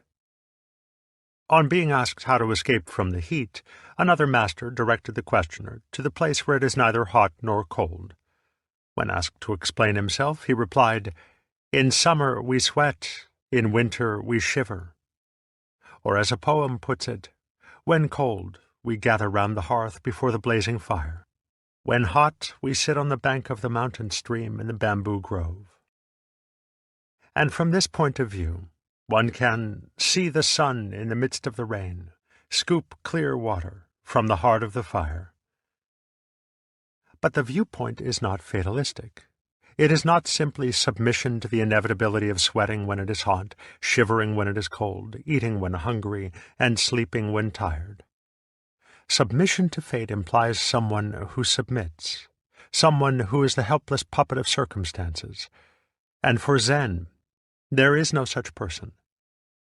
The duality of subject and object, of the knower and the known, is seen to be just as relative, as mutual, as inseparable as every other. We do not sweat because it is hot. The sweating is the heat. It is just as true to say that the sun is light because of the eyes as to say that the eyes see light because of the sun. The viewpoint is unfamiliar because it is our settled convention to think that heat comes first, and then, by causality, the body sweats. To put it the other way round is startling, like saying cheese and bread instead of bread and cheese. Thus the Zen Rinkushu says, "Fire does not wait for the sun to be hot, nor the wind for the moon to be cool." This shocking and seemingly illogical reversal of common sense may perhaps be clarified by the favorite Zen image of the moon in the water. The phenomenon moon in the water is likened to human experience. The water is the subject, and the moon the object. When there is no water, there is no moon in the water, and likewise when there is no moon. But when the moon rises, the water does not wait to receive its image, and when even the tiniest drop of water is poured out, the moon does not wait to cast its reflection. For the moon does not intend to cast its reflection, and the water does not receive its image on purpose. The event is caused as much by the water as by the moon, and as the water manifests the brightness of the moon manifests the clarity of the water. Another poem in the Zen Rinkushu says, "Trees show the bodily form of the wind. Waves give vital energy to the moon." To put it less poetically, human experience is determined as much by the nature of the mind and the structure of its senses as by the external objects whose presence the mind reveals. Men feel themselves to be victims or puppets of their experience because they separate themselves from their minds, thinking that the nature of the mind-body is something involuntarily thrust upon them. They think that they did not ask to be born, did not ask to be given a sensitive organism to be frustrated by alternating pleasure and pain. But Zen asks us to find out who it is that has this mind, and who it was that did not ask to be born before father and mother conceived us. Thence it appears that the entire sense of subjective isolation, of being the one who was given a mind, and to whom experience happens, is an illusion of bad semantics, the hypnotic suggestion of repeated wrong thinking. For there is no myself apart from the mind-body which gives structure to my experience. It is likewise ridiculous to talk of this mind-body as something which was passively and involuntarily given a certain structure. It is that structure, and before the structure arose, there was no mind-body. Our problem is that the power of thought enables us to construct symbols of things apart from the things themselves. This includes the ability to make a symbol, an idea of ourselves apart from ourselves. Because the idea is so much more comprehensible than the reality, the symbol so much more stable than the fact, we learn to identify ourselves with our idea of ourselves. Hence the subjective feeling of a self which has a mind, of an inwardly isolated subject to whom experiences involuntarily happen. With its characteristic emphasis on the concrete, Zen points out that our precious self is just an idea, useful and legitimate enough if seen for what it is, but disastrous if identified with our real nature. The unnatural awkwardness of a certain type of self-consciousness comes into being when we are aware of conflict or contrast between the idea of ourselves on the one hand and the immediate concrete feeling of ourselves on the other. When we are no longer identified with the idea of ourselves, the entire relationship between subject and object, knower and known, undergoes a sudden and revolutionary change. It becomes a real relationship, a mutuality in which the subject creates the object just as much as the object creates the subject. The knower no longer feels himself to be independent of the known. The experiencer no longer feels himself to stand apart from the experience. Consequently, the whole notion of getting something out of life, of seeking something from experience, becomes absurd. To put it in another way, it becomes vividly clear that in concrete fact I have no other self than the totality of things of which I am aware. This is the Hua Yen Kegon doctrine of the net of jewels, of Shi Shi Wu Ai, Japanese Ji Ji Mu Ge, in which every jewel contains the reflection of all the others. The sense of subjective isolation is also based on a failure to see the relativity of voluntary and involuntary events. This relativity is easily felt by watching one's own breath, for by a slight change of viewpoint, it is as easy to feel that I breathe as that it breathes me. We feel that our actions are voluntary when they follow a decision, and involuntary when they happen without decision. But if decision itself were voluntary, every decision would have to be preceded by a decision to decide, an infinite regression, which, fortunately, does not occur. Oddly enough, if we had to decide, we would not be free to decide. We are free to decide because decision happens. We just decide without having the faintest understanding of how we do it. In fact, it is neither voluntary nor involuntary.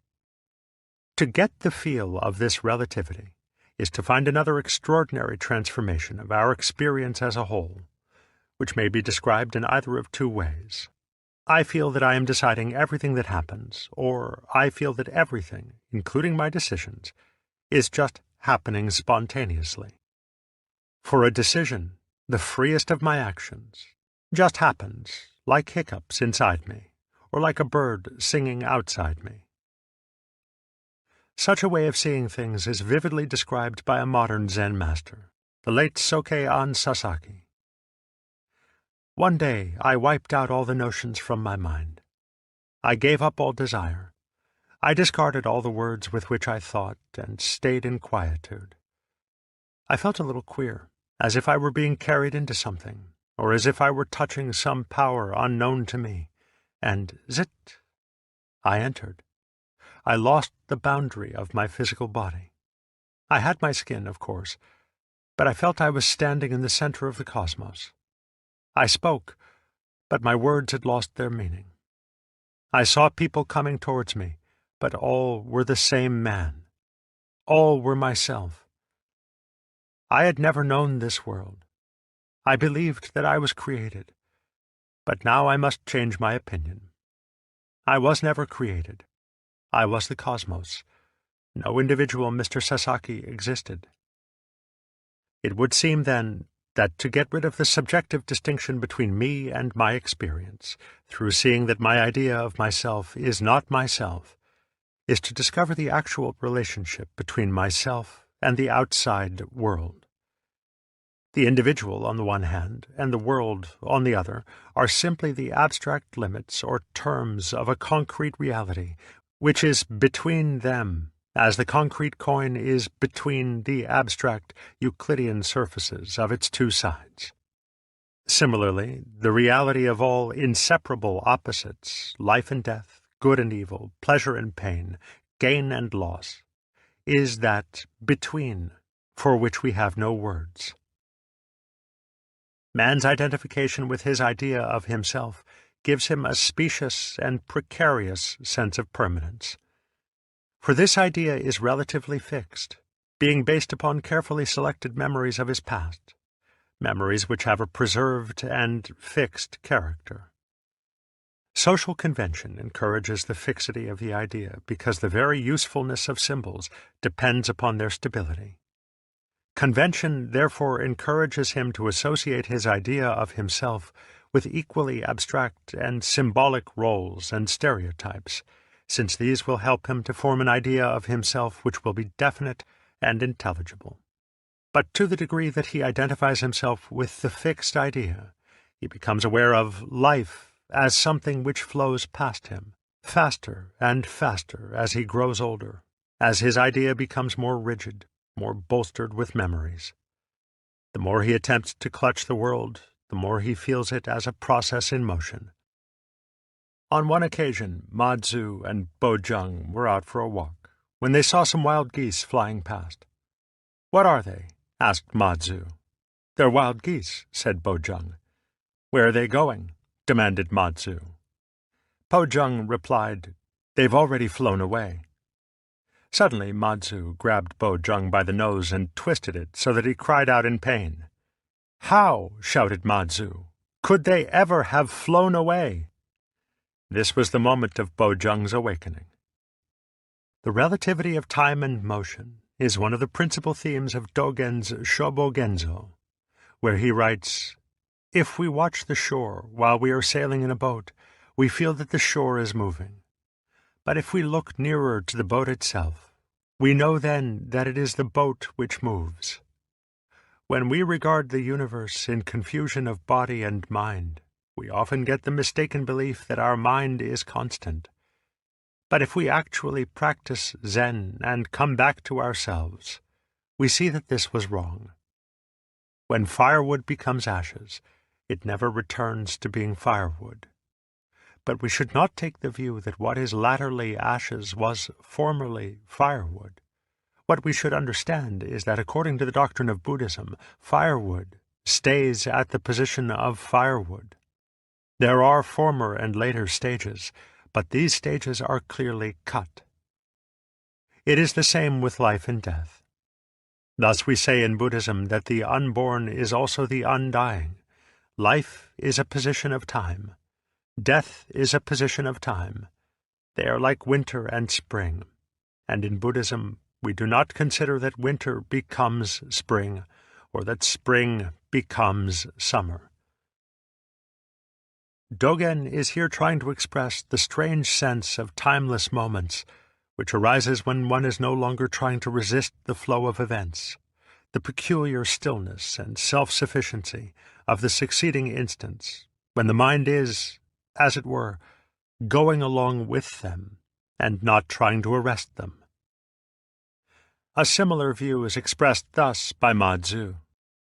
A sutra says, "It is only a group of elements which come together to make this body. When it arises, only these elements arise.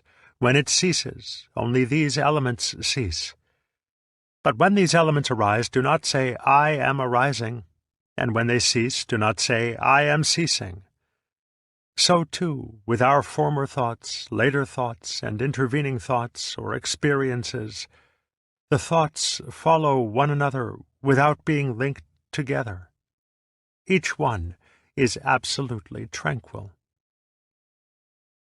Buddhism has frequently compared the course of time to the apparent motion of a wave, wherein the actual water only moves up and down, creating the illusion of a piece of water moving over the surface. It is a similar illusion that there is a constant self moving through successive experiences, constituting a link between them in such a way that the youth becomes the man, who becomes the graybeard, who becomes the corpse. Connected, then, with the pursuit of the good is the pursuit of the future, the illusion whereby we are unable to be happy without a promising future for the symbolic self. Progress towards the good is therefore measured in terms of the prolongation of human life, forgetting that nothing is more relative than our sense of the length of time. A Zen poem says, "The morning glory which blooms for an hour differs not at heart from the giant pine which lives for 1,000 years." Subjectively, a gnat doubtless feels that its span of a few days is a reasonably long lifetime. A tortoise with its span of several hundred years would feel subjectively the same as the gnat.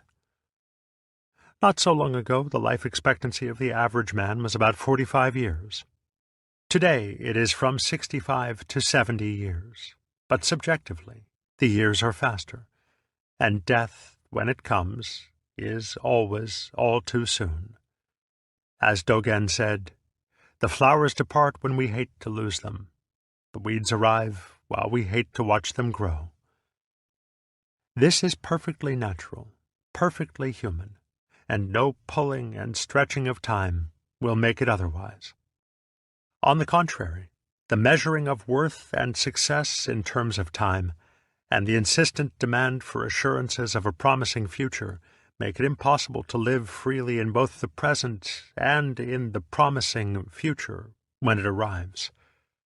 For there is never anything but the present, and if one cannot live there, one cannot live anywhere. The Shobogenzo says, "When a fish swims, he swims on, and there is no end to the water. When a bird flies, he flies on, and there is no end to the sky. From the most ancient times there was never a fish who swam out of the water, nor a bird who flew out of the sky. Yet when the fish needs just a little water, he uses just a little, and when he needs lots, he uses lots. Thus the tips of their heads are always at the outer edge of their space. If ever a bird flies beyond that edge, he dies, and so also with the fish. From the water the fish makes his life, and from the sky the bird. But this life is made by the bird and the fish. At the same time the bird and the fish are made by life. Thus there are the fish, the water, and life, and all three create each other. Yet if there were a bird who first wanted to examine the size of the sky, or a fish who first wanted to examine the extent of the water, and then try to fly or swim, they will never find their own ways in the sky or water. This is not a philosophy of not looking where one is going. It is a philosophy of not making where one is going so much more important than where one is, that there will be no point in going.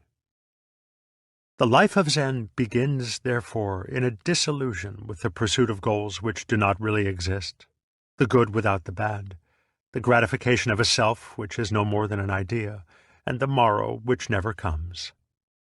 For all these things are a deception of symbols pretending to be realities, and to seek after them is like walking straight into a wall upon which some painter has, by the convention of perspective, suggested an open passage.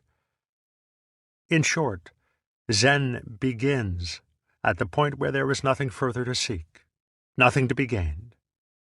Zen is most emphatically not to be regarded as a system of self-improvement or a way of becoming a Buddha. In the words of Lin Ji, if a man seeks the Buddha, that man loses the Buddha.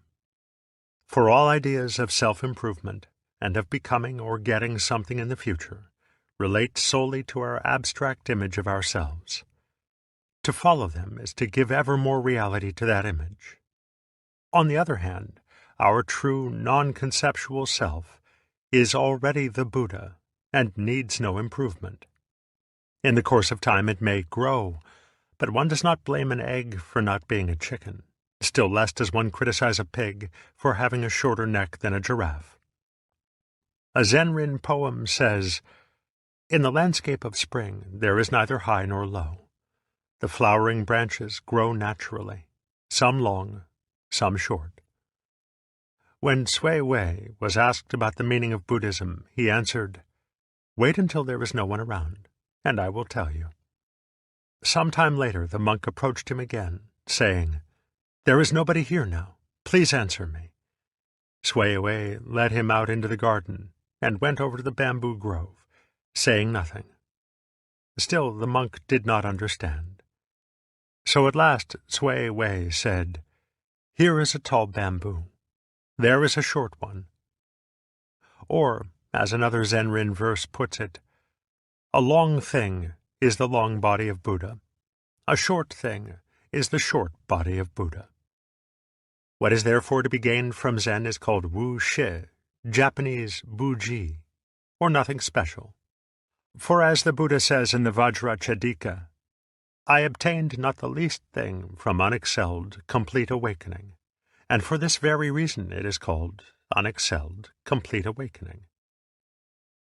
The expression Wu Shi also has the sense of the perfectly natural and unaffected, in which there is no fuss or business. The attainment of Satori is often suggested by the old Chinese poem, "Mount Lu in misty rain, the river Je at high tide. When I had not been there, no rest from the pain of longing. I went there and returned. It was nothing special. Mount Lu in misty rain, the river Je at high tide." According to the famous sayings of Qing Yuan, "Before I had studied Zen for 30 years, I saw mountains as mountains and waters as waters. When I arrived at a more intimate knowledge, I came to the point where I saw that mountains are not mountains and waters are not waters. But now that I have got its very substance, I am at rest. For it's just that I see mountains once again as mountains, and waters once again as waters." The difficulty of Zen is, of course, to shift one's attention from the abstract to the concrete, from the symbolic self to one's true nature. So long as we merely talk about it, so long as we turn over ideas in our minds about symbol and reality, or keep repeating, "I am not my idea of myself," this is still mere abstraction. Zen created the method, upaya, of direct pointing, in order to escape from this vicious circle, in order to thrust the real immediately to our notice. When reading a difficult book, it is of no help to think, "I should concentrate," for one thinks about concentration instead of what the book has to say. Likewise, in studying or practicing Zen, it is of no help to think about Zen. To remain caught up in ideas and words about Zen is, as the old masters say, to stink of Zen. For this reason the masters talk about Zen as little as possible, and throw its concrete reality straight at us. This reality is the suchness, tathata, of our natural, non-verbal world. If we see this just as it is, there is nothing good, nothing bad, nothing inherently long or short, nothing subjective, and nothing objective. There is no symbolic self to be forgotten, and no need for any idea of a concrete reality to be remembered. A monk asked Zhao Ju, "For what reason did the first patriarch come from the West?" This is a formal question, asking for the central point of Bodhidharma's teaching, that is, of Zen itself. Zhao Ju answered, "The cypress tree in the yard." "Aren't you trying," said the monk, "to demonstrate it by means of an objective reality?" "I am not," retorted the master. "For what reason, then, did the first patriarch come from the West?" "The cypress tree in the yard." Notice how Zhao Ju whips the monk out of his conception about the answer. When Tung Shan was asked, "What is the Buddha?" he answered, 3 pounds of flax. Upon this, Yuan Wu comments, various answers have been given by different masters to the question, what is the Buddha? None, however, can excel Tung Shan's 3 pounds, Shin, of flax, as regards its irrationality, which cuts off all passage of speculation. Some comment that Tung Shan was weighing flax at the moment, hence the answer. Still others think that as the questioner was not conscious of the fact that he himself was the Buddha, Tung Shan answered him in this indirect way. Such are all like corpses, for they are utterly unable to comprehend the living truth. There are still others who take the 3 pounds of flax as the Buddha. What wild and fantastic remarks they make! The masters are resolute in cutting short all theorizing and speculation about these answers. Direct pointing entirely fails in its intention if it requires or stimulates any conceptual comment. Fa Yen asked the monk Xuan Tzu why he had never asked him any questions about Zen. The monk explained that he had already attained his understanding from another master. Pressed by Fa Yen for an explanation, the monk said that when he had asked his teacher, "What is the Buddha?" he had received the answer, "Bing Ding Tung Tzu comes for fire." "A good answer," said Fa Yen, "but I'm sure you don't understand it." "Bing Ding," explained the monk, "is the god of fire. For him to be seeking for fire is like myself seeking the Buddha. I'm the Buddha already, and no asking is needed." "Just as I thought," laughed Fa Yen. "You didn't get it." The monk was so offended that he left the monastery, but later repented of himself and returned, humbly requesting instruction. "You ask me," said Fa Yen. "What is the Buddha?" inquired the monk. "Bing Ding Tung Tzu comes for fire." The point of this mondo is perhaps best indicated by 2 poems submitted by the Pure Land Buddhist Ippen Shonin to the Zen master Hoto, translated by Suzuki from the sayings of Ippen. Ippen was one of those who studied Zen to find a rapprochement between Zen and the Pure Land school, with its practice of repeating the name of Amitabha. In Japanese, the formula is Namu Amida Butsu. Ippen first presented this verse: "When the name is uttered, neither the Buddha nor the Self, there is Namu Amida Butsu. The voice alone is heard." Hoto, however, felt that this did not quite express the point, but gave his approval when Ippen submitted a second verse: "When the name is uttered, neither the Buddha nor the Self, there is Namu Amida Butsu. Namu Amida Butsu." Bojung had so many students that he had to open a second monastery. To find a suitable person as its master, he called his monks together and set a pitcher before them, saying, "Without calling it a pitcher, tell me what it is." The head monk said, "You couldn't call it a piece of wood." At this, the monastery cook kicked the pitcher over and walked away. The cook was put in charge of the new monastery. One of Nan Chuan's lectures is worth quoting here. During the period, Kalpa, before the world was manifested, there were no names. The moment the Buddha arrives in the world, there are names, and so we clutch hold of forms. In the great Tao, there is absolutely nothing secular or sacred. If there are names, everything is classified in limits and bounds. Therefore the old man west of the river, that is, Ma Tzu, said, "It is not mind, it is not Buddha, it is not a thing." This, of course, reflects the doctrine of the Tao Te Ching that the nameless is the origin of heaven and earth. Naming is the mother of the 10,000 things. But Lao Tzu's nameless and Nan Chuan's kalpa of the void before the manifestation of the world are not prior to the conventional world of things in time. They are the suchness of the world just as it is now, and to which the Zen masters are directly pointing. Bojung's cook was living wide awake in that world, and answered the master's problem in its concrete and nameless terms. A monk asked Sui Wei, "For what reason did the first patriarch come from the West?" Cui Wei answered, "Pass me that chin rest." As soon as the monk passed it, Cui Wei hit him with it. Another master was having tea with two of his students, when he suddenly tossed his fan to one of them, saying, "What's this?" The student opened it and fanned himself. "Not bad," was his comment. "Now you," he went on, passing it to the other student, who at once closed the fan and scratched his neck with it. This done, he opened it again, placed a piece of cake on it, and offered it to the master.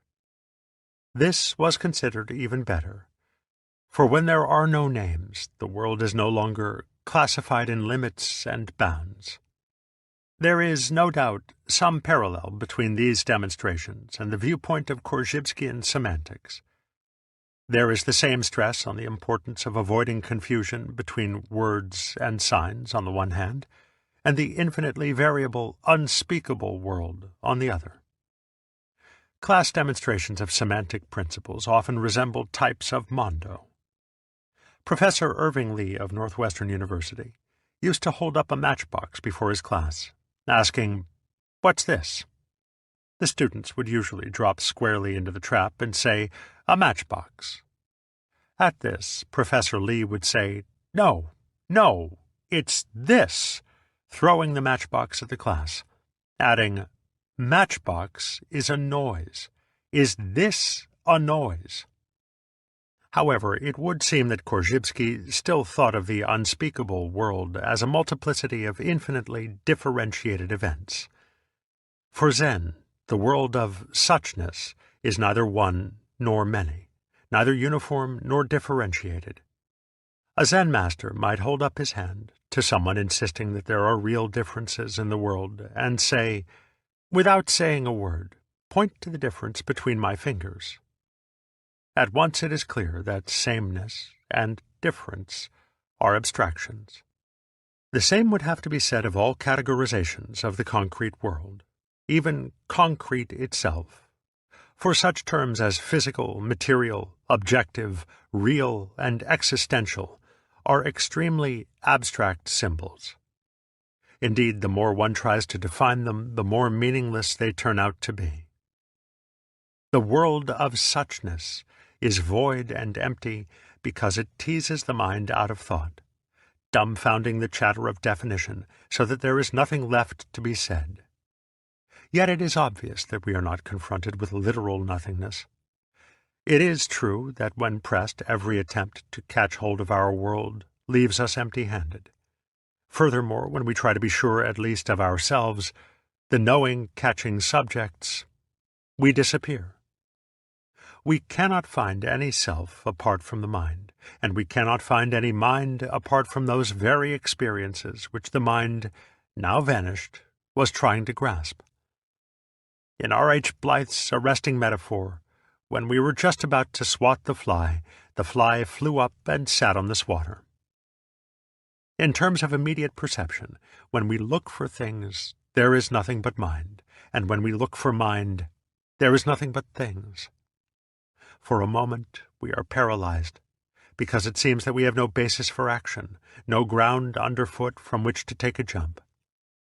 But this is the way it always was, and in the next moment we find ourselves as free to act, speak, and think as ever, yet in a strange and miraculous new world from which self and other, mind and things, have vanished.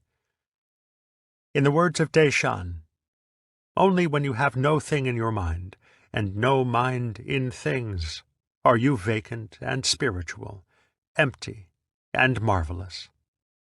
The marvel can only be described as the peculiar sensation of freedom in action, which arises when the world is no longer felt to be some sort of obstacle standing over against one.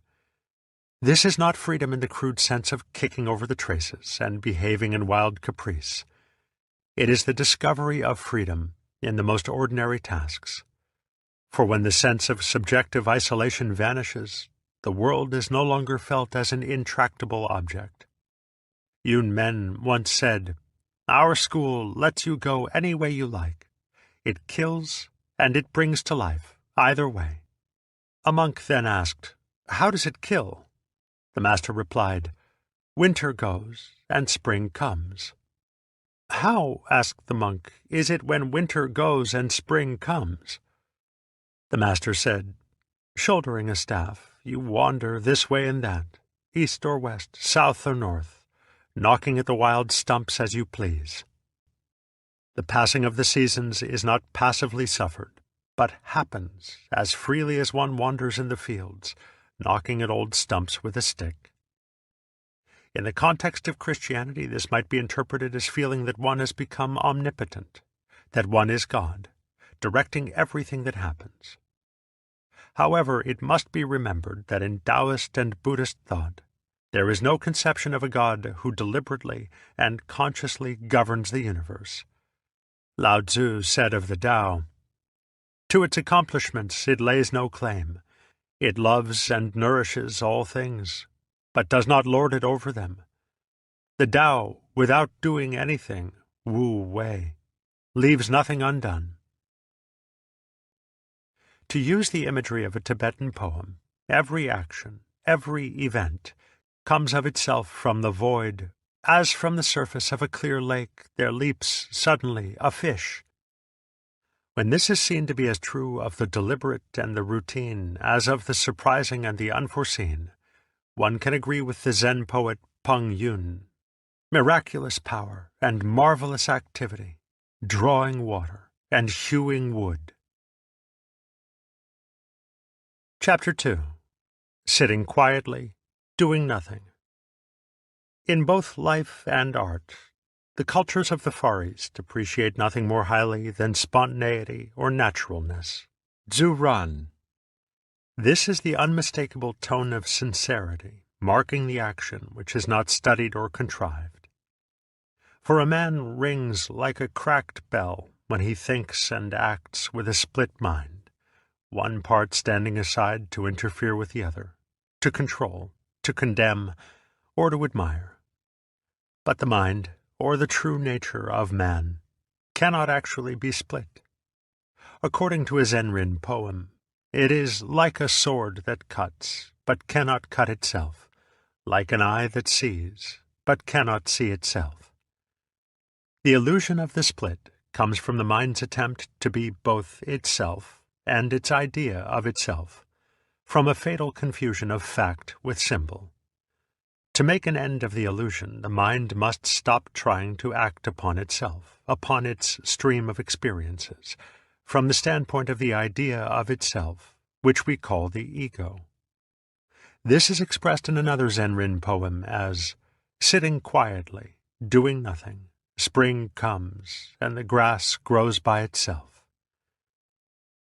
This, by itself, is the mind's and the world's natural way of action, as when the eyes see by themselves, and the ears hear by themselves, and the mouth opens by itself, without having to be forced apart by the fingers. As the Zen says again, "The blue mountains are of themselves blue mountains. The white clouds are of themselves white clouds." In its stress upon naturalness, Zen is obviously the inheritor of Taoism, and its view of spontaneous action as marvelous activity, Miao Yung, is precisely what the Taoists meant by the word "dai," virtue with an overtone of magical power. But neither in Taoism nor in Zen does it have anything to do with magic in the merely sensational sense of performing superhuman miracles. The magical or marvelous quality of spontaneous action is, on the contrary, that it is perfectly human, and yet shows no sign of being contrived. Such a quality is particularly subtle, another meaning of miao, and extremely hard to put into words. The story is told of a Zen monk who wept upon hearing of the death of a close relative. When one of his fellow students objected that it was most unseemly for a monk to show such personal attachment, he replied, "Don't be stupid. I'm weeping because I want to weep." The great Hakuin was deeply disturbed in his early study of Zen when he came across the story of the master Yen Tu, who was said to have screamed at the top of his voice when murdered by a robber. Yet this doubt was dissolved at the moment of his satori. and in Zen circles, his own death is felt to have been especially admirable for its display of human emotion. On the other hand, the abbot Kwai-sen and his monks allowed themselves to be burned alive by the soldiers of Oda Nobunaga, sitting calmly in the posture of meditation. Such contradictory naturalness seems most mysterious. But perhaps the clue lies in the saying of Yun Men. For walking, just walk. In sitting, just sit. Above all, don't wobble. For the essential quality of naturalness is the sincerity of the undivided mind, which does not dither between alternatives. So when Yen Tu screamed, it was such a scream that it was heard for miles around. But it would be quite wrong to suppose that this natural sincerity comes about by observing such a platitude as, "Whatsoever thy hand findeth to do, do it with all thy might." When Yen Tu screamed, he was not screaming in order to be natural, nor did he first make up his mind to scream, and then implement the decision with the full energy of his will. There is a total contradiction in planned naturalness and intentional sincerity. This is to overlay, not to discover, the original mind. Thus, to try to be natural is an affectation. To try not to try to be natural is also an affectation. As a Zen Rin poem says, "You cannot get it by taking thought. You cannot seek it by not taking thought." But this absurdly complex and frustrating predicament arises from a simple and elementary mistake in the use of the mind. When this is understood, there is no paradox and no difficulty. Obviously, the mistake arises in the attempt to split the mind against itself. But to understand this clearly, we have to enter more deeply into the cybernetics of the mind, the basic pattern of its self-correcting action. It is, of course, part of the very genius of the human mind that it can, as it were, stand aside from life and reflect upon it, that it can be aware of its own existence, and that it can criticize its own processes. For the mind has something resembling a feedback system. This is a term used in communications engineering for one of the basic principles of automation, of enabling machines to control themselves. Feedback enables a machine to be informed of the effects of its own action in such a way as to be able to correct its action. Perhaps the most familiar example is the electrical thermostat, which regulates the heating of a house. By setting an upper and a lower limit of desired temperature, the thermometer is so connected that it will switch the furnace on when the lower limit is reached and off when the upper limit is reached. The temperature of the house is thus kept within the desired limits.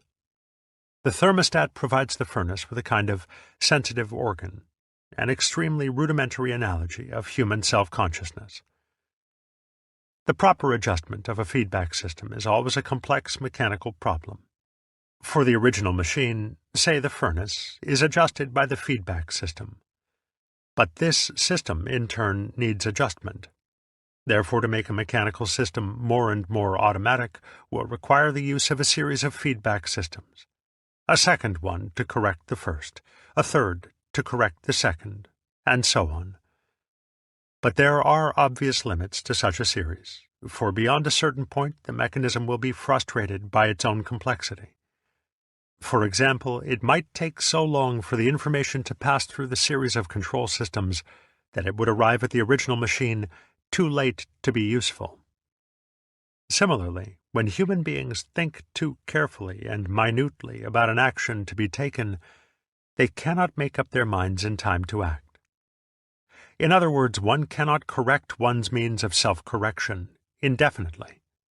There must soon be a source of information at the end of the line which is the final authority. Failure to trust its authority will make it impossible to act, and the system will be paralyzed. The system can be paralyzed in yet another way. Every feedback system needs a margin of lag, or error. If we try to make a thermostat absolutely accurate, that is, if we bring the upper and lower limits of temperature very close together in an attempt to hold the temperature at a constant 70 degrees, the whole system will break down. For to the extent that the upper and lower limits coincide, the signals for switching off and switching on will coincide. If 70 degrees is both the lower and the upper limit, the go sign will also be the stop sign. Yes will imply no, and no will imply yes. Whereupon the mechanism will start trembling, going on and off, until it shakes itself to pieces. The system is too sensitive, and shows symptoms which are startlingly like human anxiety. For when a human being is so self-conscious, so self-controlled, that he cannot let go of himself, he dithers or wobbles between opposites. This is precisely what is meant in Zen by going round and round on the wheel of birth and death, for the Buddhist samsara is the prototype of all vicious circles. Now, human life consists primarily and originally in action, in living in the concrete world of suchness. But we have the power to control action by reflection, that is, by thinking, by comparing the actual world with memories or reflections. Memories are organized in terms of more or less abstract images, words, signs, simplified shapes, and other symbols which can be reviewed very rapidly, one after another. From such memories, reflections, and symbols, the mind constructs its idea of itself. This corresponds to the thermostat, the source of information about its own past action by which the system corrects itself. The mind-body must, of course, trust that information in order to act, for paralysis will soon result from trying to remember whether we have remembered everything accurately. But to keep up the supply of information in the memory, the mind-body must continue to act on its own. It must not cling too closely to its own record. There must be a lag, or distance, between the source of information and the source of action. This does not mean that the source of action must hesitate before it accepts the information. It means that it must not identify itself with the source of information. We saw that when the furnace responds too closely to the thermostat, it cannot go ahead without also trying to stop, or stop without also trying to go ahead. This is just what happens to the human being, to the mind, when the desire for certainty and security prompts identification between the mind and its own image of itself. It cannot let go of itself. It feels that it should not do what it is doing, and that it should do what it is not doing. It feels that it should not be what it is, and be what it isn't. Furthermore, the effort to remain always good or happy is like trying to hold the thermostat to a constant 70 degrees by making the lower limit the same as the upper. The identification of the mind with its own image is, therefore, paralyzing because the image is fixed. It is past and finished. But it is a fixed image of oneself in motion. To cling to it is thus to be in constant contradiction and conflict. Hence Yun Men's saying, "In walking, just walk. In sitting, just sit. Above all, don't wobble." In other words, the mind cannot act without giving up the impossible attempt to control itself beyond a certain point. It must let go of itself, both in the sense of trusting its own memory and reflection, and in the sense of acting spontaneously, on its own, into the unknown.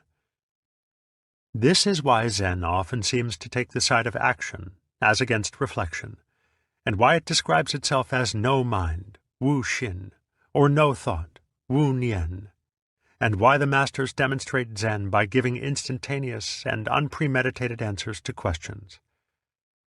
When Yun Men was asked for the ultimate secret of Buddhism, he replied, "Dumpling." In the words of the Japanese master Takuan, when a monk asks, "What is the Buddha?" the master may raise his fist. When he is asked, "What is the ultimate idea of Buddhism?" he may exclaim, even before the questioner finishes his sentence, "A blossoming branch of the plum," or the cypress tree in the courtyard. The point is that the answering mind does not stop anywhere, but responds straight away, without giving any thought to the felicity of an answer. This is allowing the mind to act on its own. But reflection is also action. And Yun Men might also have said, in acting, just act. In thinking, just think. Above all, don't wobble. In other words, if one is going to reflect, just reflect, but do not reflect about reflecting. Yet Zen would agree that reflection about reflection is also action, provided that in doing it we do just that, and do not tend to drift off into the infinite regression of trying always to stand above or outside the level upon which we are acting. Thus, Zen is also a liberation from the dualism of thought and action, for it thinks as it acts, with the same quality of abandon, commitment, or faith. The attitude of Wu Shin is by no means an anti-intellectualist exclusion of thinking.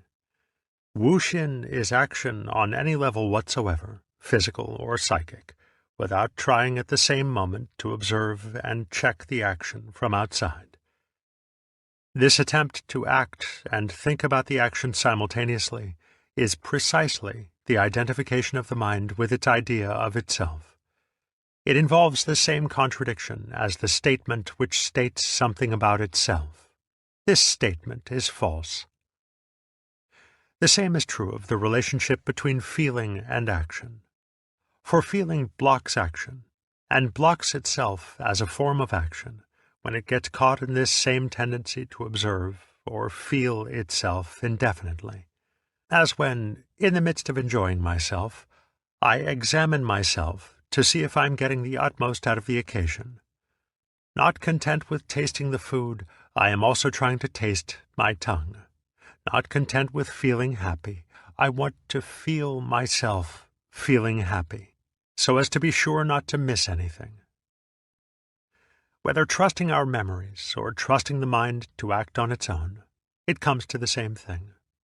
Ultimately, we must act and think, live and die, from a source beyond all our knowledge and control.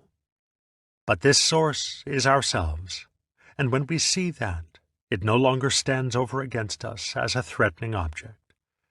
No amount of care and hesitancy, no amount of introspection and searching of our motives can make any ultimate difference to the fact that the mind is like an eye that sees, but cannot see itself. In the end, the only alternative to a shuddering paralysis is to leap into action regardless of the consequences. Action, in this spirit, may be right or wrong with respect to conventional standards, but our decisions upon the conventional level must be supported by the conviction that whatever we do, and whatever happens to us, is ultimately right.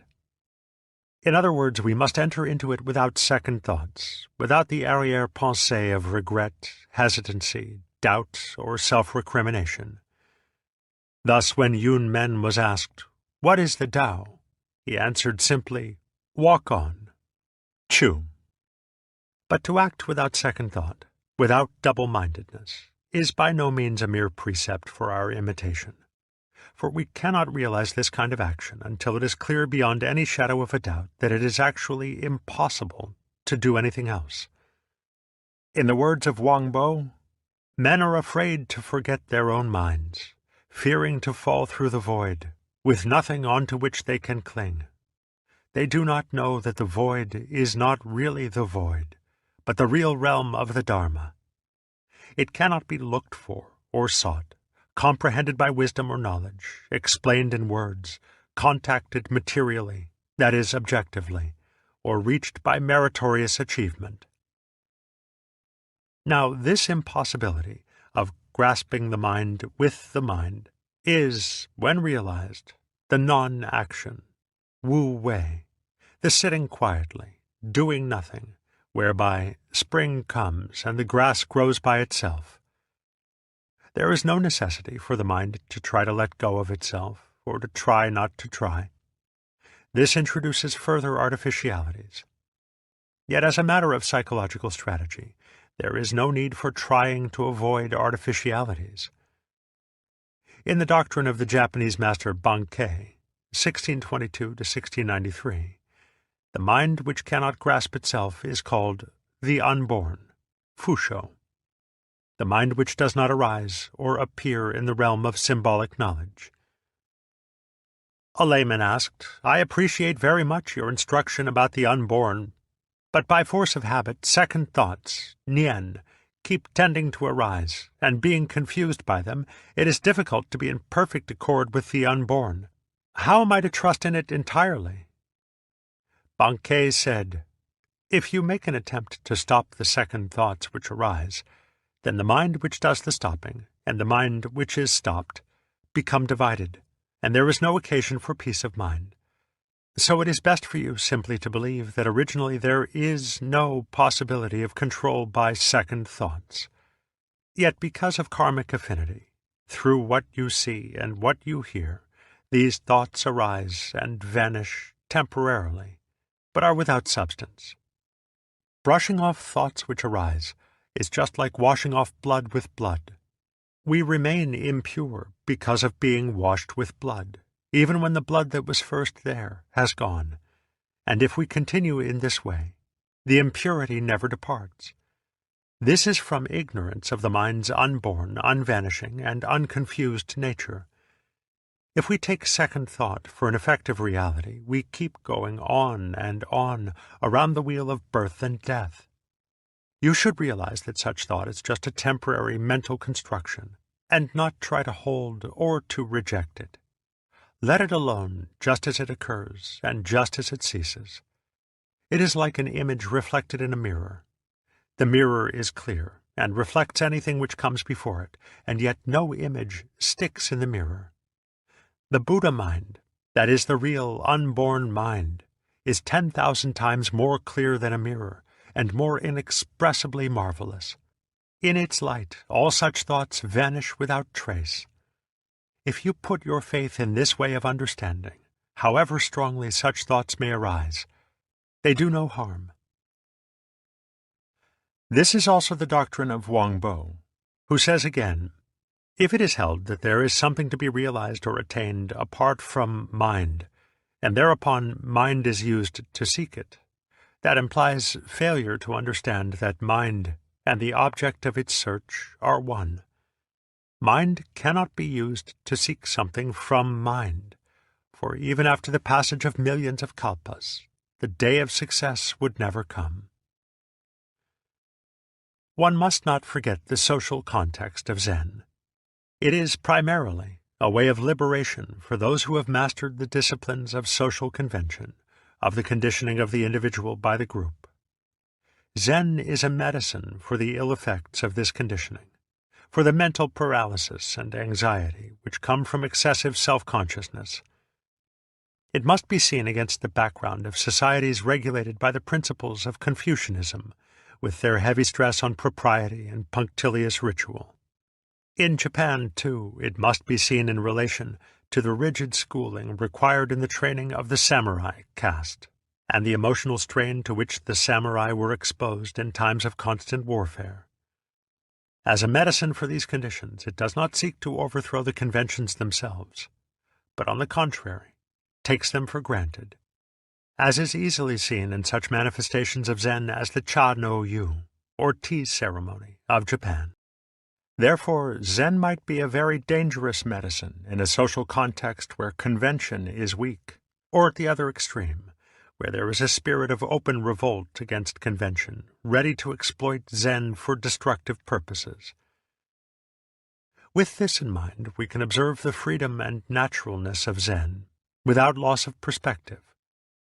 Social conditioning fosters the identification of the mind with a fixed idea of itself as the means of self-control, and as a result man thinks of himself as I, the ego. Thereupon the mental center of gravity shifts from the spontaneous or original mind to the ego image. Once this has happened, the very center of our psychic life is identified with the self-controlling mechanism.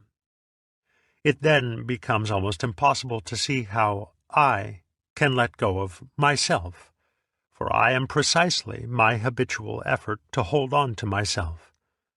I find myself totally incapable of any mental action which is not intentional, affected, and insincere. Therefore anything I do to give myself up To let go will be a disguised form of the habitual effort to hold on. I cannot be intentionally unintentional or purposely spontaneous. As soon as it becomes important for me to be spontaneous, the intention to be so is strengthened. I cannot get rid of it, and yet it is the one thing that stands in the way of its own fulfillment. It is as if someone had given me some medicine with the warning that it will not work if I think of a monkey while taking it. While I am remembering to forget the monkey, I am in a double-bind situation, where to do is not to do, and vice versa. Yes implies no, and go implies stop. At this point, Zen comes to me and asks, if you cannot help remembering the monkey, are you doing it on purpose? In other words, do I have an intention for being intentional, a purpose for being purposive? Suddenly I realize that my very intending is spontaneous, or that my controlling self, the ego, arises from my uncontrolled or natural self. At this moment all the machinations of ego come to naught. It is annihilated in its own trap. I see that it is actually impossible not to be spontaneous. For what I cannot help doing, I am doing spontaneously. But if I am at the same time trying to control it, I interpret it as a compulsion. As a Zen master said, nothing is left to you at this moment but to have a good laugh. In this moment, the whole quality of consciousness is changed, and I feel myself in a new world in which, however, it is obvious that I have always been living. As soon as I recognize that my voluntary and purposeful action happens spontaneously, by itself, just like breathing, hearing, and feeling, I am no longer caught in the contradiction of trying to be spontaneous. There is no real contradiction, since trying is spontaneity. Seeing this, the compulsive, blocked, and tied-up feeling vanishes. It is just as if I had been absorbed in a tug-of-war between my two hands, and had forgotten that both were mine. No block to spontaneity remains when the trying is seen to be needless. As we saw, the discovery that both the voluntary and involuntary aspects of the mind are alike spontaneous makes an immediate end of the fixed dualism between the mind and the world, the knower and the known. The new world in which I find myself has an extraordinary transparency or freedom from barriers, making it seem that I have somehow become the empty space in which everything is happening. Here, then, is the point of the oft-repeated assertion that all beings are in nirvana from the very beginning, that all dualism is falsely imagined, that the ordinary mind is the Tao, and that there is therefore no meaning in trying to get into accord with it. In the words of the Zheng Dao Ge, like the empty space, it has no boundaries, yet it is right in this place, ever profound and clear. When you seek to know it, you cannot see it. You cannot take hold of it, but you cannot lose it. In not being able to get it, you get it. When you are silent, it speaks. When you speak, it is silent. The great gate is wide open to bestow alms, and no crowd is blocking the way. It was through seeing this, in the moment of his satori, Hakuin cried out, "How wondrous! How wondrous! There is no birth and death from which one has to escape, nor is there any supreme knowledge after which one has to strive." Or in the words of Sheng Yen, "At one stroke, I forgot all my knowledge." There's no use for artificial discipline, for move as I will, I manifest the ancient way. Paradoxically, nothing is more artificial than the notion of artificiality. Try as one may, it is as impossible to go against the spontaneous Tao as to live in some other time than now, or some other place than here. When a monk asked Bankei what he thought of disciplining oneself to attain satori, the master said, "Satori stands in contrast to confusion. Since each person is the substance of Buddha, In reality, there is not one point of confusion. What then is one going to achieve by Satori? Seeing, then, that there is no possibility of departing from the Tao, one is like Xuanjue's easy-going man, who neither avoids false thoughts nor seeks the true, for ignorance is in reality the Buddha nature, and this illusory, changeful, empty body is the Dharmakaya. One stops trying to be spontaneous by seeing that it is unnecessary to try, and then and there it can happen. The Zen masters often try to bring out this state by the device of evading a question, and then, as the questioner turns to go, calling him suddenly by name. As he naturally replies, "Yes," the master exclaims, "There it is." To the Western reader it may seem that all this is a kind of pantheism, an attempt to wipe out conflicts by asserting that everything is God. But from the standpoint of Zen, this is a long way short of true naturalness, since it involves the use of the artificial concept, everything is God, or everything is the Tao. Zen annihilates this concept by showing that it is as unnecessary as every other. One does not realize the spontaneous life by depending on the repetition of thoughts or affirmations. One realizes it by seeing that no such devices are necessary. Zen describes all means and methods for realizing the Tao as legs on a snake, utterly irrelevant attachments. To the logician, it will, of course, seem that the point at which we have arrived is pure nonsense, as in a way it is. From the Buddhist point of view, reality itself has no meaning, since it is not a sign pointing to something beyond itself. To arrive at reality, at suchness, is to go beyond karma, beyond consequential action, and to enter a life which is completely aimless. Yet to Zen and Taoism alike, this is the very life of the universe, which is complete at every moment and does not need to justify itself by aiming at something beyond. In the words of a Zen-Rin poem, "If you don't believe, just look at September. Look at October. The yellow leaves falling, falling, to fill both mountain and river. To see this is to be like the two friends of whom another Zen-Rin poem says, meeting, they laugh and laugh. The forest grove, the many fallen leaves." To the Taoist mentality, the aimless, empty life does not suggest anything depressing. On the contrary, it suggests the freedom of clouds and mountain streams, wandering nowhere, of flowers and impenetrable canyons, beautiful for no one to see, and of the ocean surf forever washing the sand to no end. Furthermore, the Zen experience is more of a conclusion than a premise. It is never to be used as the first step in a line of ethical or metaphysical reasoning, since conclusions draw to it rather than from it. Like the beatific vision of Christianity, it is a which than which there is no whicher. The true end of man, not a thing to be used for some other end.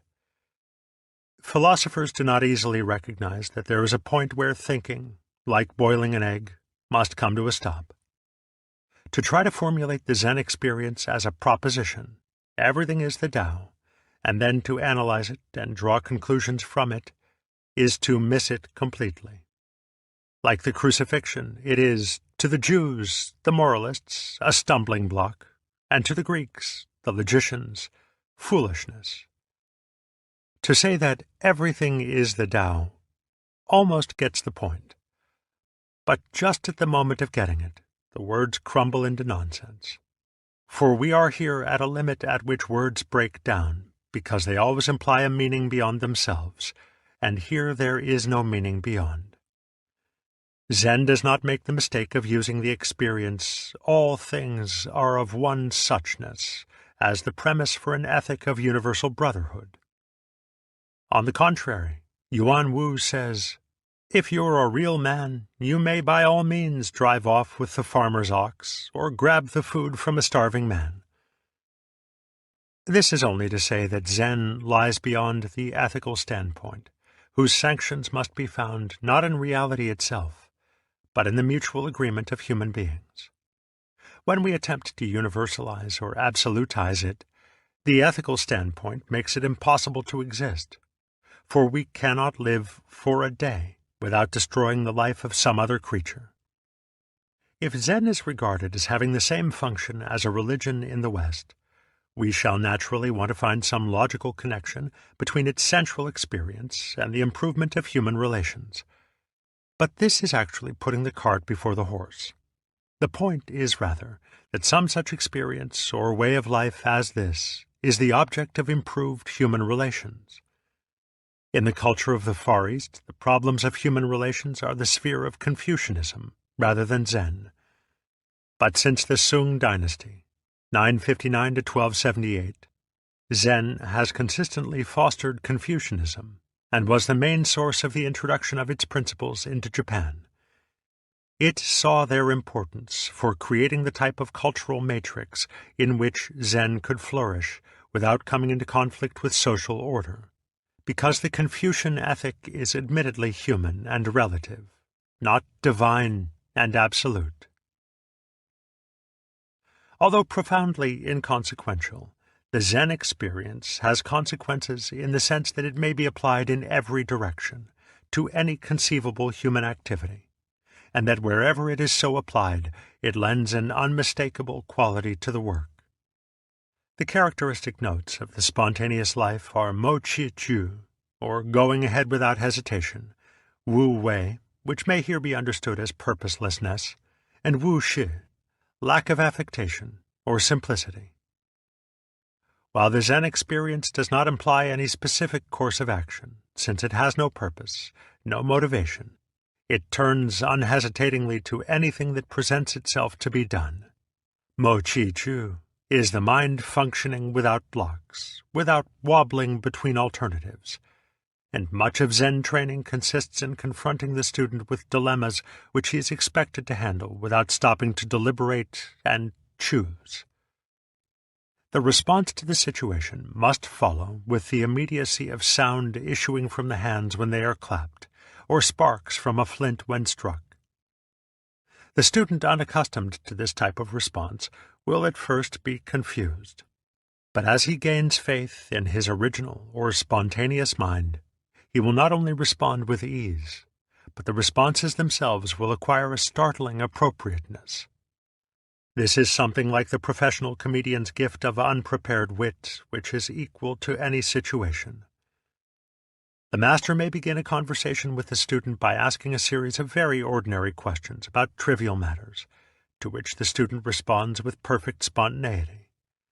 But suddenly he will say, "When the bathwater flows down the drain, does it turn clockwise or counterclockwise?" As the student stops at the unexpectedness of the question, and perhaps tries to remember which way it goes, the master shouts, "Don't think, act, this way," and whirls his hand in the air. Or, perhaps less helpfully, he may say, "So far you've answered my questions quite naturally and easily, but where's your difficulty now?" The student, likewise, is free to challenge the master, and one can imagine that in the days when Zen training was less formal, the members of Zen communities must have had enormous fun laying traps for each other. To some extent, this type of relationship still exists, despite the great solemnity of the Sanzen interview in which the koan is given and answered. The late Kozuki Roshi was entertaining two American monks at tea when he casually asked, "And what do you gentlemen know about Zen?" One of the monks flung his closed fan straight at the master's face. All in the same instant, the master inclined his head slightly to one side, the fan shot straight through the paper shoji behind him, and he burst into a ripple of laughter. Suzuki has translated a long letter from the Zen master Takuan on the relationship of Zen to the art of fencing, and this is certainly the best literary source of what Zen means by mo chi chu, by going straight ahead without stopping. Both Takuan and Bankei stressed the fact that the original or unborn mind is constantly working miracles, even in the most ordinary person. Even though a tree has innumerable leaves, the mind takes them in all at once without being stopped by any one of them. Explaining this to a visiting monk, Bankei said, "To prove that your mind is the Buddha mind, notice how all that I say here goes into you without missing a single thing, even though I don't try to push it into you." When heckled by an aggressive Nichiren monk, who kept insisting that he couldn't understand a word, Bankei asked him to come closer. The monk stepped forward. "Closer still," said Bankei. The monk came forward again. "How well," said Bankei, "you understand me." In other words, our natural organism performs the most marvelously complex activities without the least hesitation or deliberation. Conscious thought is itself founded upon its whole system of spontaneous functioning, for which reason there is really no alternative to trusting oneself completely to its working. Oneself is its working. Zen is not merely a cult of impulsive action.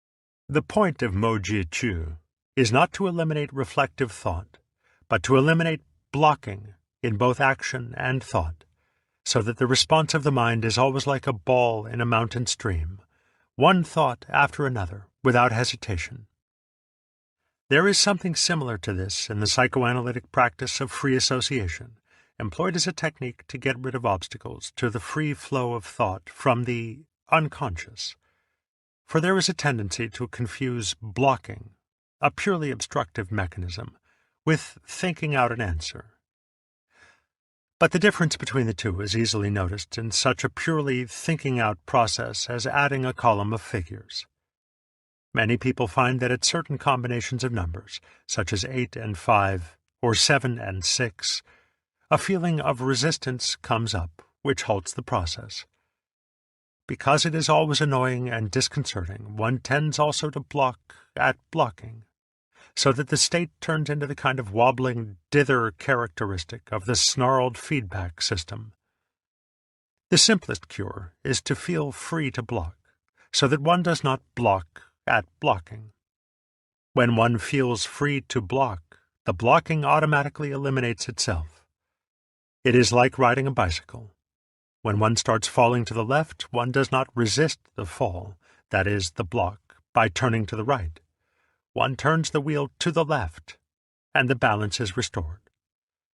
The principle here is, of course, the same as getting out of the contradiction of trying to be spontaneous through accepting the trying as spontaneous, through not resisting the block.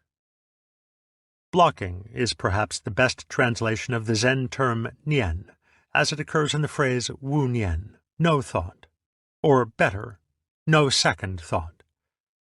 Takuan points out that this is the real meaning of attachment in Buddhism, as when it is said that a Buddha is free from worldly attachments. It does not mean that he is a stone Buddha, with no feelings, no emotions, and no sensations of hunger or pain. It means that he does not block at anything. Thus it is typical of Zen that its style of action has the strongest feeling of commitment, of follow-through. It enters into everything wholeheartedly and freely, without having to keep an eye on itself. It does not confuse spirituality with thinking about God while one is peeling potatoes. Zen spirituality is just to peel the potatoes. In the words of Lin Ji, when it's time to get dressed, put on your clothes. When you must walk, then walk. When you must sit, then sit. Don't have a single thought in your mind about seeking for Buddhahood. You talk about being perfectly disciplined in your 6 senses and in all your actions, but in my view all this is making karma. To seek the Buddha, nature, and to seek the Dharma is at once to make karma, which leads to the hells. To seek to be bodhisattvas is also making karma, and likewise studying the sutras and commentaries. Buddhas and patriarchs are people without such artificialities. It is said everywhere that there is a Tao which must be cultivated and a Dharma which must be realized. What Dharma do you say must be realized, and what Tao cultivated? What do you lack in the way you are functioning right now? What will you add to where you are? As another Zenrin poem says, there is nothing equal to wearing clothes and eating food. Outside this, there are neither Buddhas nor patriarchs. This is the quality of Wu Shi, of naturalness without any contrivances or means for being natural, such as thoughts of Zen, of the Tao, or of the Buddha. One does not exclude such thoughts. They simply fall away when seen to be unnecessary. He does not linger where the Buddha is, and where there is no Buddha he passes right on. For as the Zenrin says again, to be conscious of the original mind, the original nature, just this is the great disease of Zen. As the fish swims in the water, but is unmindful of the water, the bird flies in the wind, but knows not of the wind, so the true life of Zen has no need to raise waves when no wind is blowing, to drag in religion or spirituality as something over and above life itself.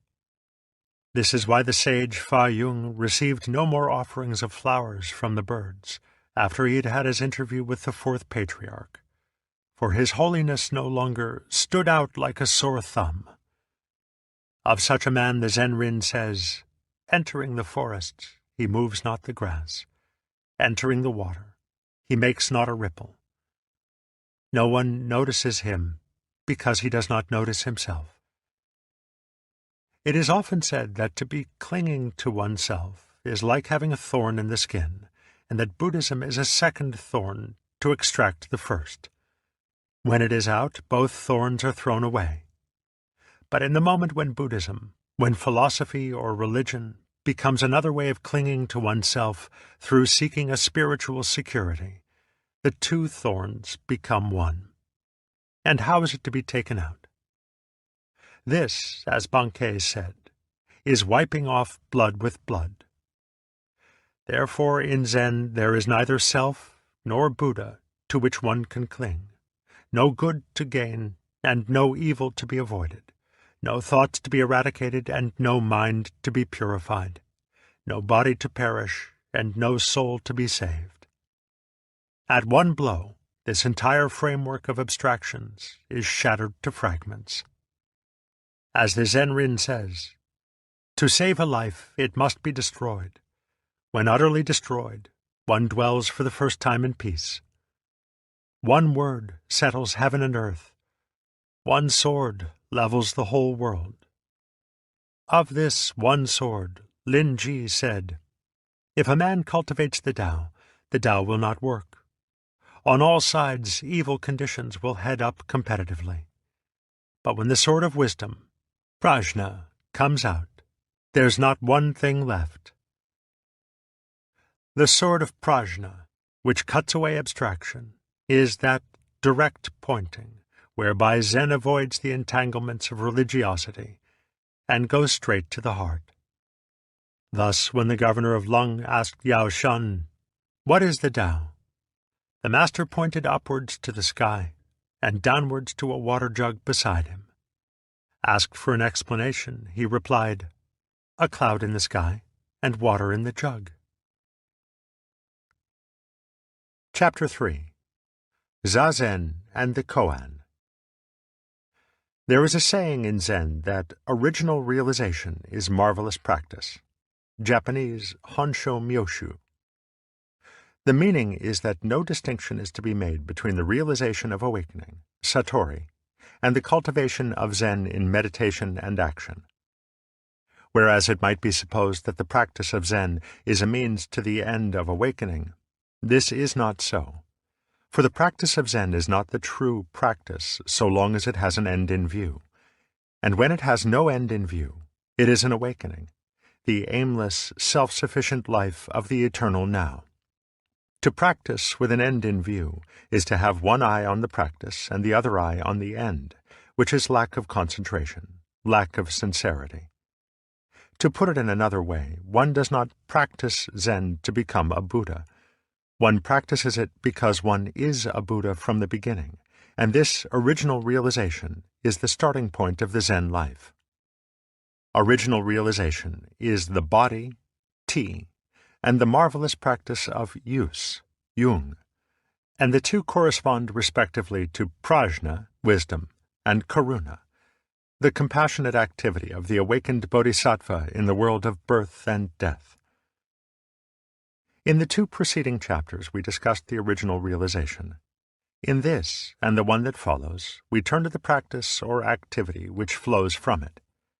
Firstly, to the life of meditation, and secondly, to the life of everyday work and recreation. We have seen that whatever may have been the practice of the tongue masters, the modern Zen communities, both Soto and Rinzai, attach the highest importance to meditation or sitting Zen, Zazen. It may seem both strange and unreasonable that strong and intelligent men should simply sit still for hours on end. The Western mentality feels that such things are not only unnatural, but a great waste of valuable time, however useful as a discipline for inculcating patience and fortitude. Although the West has its own contemplative tradition in the Catholic Church, the life of sitting and looking has lost its appeal, for no religion is valued which does not improve the world, and it is hard to see how the world can be improved by keeping still. Yet it should be obvious that action without wisdom, without clear awareness of the world as it really is, can never improve anything. Furthermore, as muddy water is best cleared by leaving it alone, it could be argued that those who sit quietly and do nothing are making one of the best possible contributions to a world in turmoil. There is, indeed, nothing unnatural in long periods of quiet sitting. Cats do it. Even dogs and other more nervous animals do it. So-called primitive peoples do it. American Indians and peasants of almost all nations. The art is most difficult for those who have developed the sensitive intellect to such a point that they cannot help making predictions about the future, and so must be kept in a constant whirl of activity to forestall them. But it would seem that to be incapable of sitting and watching with the mind completely at rest is to be incapable of experiencing the world in which we live to the full. For one does not know the world simply in thinking about it and doing about it. One must first experience it more directly, and prolong the experience without jumping to conclusions. The relevance of Zazen to Zen is obvious when it is remembered that Zen is seeing reality directly, in its suchness. To see the world as it is concretely, undivided by categories and abstractions, one must certainly look at it with a mind which is not thinking, which is to say forming symbols about it. Zazen is not, therefore, sitting with a blank mind which excludes all the impressions of the inner and outer senses. It is not concentration, in the usual sense of restricting the attention to a single sense object, such as a point of light or the tip of one's nose. It is simply a quiet awareness, without comment, of whatever happens to be here and now. This awareness is attended by the most vivid sensation of non-difference between oneself and the external world, between the mind and its contents, the various sounds, sights, and other impressions of the surrounding environment. Naturally, this sensation does not arise by trying to acquire it. It just comes by itself when one is sitting and watching without any purpose in mind, even the purpose of getting rid of purpose.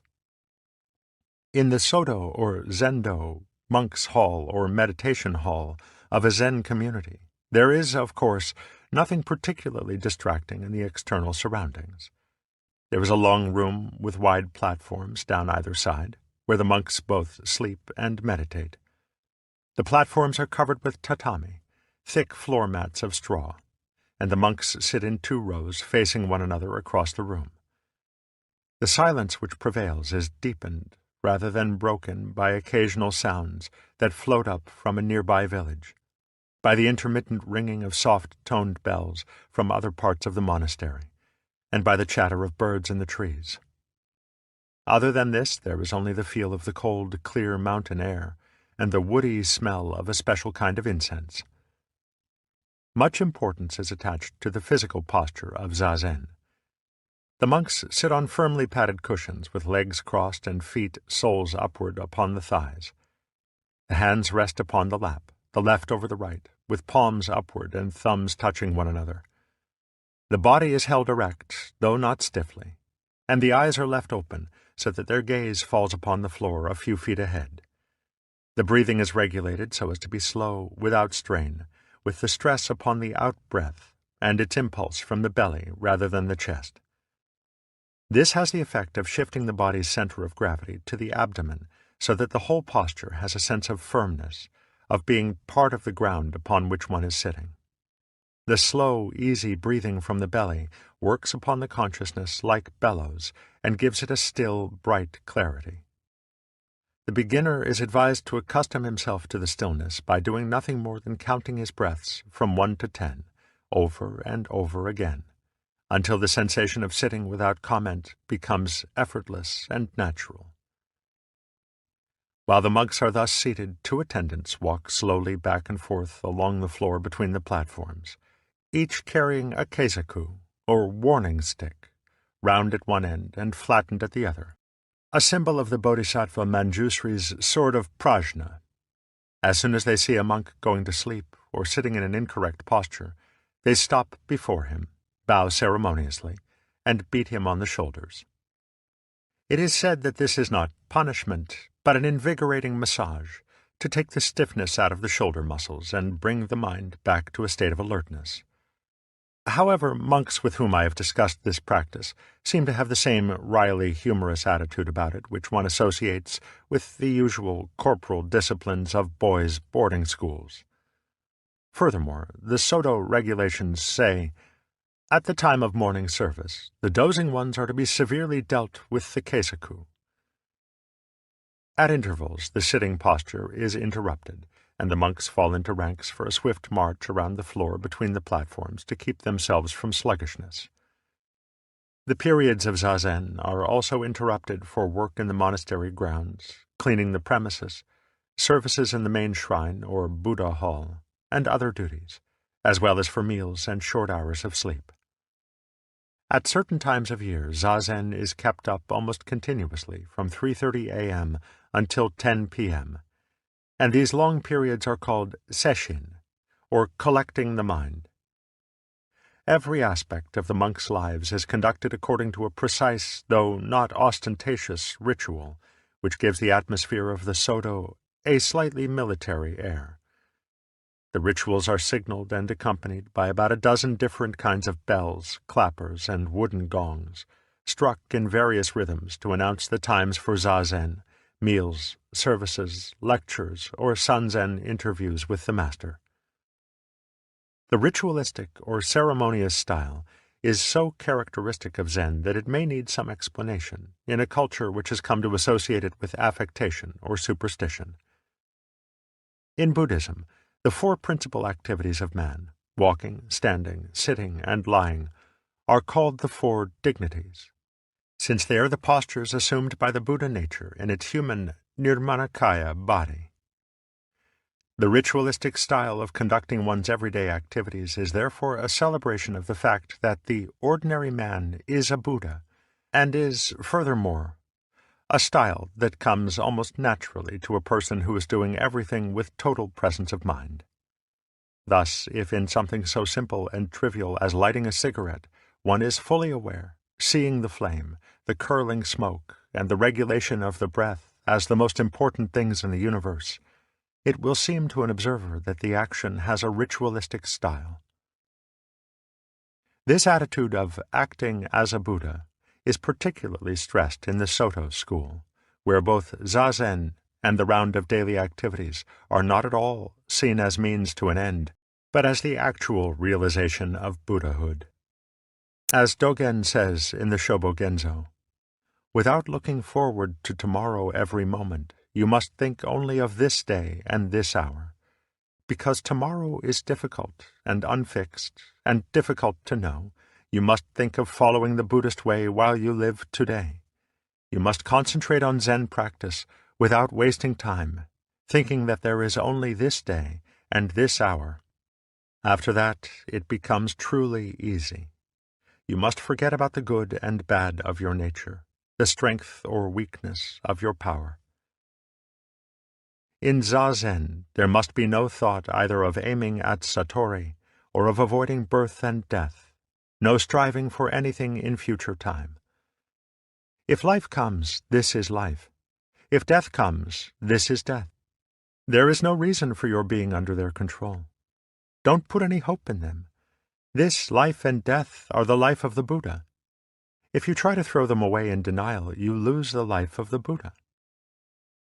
The three worlds of past, present, and future are not, as is commonly supposed, stretched out to inaccessible distances. The so-called past is the top of the heart, the present is the top of the fist, and the future is the back of the brain. All time is here in this body, which is the body of Buddha. The past exists in its memory, and the future in its anticipation, and both of these are now. For when the world is inspected directly and clearly, past and future times are nowhere to be found. This is also the teaching of Bankei. You are primarily Buddhas. You are not going to be Buddhas for the first time. There is not an iota of a thing to be called error in your inborn mind. If you have the least desire to be better than you actually are, if you hurry up to the slightest degree in search of something, you are already going against the unborn. Such a view of Zen practice is therefore somewhat difficult to reconcile with the discipline which now prevails in the Rinzai school, and which consists in passing a graduated series of approximately 50 koan problems. Many of the Rinzai masters are most emphatic about the necessity of arousing a most intense spirit of seeking, a compelling sense of doubt, whereby it becomes almost impossible to forget the koan one is trying to solve. Naturally, this leads to a good deal of comparison between the degrees of attainment of various individuals, and a very definite and formal recognition is attached to final graduation from the process. Since the formal details of the koan discipline are one of the few actual secrets remaining in the Buddhist world, it is difficult to appraise it fairly if one has not undergone the training. On the other hand, if one has undergone it, one is obliged not to talk about it, save in vague generalities. The Rinzai school has always forbidden the publication of formally acceptable answers to the various koan, because the whole point of the discipline is to discover them for oneself, by intuition. To know the answers without having so discovered them would be like studying the map without taking the journey. Lacking the actual shock of recognition, the bare answers seem flat and disappointing, and obviously no competent master would be deceived by anyone who gave them without genuine feeling. There is no reason, however, why the process should actually involve all the silliness about grades of attainment, about who has passed and who has not, or about who is or is not a genuine Buddha by these formal standards. All well-established religious institutions are beset by this kind of nonsense, and they generally boil down to a kind of aestheticism, an excessive passion for the cultivation of a special style, whose refinements distinguish the sheep from the goats.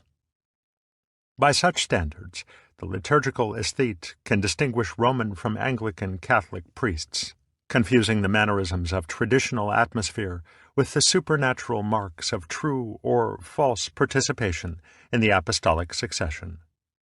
Sometimes, however, the cultivation of a traditional style may be rather admirable, as when a school of craftsmen or artists hands down from generation to generation certain trade secrets or technical refinements, whereby objects of peculiar beauty are manufactured. Even so, this very easily becomes a rather affected and self-conscious discipline, and at that moment all its Zen is lost. The koan system as it exists today is largely the work of Hakuin, 1685 to 1768, a formidable and immensely versatile master, who gave it a systematic organization so that the complete course of Zen study in the Rinzai school is divided into 6 stages. There are, first, 5 groups of koan. 1. Hoshin, or Dharmakaya koan, whereby one enters into the frontier gate of Zen. 2. Kikan, or cunning barrier koan, having to do with the active expression of the state realized in the first group. 3. Gonsen, or investigation of words, koan, presumably having to do with the expression of Zen understanding in speech. 4. Nanto, or hard-to-penetrate koan. 5. Goi, or 5 ranks koan, based on the 5 relationships of lord and servant, or of principle, li, and thing-event, shi, wherein Zen is related to the Huayan or Avatamsaka philosophy. The 6th stage is a study of the Buddhist precepts and the regulations of the monk's life, Vinaya, in the light of Zen understanding. Normally, this course of training takes about 30 years. By no means all Zen monks complete the whole training. This is required only of those who are to receive their master's inka, or seal of approval, so that they themselves may become masters, roshi, thoroughly versed in all the skillful means, upaya, for teaching Zen to others. Like so many other things of this kind, the system is as good as one makes it, and its graduates are both tall Buddhas and short Buddhas. It should not be assumed that a person who has passed a koan, or even many koan, is necessarily a transformed human being whose character and way of life are radically different from what they were before. Nor should it be assumed that satori is a single, sudden leap from the common consciousness to complete, unexcelled awakening, anuttara samyak sambodhi. Satori really designates the sudden and intuitive way of seeing into anything, whether it be remembering a forgotten name or seeing into the deepest principles of Buddhism. One seeks and seeks, but cannot find. One then gives up, and the answer comes by itself.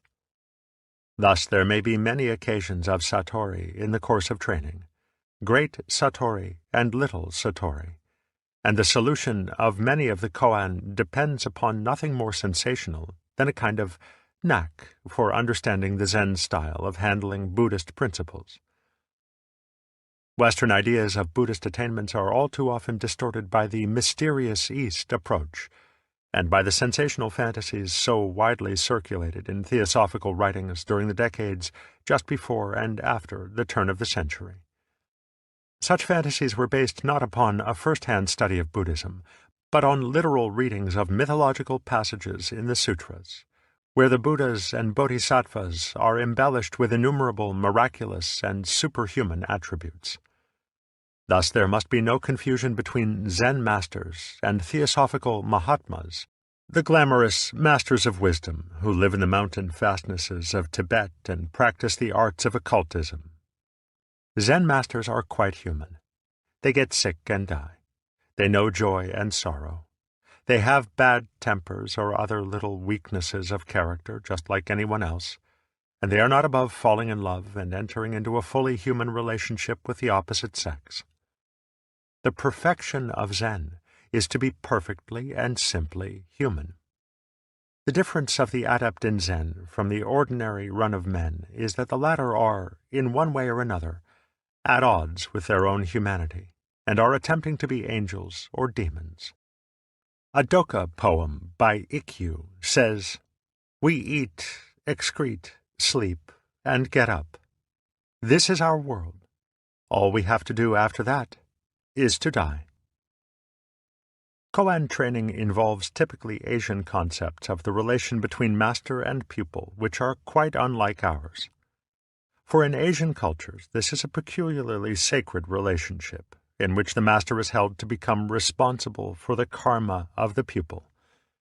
The pupil, in turn, is expected to accord absolute obedience and authority to the master, and to hold him in almost higher respect than his own father, and in Asian countries this is saying a great deal.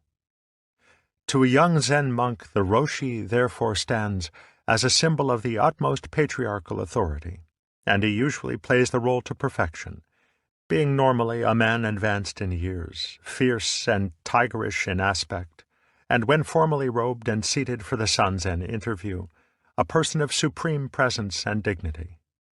In this role, he constitutes a living symbol of everything that makes one afraid of being spontaneous, everything that prompts the most painful and awkward self-consciousness. He assumes this role as an upaya, a skillful device for challenging the student to find enough nerve to be perfectly natural in the presence of this formidable archetype. If he can do this, he is a free man whom no one on earth can embarrass. It must be borne in mind, too, that in Japanese culture the adolescent and the youth are particularly susceptible to ridicule, which is freely used as a means of conforming the young to social convention. To the normal Asian concept of the master-pupil relationship, Zen adds something of its own, in the sense that it leaves the formation of the relationship entirely to the initiative of the pupil. The basic position of Zen is that it has nothing to say, nothing to teach. The truth of Buddhism is so self-evident, so obvious, that it is, if anything, concealed by explaining it. Therefore, the master does not help the student in any way, since helping would actually be hindering. On the contrary, he goes out of his way to put obstacles and barriers in the student's path. Thus, Wu Men's comments on the various koan in the Wu Men Kuan are intentionally misleading. The koan, as a whole, are called wisteria vines, or entanglements, and particular groups, cunning barriers, kikan, and hard to penetrate, nanto. This is like encouraging the growth of a hedge by pruning, for obviously the basic intention is to help, but the Zen student does not really know Zen, unless he finds it out for himself. The Chinese proverb, "What comes in through the gate is not family treasure," is understood in Zen to mean that what someone else tells you is not your own knowledge. Satori, as Wu Men explained, comes only after one has exhausted one's thinking, only when one is convinced that the mind cannot grasp itself. In the words of another of Ikkyu's Doka, "A mind to search elsewhere for the Buddha is foolishness in the very center of foolishness. For myself of long ago, in nature non-existent, nowhere to go when dead, nothing at all." The preliminary Hoshin type of koan begins, therefore, to obstruct the student by sending him off in the direction exactly opposite to that in which he should look. Only it does it rather cleverly, so as to conceal the stratagem.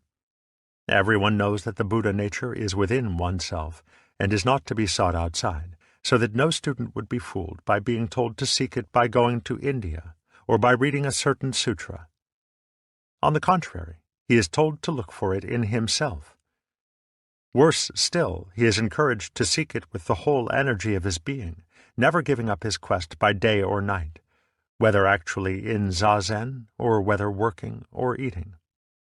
He is encouraged, in fact, to make a total fool of himself, to whirl round and round like a dog trying to catch up with its own tail. Thus, normal first koan are Wei Neng's original face, Jiaoju's Wu, or Hakuin's one hand. At the first Sanzen interview, the Roshi instructs the reluctantly accepted student to discover his original face, or aspect, that is, his basic nature, as it was before his father and mother conceived him. He is told to return when he has discovered it, and to give some proof of discovery. In the meantime, he is under no circumstance to discuss the problem with others or to seek their help. Joining the other monks in the Sodo, the Jikijitsu, or head monk, will probably instruct him in the rudiments of Zazen, showing him how to sit, and perhaps encouraging him to return to the Roshi for Sanzen as soon as possible, and to lose no opportunity for getting the proper view of his koan. Pondering the problem of his original face, he therefore tries and tries to imagine what he was before he was born, or for that matter, what he now is, at the very center of his being. What is the basic reality of his existence, apart from his extension in time and space? He soon discovers that the Roshi has no patience whatever with philosophical or other wordy answers. For the Roshi wants to be shown. He wants something concrete, some solid proof. The student, therefore, begins to produce such specimens of reality as lumps of rock, leaves and branches, shouts, gestures of the hands, anything and everything he can imagine. But all is resolutely rejected until the student, unable to imagine anything more, is brought to his wit's end, at which point he is of course beginning to get on the right track. He knows that he doesn't know. When the beginning koan is Zhao Ju's Wu, the student is asked to find out why Zhao Ju answered Wu or none to the question, "Does a dog have the Buddha nature?" The Roshi asks to be shown this nothing. A Chinese proverb says that a single hand does not make a clap, and therefore Hakuin asked, "What is the sound of one hand?" Can you hear what is not making a noise? Can you get any sound out of this one object which has nothing to hit? Can you get any knowledge of your own real nature? What an idiotic question! By such means the student is at last brought to a point of feeling completely stupid, as if he were encased in a huge block of ice, unable to move or think. He just knows nothing. The whole world, including himself, is an enormous mass of pure doubt. Everything he hears, touches, or sees is as incomprehensible as nothing, or the sound of one hand. At Sanzen he is perfectly dumb. He walks or sits all day in a vivid daze, conscious of everything going on around him, responding mechanically to circumstances, but totally baffled by everything. After some time in this state, there comes a moment when the block of ice suddenly collapses, when this vast lump of unintelligibility comes instantly alive. The problem of who or what it is becomes transparently absurd, a question which, from the beginning, meant nothing whatever. There is no one left to ask himself the question, or to answer it. Yet at the same time, this transparent meaninglessness can laugh and talk, eat and drink, run up and down, look at the earth and sky, and all this without any sense of there being a problem, a sort of psychological knot in the midst of it. There is no knot, because the mind seeking to know the mind, or the self seeking to control the self, has been defeated out of existence and exposed for the abstraction which it always was. And when that tense knot vanishes, there is no more sensation of a hard core of selfhood standing over against the rest of the world. In this state, the Roshi needs only a single look at the student to know that he is now ready to begin his Zen training in earnest. It is not quite the paradox which it seems to say that Zen training can begin only when it has been finished, for this is simply the basic Mahayana principle that prajna leads to karuna, that awakening is not truly attained unless it also implies the life of the bodhisattva, the manifestation of the marvelous use of the void for the benefit of all sentient beings. At this point, the Roshi begins to present the student with koan which ask for impossible feats of action or judgment, such as, take the 4 divisions of Tokyo out of your sleeve, stop that ship on the distant ocean, stop the booming of the distant bell. A girl is crossing the street. Is she the younger or the older sister? Such koan are rather more obviously tricky than the basic introductory problems, and show the student that what are dilemmas for thought present no barriers to action. A paper handkerchief easily becomes the 4 divisions of Tokyo, and the student solves the problem of the younger or older sister by mincing across the room like a girl. For in her absolute suchness, the girl is just that. She is only relatively sister, older, or younger. One can perhaps understand why a man who had practiced Zazen for 8 years told R.H. Blythe that Zen is just a trick of words, for on the principle of extracting a thorn, Zen is extricating people from the tangle in which they find themselves, from confusing words and ideas with reality. The continued practice of Zazen now provides the student with a clear, unobstructed mind into which he can toss the koan like a pebble into a pool, and simply watch to see what his mind does with it. As he concludes each koan, the Roshi usually requires that he present a verse from the Zenrin Kushu, which expresses the point of the koan just solved. Other books are also used. and the late Soke-an Sasaki, working in the United States, found that an admirable manual for this purpose was Alice in Wonderland. As the work goes on, crucial koan alternate with subsidiary koan, which explore the implications of the former, and give the student a thorough working acquaintance with every theme in the Buddhist view of the universe, presenting the whole body of understanding in such a way that he knows it in his bones and nerves. By such means he learns to respond with it instantly and unwaveringly in the situations of everyday life. The final group of koan are concerned with the 5 ranks, go-ai, a schematic view of the relations between relative knowledge and absolute knowledge, thing events, shi, and underlying principle, li.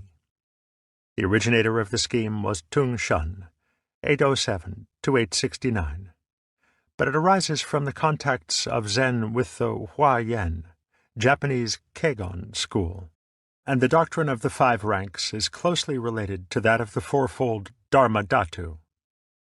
The ranks are often represented in terms of the relative positions of lord and servant, or host and guest, standing respectively for the underlying principle and the thing events. Thus we have 1. The lord looks down at the servant. 2. The servant looks up at the lord. 3. The lord. 4. The servant. 5. The lord and the servant converse together. Suffice it to say that the first 4 correspond to the 4 Dharma Dhatu of the Hua-yen school, though the relationship is somewhat complex, and the 5th to naturalness. In other words, one may regard the universe, the Dharma Dhatu, from a number of equally valid points of view, as many, as one, as both one and many, and as neither one nor many. But the final position of Zen is that it does not take any special viewpoint, yet it is free to take every viewpoint, according to the circumstances. In the words of Lin Ji, "Sometimes I take away the man, that is the subject, but do not take away the circumstances, that is the object. Sometimes I take away the circumstances, but do not take away the man. Sometimes I take away both the man and the circumstances. Sometimes I take away neither the man nor the circumstances. And sometimes," he might have added, "I just do nothing special, wu shi." Koan training comes to its conclusion in the stage of perfect naturalness of freedom in both the absolute and the relative worlds. But because this freedom is not opposed to the conventional order, but is rather a freedom which upholds the world, loka samgraha, the final phase of study is the relationship of Zen to the rules of social and monastic life. As Yun Men once asked, "In such a wide world, why answer the bell and put on ceremonial robes?" Another master's answer, in quite a different context, applies well here. "If there is any reason for it, you may cut off my head." For the moral act is significantly moral only when it is free, without the compulsion of a reason or necessity. This is also the deepest meaning of the Christian doctrine of free will, for to act in union with God is to act not from the constraint of fear or pride, nor from hope of reward, but with the baseless love of the unmoved mover. To say that the koan system has certain dangers or drawbacks is only to say that anything can be misused. It is a highly sophisticated and even institutionalized technique, and therefore lends itself to affectation and artificiality. But so does any technique, even when so untechnical as Bankei's method of no method. This, too, can become a fetish. Yet it is important to be mindful of the points at which the drawbacks are most likely to arise, and it would seem that in koan training there are 2. The first is to insist that the koan is the only way to a genuine realization of Zen. Of course, one may beg the question by saying that Zen, over and above the experience of awakening, is precisely the style of handling Buddhism which the koan embody. But in this case the Soto school is not Zen, and no Zen is to be found anywhere in the world outside the particular tradition of the Rinzai branch. So defined, Zen has no universality, and becomes as exotic and culturally conditioned as no drama, or the practice of Chinese calligraphy. From the standpoint of the West, such Zen will appeal only to fanciers of Nipponery, to romanticists who like to play at being Japanese. Not that there is anything inherently bad in such romanticism, for there are no such things as pure cultures, and the borrowing of other people's styles always adds to the variety and spice of life. But Zen is so much more than a cultural refinement. The second, and more serious drawback, can arise from the opposition of Satori to the intense feeling of doubt which some koan exponents so deliberately encourage. For this is to foster a dualistic Satori. To say that the depth of the Satori is proportional to the intensity of seeking and striving which precede it is to confuse Satori with its purely emotional adjuncts. In other words, if one wants to feel exhilaratingly light-footed, it is always possible to go around for some time with lead in one's shoes, and then take them off. The sense of relief will certainly be proportional to the length of time such shoes have been worn, and to the weight of the lead. This is equivalent to the old trick of religious revivalists who give their followers a tremendous emotional uplift by first implanting an acute sense of sin, and then relieving it through faith in Jesus.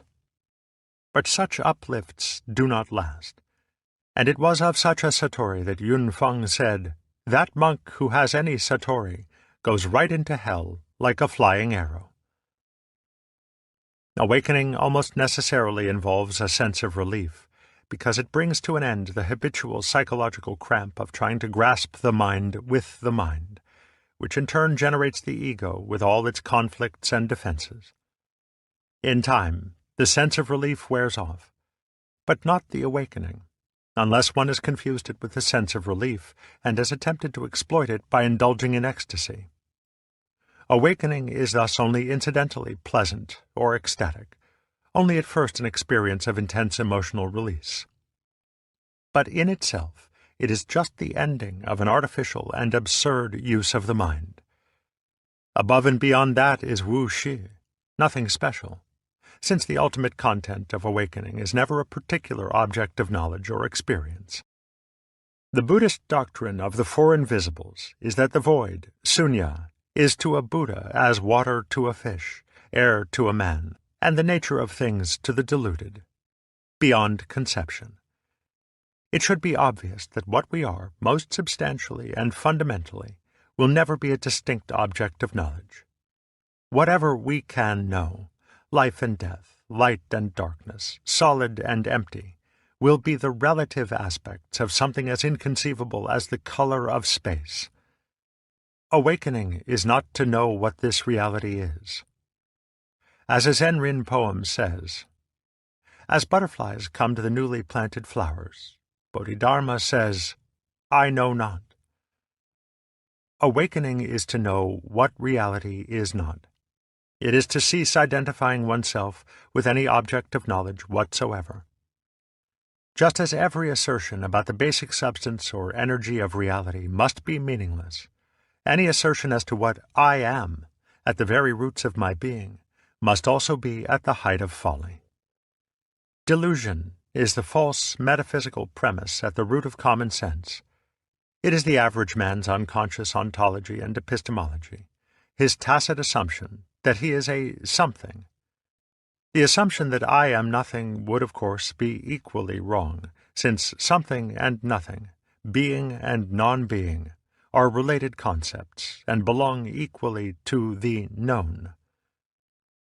One method of muscular relaxation is to begin by increasing tension in the muscles so as to have a clear feeling of what not to do. In this sense, there is some point in using the initial koan as a means of intensifying the mind's absurd effort to grasp itself.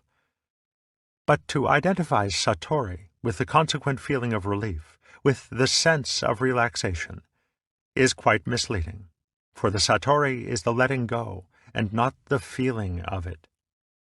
The conscious aspect of the Zen life is not, therefore, satori, not the original mind, but everything one is left free to do and to see and feel when the cramp in the mind has been released. From this standpoint, Bankei's simple trust in the unborn mind, and even Shinran's view of Nembutsu, are also entrances to Satori. To let go, it is not always necessary to wear out the attempt to grasp until it becomes intolerable. As against this violent way, there is also a judo-a, gentle way, the way of seeing that the mind, the basic reality, remains spontaneous and ungrasped, whether one tries to grasp it or not. One's own doing or not doing drop away by sheer irrelevance. To think that one must grasp or not grasp, let go or not let go, is only to foster the illusion that the ego is real, and that its machinations are an effective obstacle to the Tao. Beside the spontaneous functioning of the unborn mind, these efforts or non-efforts are strictly null. In the more imagistic language of Shinran, one has only to hear the saving vow of Amitabha, and to say his name, the Nembutsu, even just once, without concern as to whether one has faith or not, or as to whether one is desireless or not. All such concern is the pride of the ego. In the words of the Shinshu mystic Gichi-Bei, when all the idea of self-power based upon moral values and disciplinary measures is purged, there is nothing left in you that will declare itself to be the hearer, and just because of this you do not miss anything you hear. So long as one thinks about listening, one cannot hear clearly. And so long as one thinks about trying or not trying to let go of oneself, one cannot let go. Yet whether one thinks about listening or not, the ears are hearing just the same, and nothing can stop the sound from reaching them. The advantage of the koan method is perhaps that, for general purposes, the other way is too subtle, and too easily subject to misinterpretation, especially by monks who might all too readily use it as an excuse for loafing around the monastery while living off the donations of the devout laity. This is almost certainly why the emphasis of the Tang masters on not seeking gave way to the more energetic use of the koan as a means of exhausting the strength of the egoistic will. Bankei's Zen without method or means offers no basis for a school or institution, since the monks may just as well go their way and take up farming or fishing. As a result, no external sign of Zen is left. There is no longer any finger pointing at the moon of truth. And this is necessary for the Bodhisattva's task of delivering all beings, even though it runs the risk of mistaking the finger for the moon. Chapter 4. Zen in the Arts. Happily, it is possible for us not only to hear about Zen, but also to see it. Since one showing is worth 100 sayings, the expression of Zen in the arts gives us one of the most direct ways of understanding it. This is the more so because the art forms which Zen has created are not symbolic in the same way as other types of Buddhist art, or as is religious art as a whole. The favorite subjects of Zen artists, whether painters or poets, are what we should call natural, concrete, and secular things.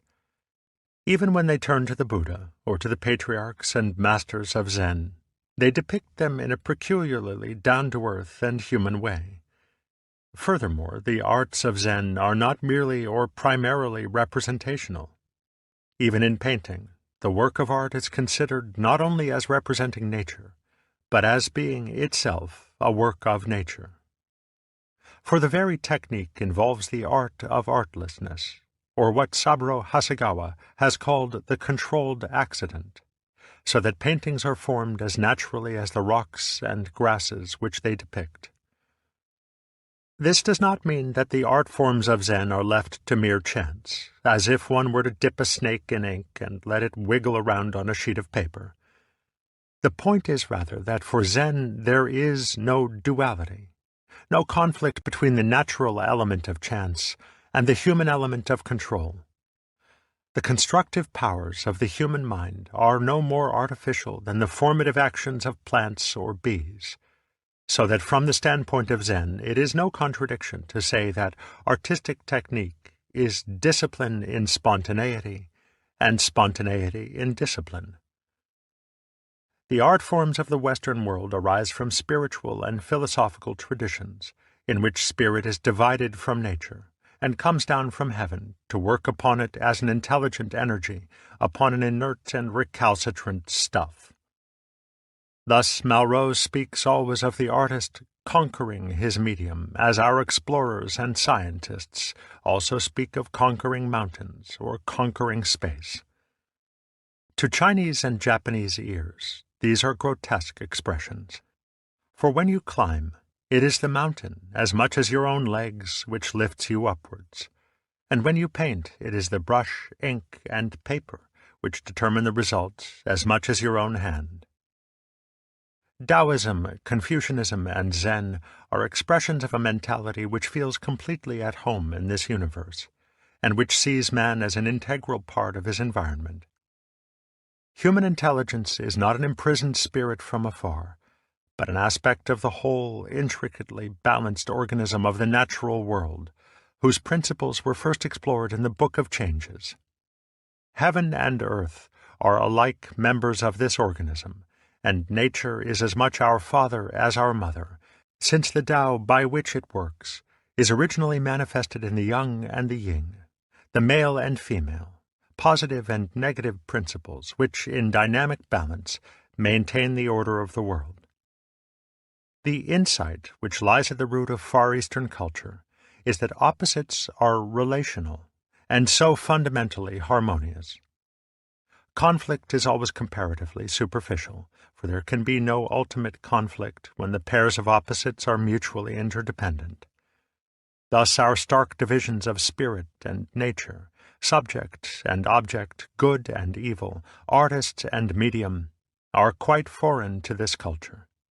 In a universe whose fundamental principle is relativity rather than warfare, there is no purpose because there is no victory to be won, no end to be attained.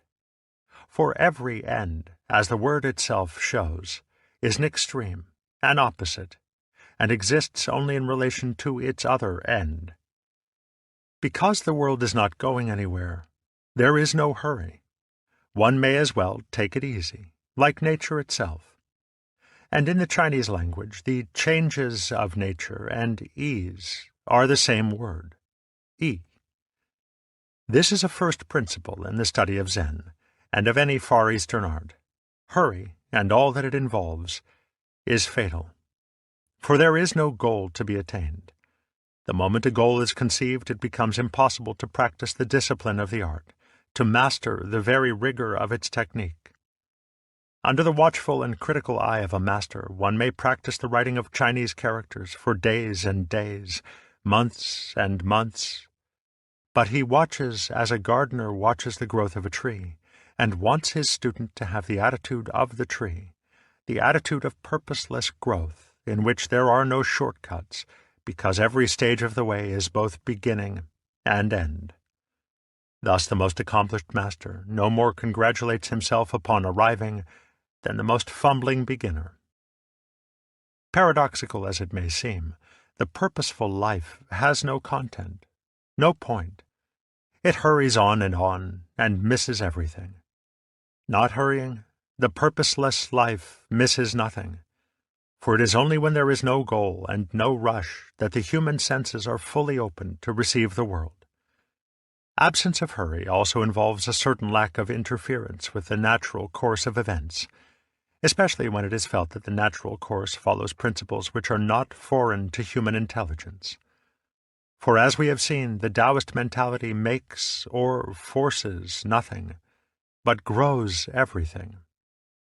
When human reason is seen to be an expression of the same spontaneous balance of yang and yin as the natural universe, man's action upon his environment is not felt as a conflict, an action from outside. Thus the difference between forcing and growing cannot be expressed in terms of specific directions as to what should or should not be done, for the difference lies primarily in the quality and feeling of the action. The difficulty of describing these things for Western ears is that people in a hurry cannot feel. The expression of this whole attitude in the arts is perhaps best approached through painting and poetry. Although it may seem that the arts of Zen are confined to the more refined expressions of culture, it should be remembered that almost every profession and craft is known in Japan as a do, that is, a Tao or way, not unlike what used to be known in the West as a mystery. To some extent, every do was at one time a lay method of learning the principles which are embodied in Taoism, Zen, and Confucianism, even as modern masonry is a survival from times when the craft of the mason was a means of initiation into a spiritual tradition. Even in modern Osaka, some of the older merchants follow a do, or way of commerce, based upon Shingaku, a system of psychology closely related to Zen. After the persecution of Chinese Buddhism in 845, Zen was for some time not only the dominant form of Buddhism, but also the most powerful spiritual influence in the growth of Chinese culture. This influence was at its height during the southern Sung dynasty, 1127 to 1279, and during this time the Zen monasteries became leading centers of Chinese scholarship. Lay scholars, Confucian and Taoist alike, visited them for periods of study, and Zen monks in turn familiarized themselves with Chinese classical studies. Since writing and poetry were among the chief preoccupations of Chinese scholars, and since the Chinese way of painting is closely akin to writing, the roles of scholar, artist, and poet were not widely separated. The Chinese gentleman scholar was not a specialist, and it was quite against the nature of the Zen monk to confine his interests and activities to purely religious affairs. The result was a tremendous cross-fertilization of philosophical, scholarly, poetic, and artistic pursuits, in which the Zen and Taoist feeling for naturalness became the dominant note.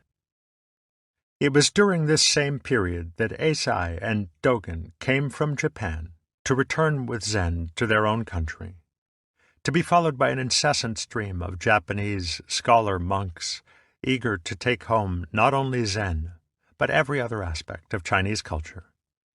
Shiploads of monks, amounting to almost floating monasteries, plied between China and Japan, carrying not only sutras and Chinese classical books, but also tea, silk, pottery, incense, painting, drugs, musical instruments, and every refinement of Chinese culture, not to mention Chinese artists and craftsmen. Closest to the feeling of Zen was a calligraphic style of painting, done with black ink on paper or silk, usually a painting and poem in one. Chinese black ink is capable of a great variety of tones, varied by the amount of water, and the ink itself is found in an enormous number of qualities and colors of black. The ink comes in a solid stick, and is prepared by pouring a little water into a flat stone dish, upon which the stick is rubbed until the liquid is of the required density. Writing or painting is done with a sharply pointed brush set in a bamboo stem, a brush which is held upright, without resting the wrist on the paper, and whose soft hairs give its strokes a great versatility. Since the touch of the brush is so light and fluid, and since it must move continuously over the absorbent paper if the ink is to flow out regularly, its control requires a free movement of the hand and arm, as if one were dancing, rather than writing on paper. In short, it is a perfect instrument for the expression of unhesitating spontaneity, and a single stroke is enough to give away one's character to an experienced observer. Sumie, as the Japanese call this style of painting, may have been perfected as early as the Tang dynasty by the almost legendary masters Wu Daozi, circa 700 to 760, and Wang Wei, circa 698 to 759. However, the authenticity of works ascribed to them is doubtful, though they may be as early as the 9th century, and include a painting so fully characteristic of Zen as the impressionistic waterfall attributed to Wang Wei, a thundering stream of sheer power, suggested by a few slightly curved sweeps of the brush between two masses of rock. The great formative age of this style was undoubtedly the Sung dynasty, 959 to 1279, and is represented by such painters as Xia Gui, Ma Yuan, Mu Qi, and Liang Kai. The Sung masters were preeminently landscape painters, creators of a tradition of nature painting which has hardly been surpassed anywhere in the world. For it shows us the life of nature, of mountains, waters, mists, rocks, trees, and birds, as felt by Taoism and Zen. It is a world to which man belongs, but which he does not dominate. It is sufficient to itself, for it was not made for anyone, and has no purpose of its own. As Xuan Gui said, "Over the river, the shining moon, in the pine trees, the sighing wind, all night long, so tranquil. Why? And for whom?" Sung landscapes are by no means as fantastic and stylized as Western critics often suggest, for to travel in similar territory, in mountainous, misty country, is to see them at every turn of the road, and it is a simple matter for the photographer to take pictures which look exactly like Chinese paintings. One of the most striking features of the Sung landscape, as of Sumie as a whole, is the relative emptiness of the picture. An emptiness which appears, however, to be part of the painting, and not just unpainted background. By filling in just one corner, the artist makes the whole area of the picture alive. Ma Yuan, in particular, was a master of this technique, which amounts almost to painting by not painting, or what Zen sometimes calls playing the stringless lute. The secret lies in knowing how to balance form with emptiness, and above all, in knowing when one has said enough. For Zen spoils neither the aesthetic shock nor the satori shock by filling in, by explanation, second thoughts, and intellectual commentary. Furthermore, the figure so integrally related to its empty space gives the feeling of the marvelous void from which the event suddenly appears. Equally impressive is the mastery of the brush, of strokes ranging from delicate elegance to rough vitality, from minutely detailed trees to bold outlines and masses given texture by the controlled accidents of stray brush hairs and uneven inking on the paper. Zen artists have preserved this technique to the present day in the so-called Zenga style of Chinese characters, circles, bamboo branches, birds, or human figures drawn with these uninhibited, powerful brush strokes, which keep on moving, even when the painting is finished. After Mu Qi, perhaps the greatest master of the rough brush was the Japanese monk Sesshu, 1421 to 1506, whose formidable technique included the most refined screens of pine trees and birds, mountain landscapes reminiscent of Xia Gui, and almost violently alive landscapes, for which he used not only the brush, but fistfuls of inked straw to get the right texture of flying hair lines. The Western eye is immediately struck by the absence of symmetry in these paintings, by the consistent avoidance of regular and geometrical shapes, whether straight or curved. For the characteristic brush line is jagged, gnarled, irregularly twisting, dashing, or sweeping, always spontaneous rather than predictable. Even when the Zen monk or artist draws a solitary circle, one of the most common themes of Zenga, it is not only slightly eccentric and out of shape, but the very texture of the line is full of life and verve with the incidental splashes and gaps of the rough brush. For the abstract or perfect circle becomes concrete and natural, a living circle, and in the same way, rocks and trees, clouds and water appear to the Chinese eye as most like themselves when unlike the intelligible forms of the geometer and architect. Western science has made most nature intelligible in terms of its symmetries and regularities, analyzing its most wayward forms into components of a regular and measurable shape. As a result, we tend to see nature and to deal with it as an order from which the element of spontaneity has been screened out. But this order is Maya, and the true suchness of things has nothing in common with the purely conceptual aridities of perfect squares, circles, or triangles, except by spontaneous accident. Yet this is why the Western mind is dismayed when ordered conceptions of the universe break down, and when the basic behavior of the physical world is found to be a principle of uncertainty. We find such a world meaningless and inhuman. But familiarity with Chinese and Japanese art forms might lead us to an altogether new appreciation of this world in its living and, finally, unavoidable reality. Mu Chi and Liang Kai did many paintings of the Zen patriarchs and masters, whom they represented for the most part as abandoned lunatics, scowling, shouting, loafing around, or roaring with laughter at drifting leaves.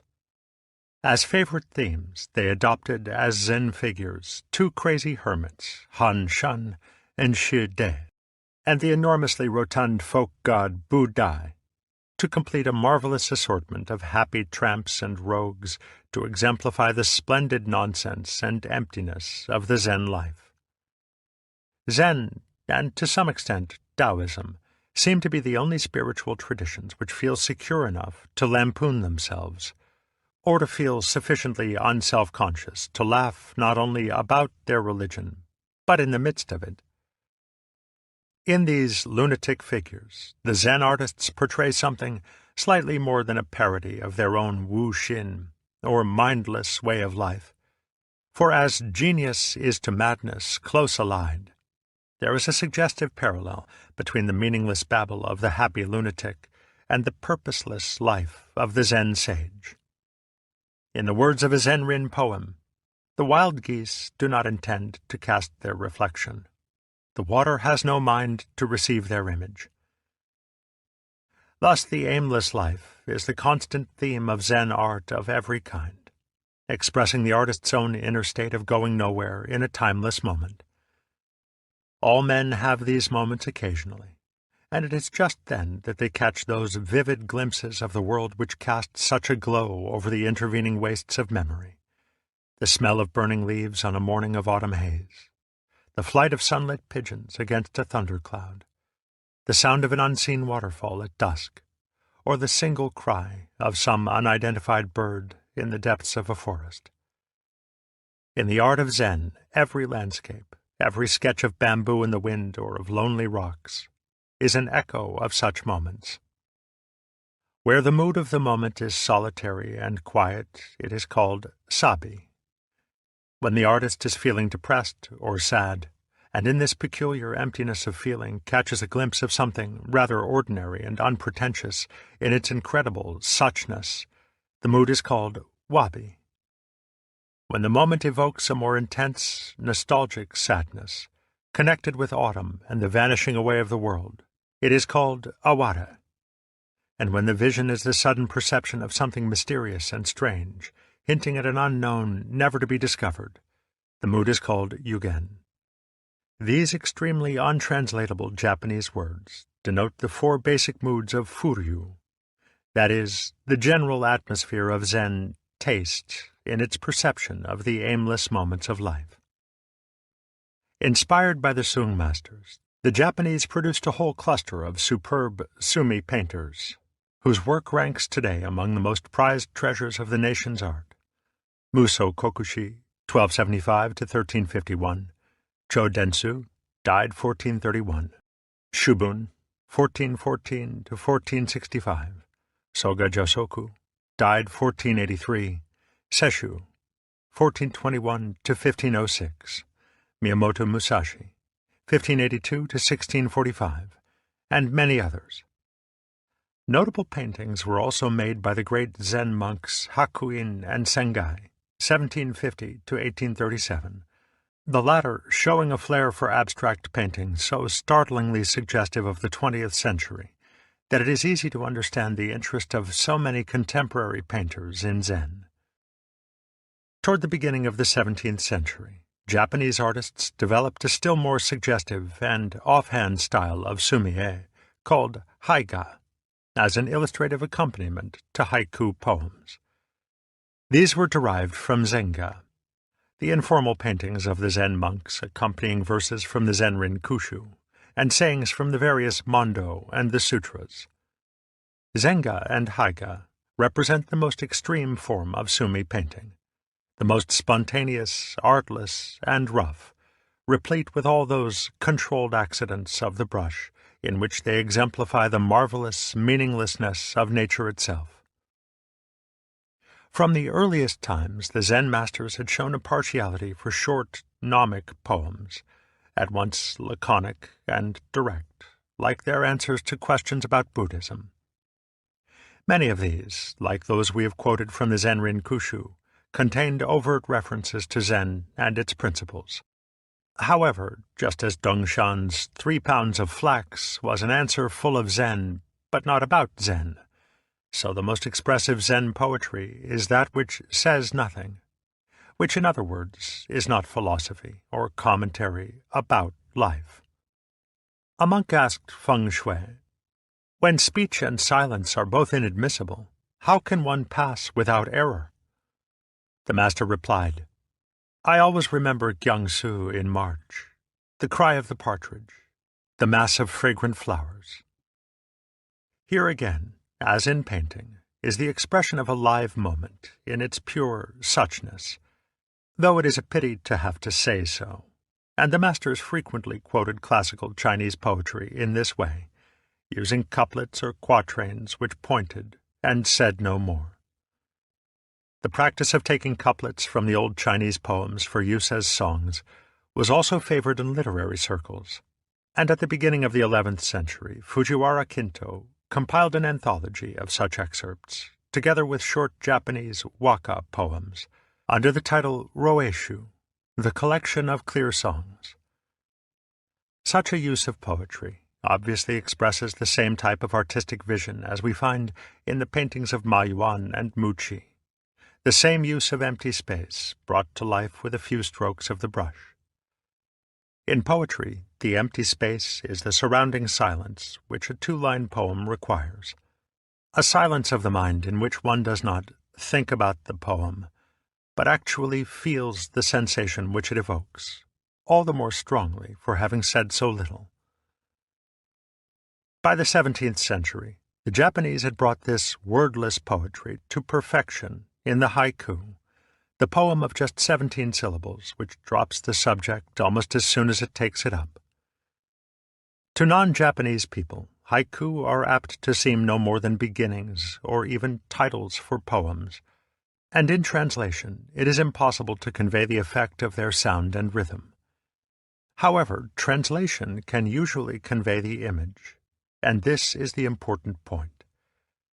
Of course, there are many haiku which seem as stilted as the Japanese paintings on cheap lacquer trays for export. But the non-Japanese listener must remember that a good haiku is a pebble thrown into the pool of the listener's mind, evoking associations out of the richness of his own memory. It invites the listener to participate, instead of leaving him dumb with admiration while the poet shows off. The development of the haiku was largely the work of Basho, 1643 to 1694, whose feeling for Zen wanted to express itself in a type of poetry altogether in the spirit of wuxi, nothing special. To write haiku, he said, get a 3-foot child. For Basho's poems have the same inspired objectivity as a child's expression of wonder, and return us to that same feeling of the world as when it first met our astonished eyes. Kimi hitake, yoki mano misera, yuki maroge. You light the fire. I'll show you something nice. A great ball of snow. Basho wrote his haiku in the simplest type of Japanese speech, naturally avoiding literary and highbrow language, so creating a style which made it possible for ordinary people to be poets. Bankei, his contemporary, did just the same thing for Zen, for as one of Ikkyu's Doka poems says, "Whatever runs counter to the mind and will of ordinary people, hinders the law of men and the law of Buddha. This is in the spirit of Nan Chuan's saying, "The ordinary mind is the Tao," where ordinary means simply human, rather than merely vulgar. It was thus that the 17th century saw an extraordinary popularization of the Zen atmosphere in Japan, reaching down from the monks and samurai to farmers and artisans.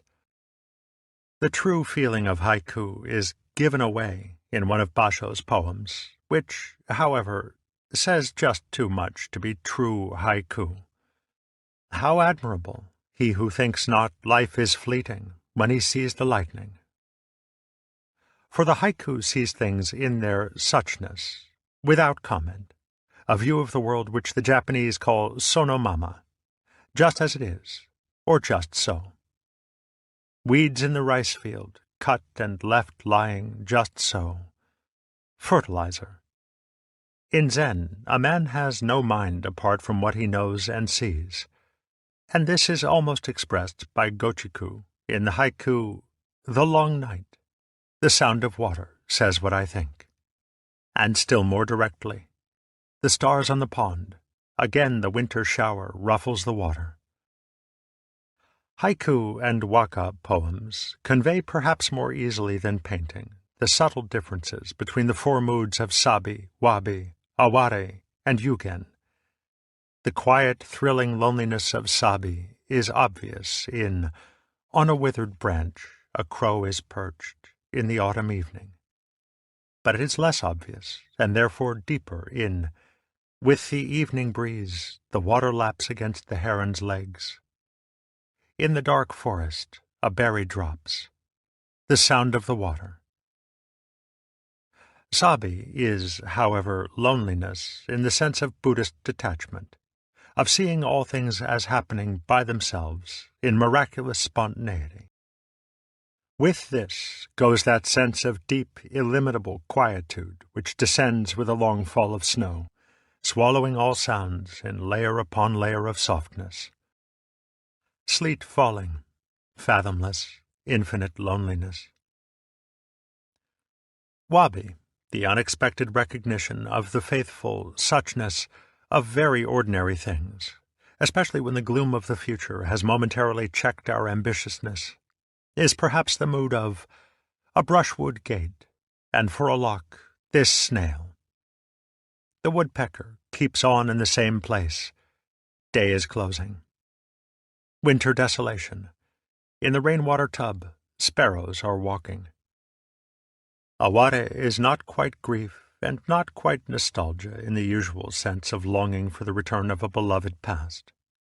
Aware is the echo of what has passed and of what was loved, giving them a resonance such as a great cathedral gives to a choir, so that they would be the poorer without it.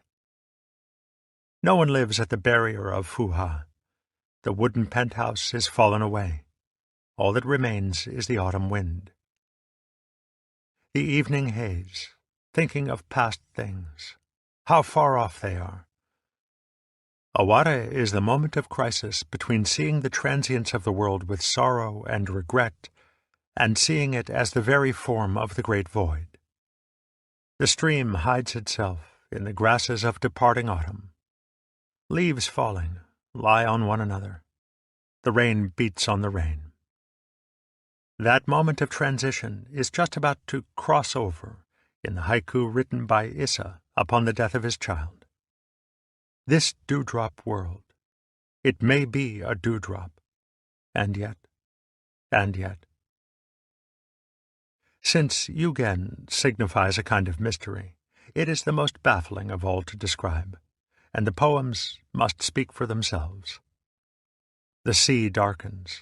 The voices of the wild ducks are faintly white. The skylark, its voice alone fell, leaving nothing behind. In the dense mist, what is being shouted between hill and boat? The trout leaps. Clouds are moving in the bed of the stream. Or an example of yugen in the Zenrin poems. Wind subsiding, the flowers still fall. Bird crying, the mountain silence deepens. Because Zen training had involved a constant use of these Chinese couplets since at least the end of the 15th century, the emergence of haiku is hardly surprising. The influence is self-evident in this Yugen in reverse haiku by Moritake. The Zenrin says, "The shattered mirror will reflect no more. The fallen flower will hardly rise to the branch." And Moritake, "A fallen flower returning to the branch. It was a butterfly." The association of Zen with poetry must inevitably bring up the name of the Soto Zen monk and hermit Ryokan, 1758 to 1831. So often one thinks of the saint as a man whose sincerity provokes the enmity of the world, but Ryokan holds the distinction of being the saint whom everyone loved, perhaps because he was natural, again as a child, rather than good. It is easy to form the impression that the Japanese love of nature is predominantly sentimental, dwelling on those aspects of nature which are nice and pretty: butterflies, cherry blossoms, the autumn moon, chrysanthemums, and old pine trees. But Ryokan is also the poet of lice, fleas, and being utterly soaked with cold rain. On rainy days, the monk Ryokan feels sorry for himself, and his view of nature is all of a piece. The sound of the scouring of the saucepan blends with the tree frogs' voices. In some ways, Ryokan is a Japanese St. Francis, though much less obviously religious. He is a wandering fool, unselfconsciously playing games with children, living in a lonely hut in the forest where the roof leaks and the wall is hung with poems in his marvelously illegible, spidery handwriting, so prized by Japanese calligraphers. He thinks of the lice on his chest as insects in the grass, and expresses the most natural human feelings: sadness, loneliness, bewilderment, or pity, without a trace of shame or pride. Even when robbed, he is still rich, for the thief left it behind, the moon at the window. And when there is no money, the wind brings fallen leaves enough to make a fire. When life is empty with respect to the past and aimless with respect to the future, the vacuum is filled by the present, normally reduced to a hairline, a split second in which there is no time for anything to happen. The sense of an infinitely expanded present is nowhere stronger than in Cha no Yu, the art of tea.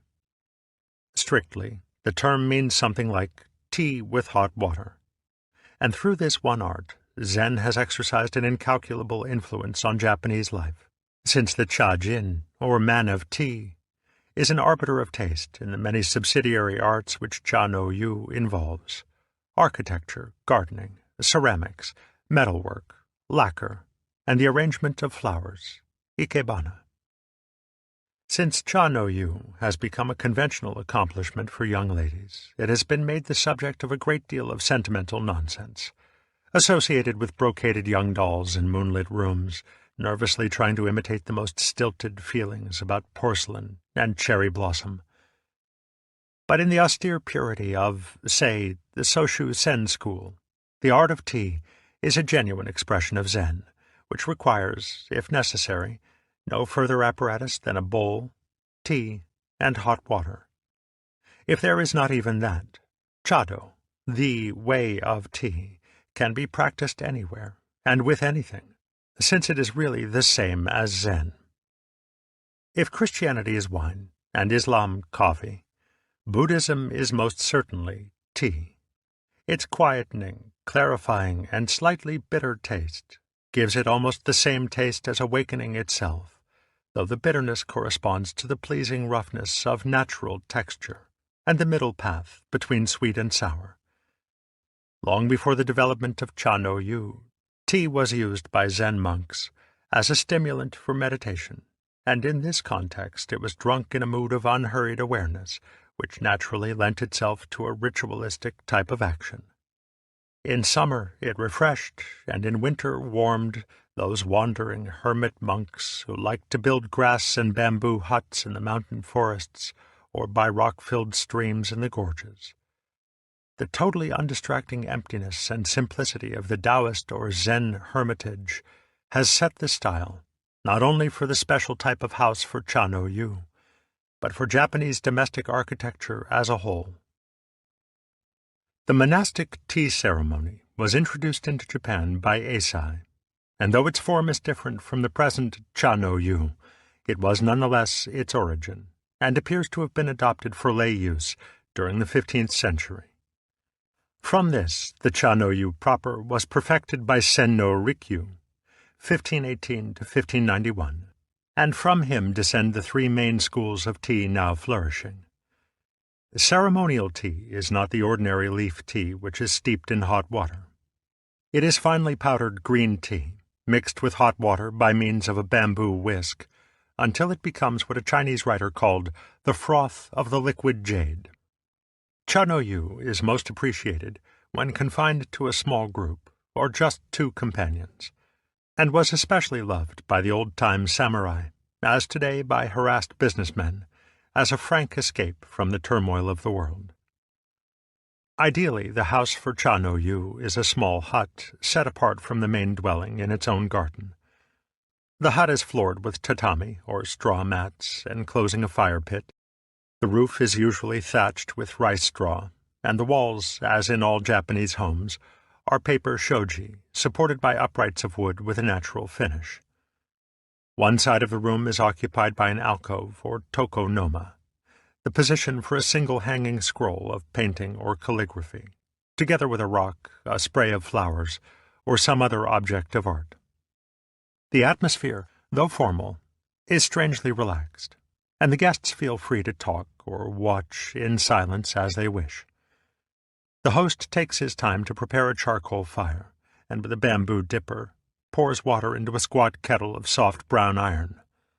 In the same formal but completely unhurried manner, he brings in the other utensils, a plate with a few cakes, the tea bowl and caddy, the whisk, and a larger bowl for leavings.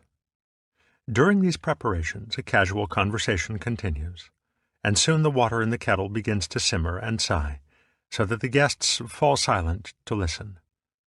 After a while, the host serves tea to the guests one by one from the same bowl, taking it from the caddy with a strip of bamboo bent into a spoon, pouring water from the kettle with a long-handled dipper, whipping it into a froth with the whisk, and laying the bowl before the first guest with its most interesting side towards him. The bowls used for Cha-no-yu are normally dull-colored and roughly finished, often unglazed at the base, and on the sides the glaze has usually been allowed to run, an original, fortunate mistake which has been seen to offer endless opportunities for the controlled accident. Specially favored are Korean rice bowls of the cheapest quality, a peasant ware of crude texture from which the tea masters have selected unintentional masterpieces of form. The tea caddy is often of tarnished silver or infinitely deep black lacquer, though sometimes old pottery medicine jars are used, purely functional articles which were again picked out by the masters for their unaffected beauty. A celebrated caddy, once smashed to pieces, was mended with gold cement and became the much more treasured for the haphazard network of thin gold lines which then covered its surface. After the tea has been drunk, the guests may ask to inspect all the utensils which have been used, since every one of them has been made or chosen with the utmost care, and often brought out for the occasion because of some feature that would particularly appeal to one of the guests. Every appurtenance of the Cha-no-yu has been selected in accordance with canons of taste over which the most sensitive men in Japan have brooded for centuries.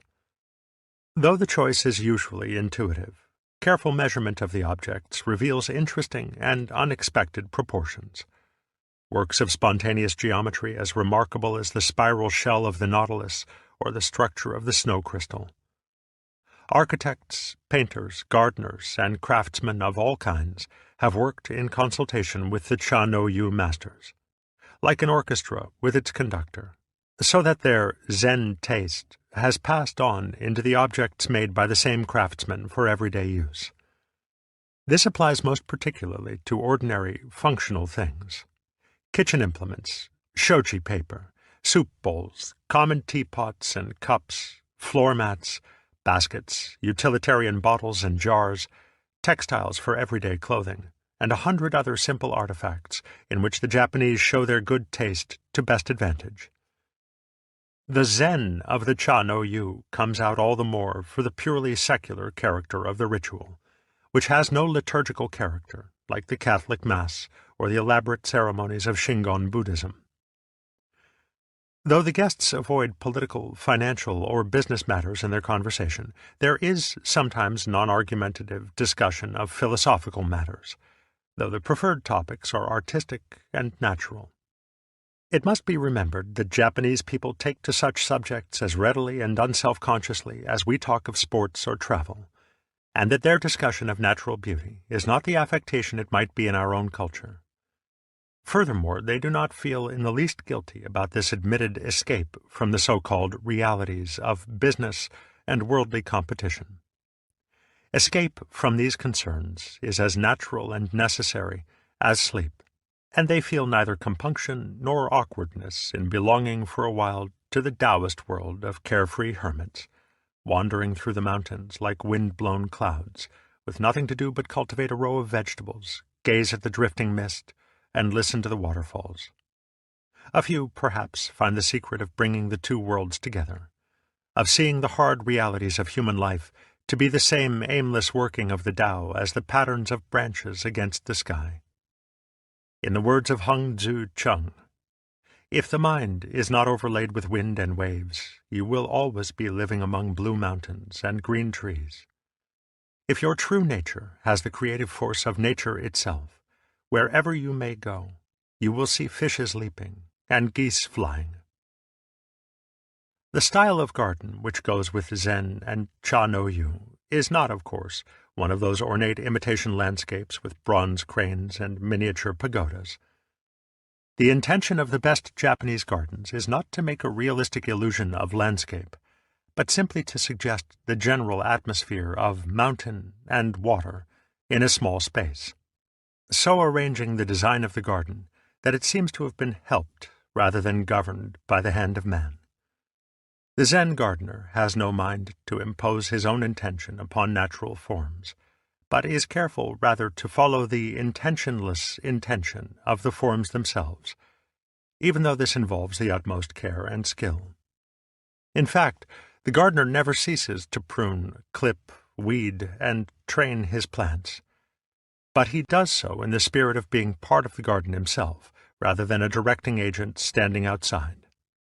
He is not interfering with nature, because he is nature, and he cultivates as if not cultivating. Thus the garden is at once highly artificial and extremely natural.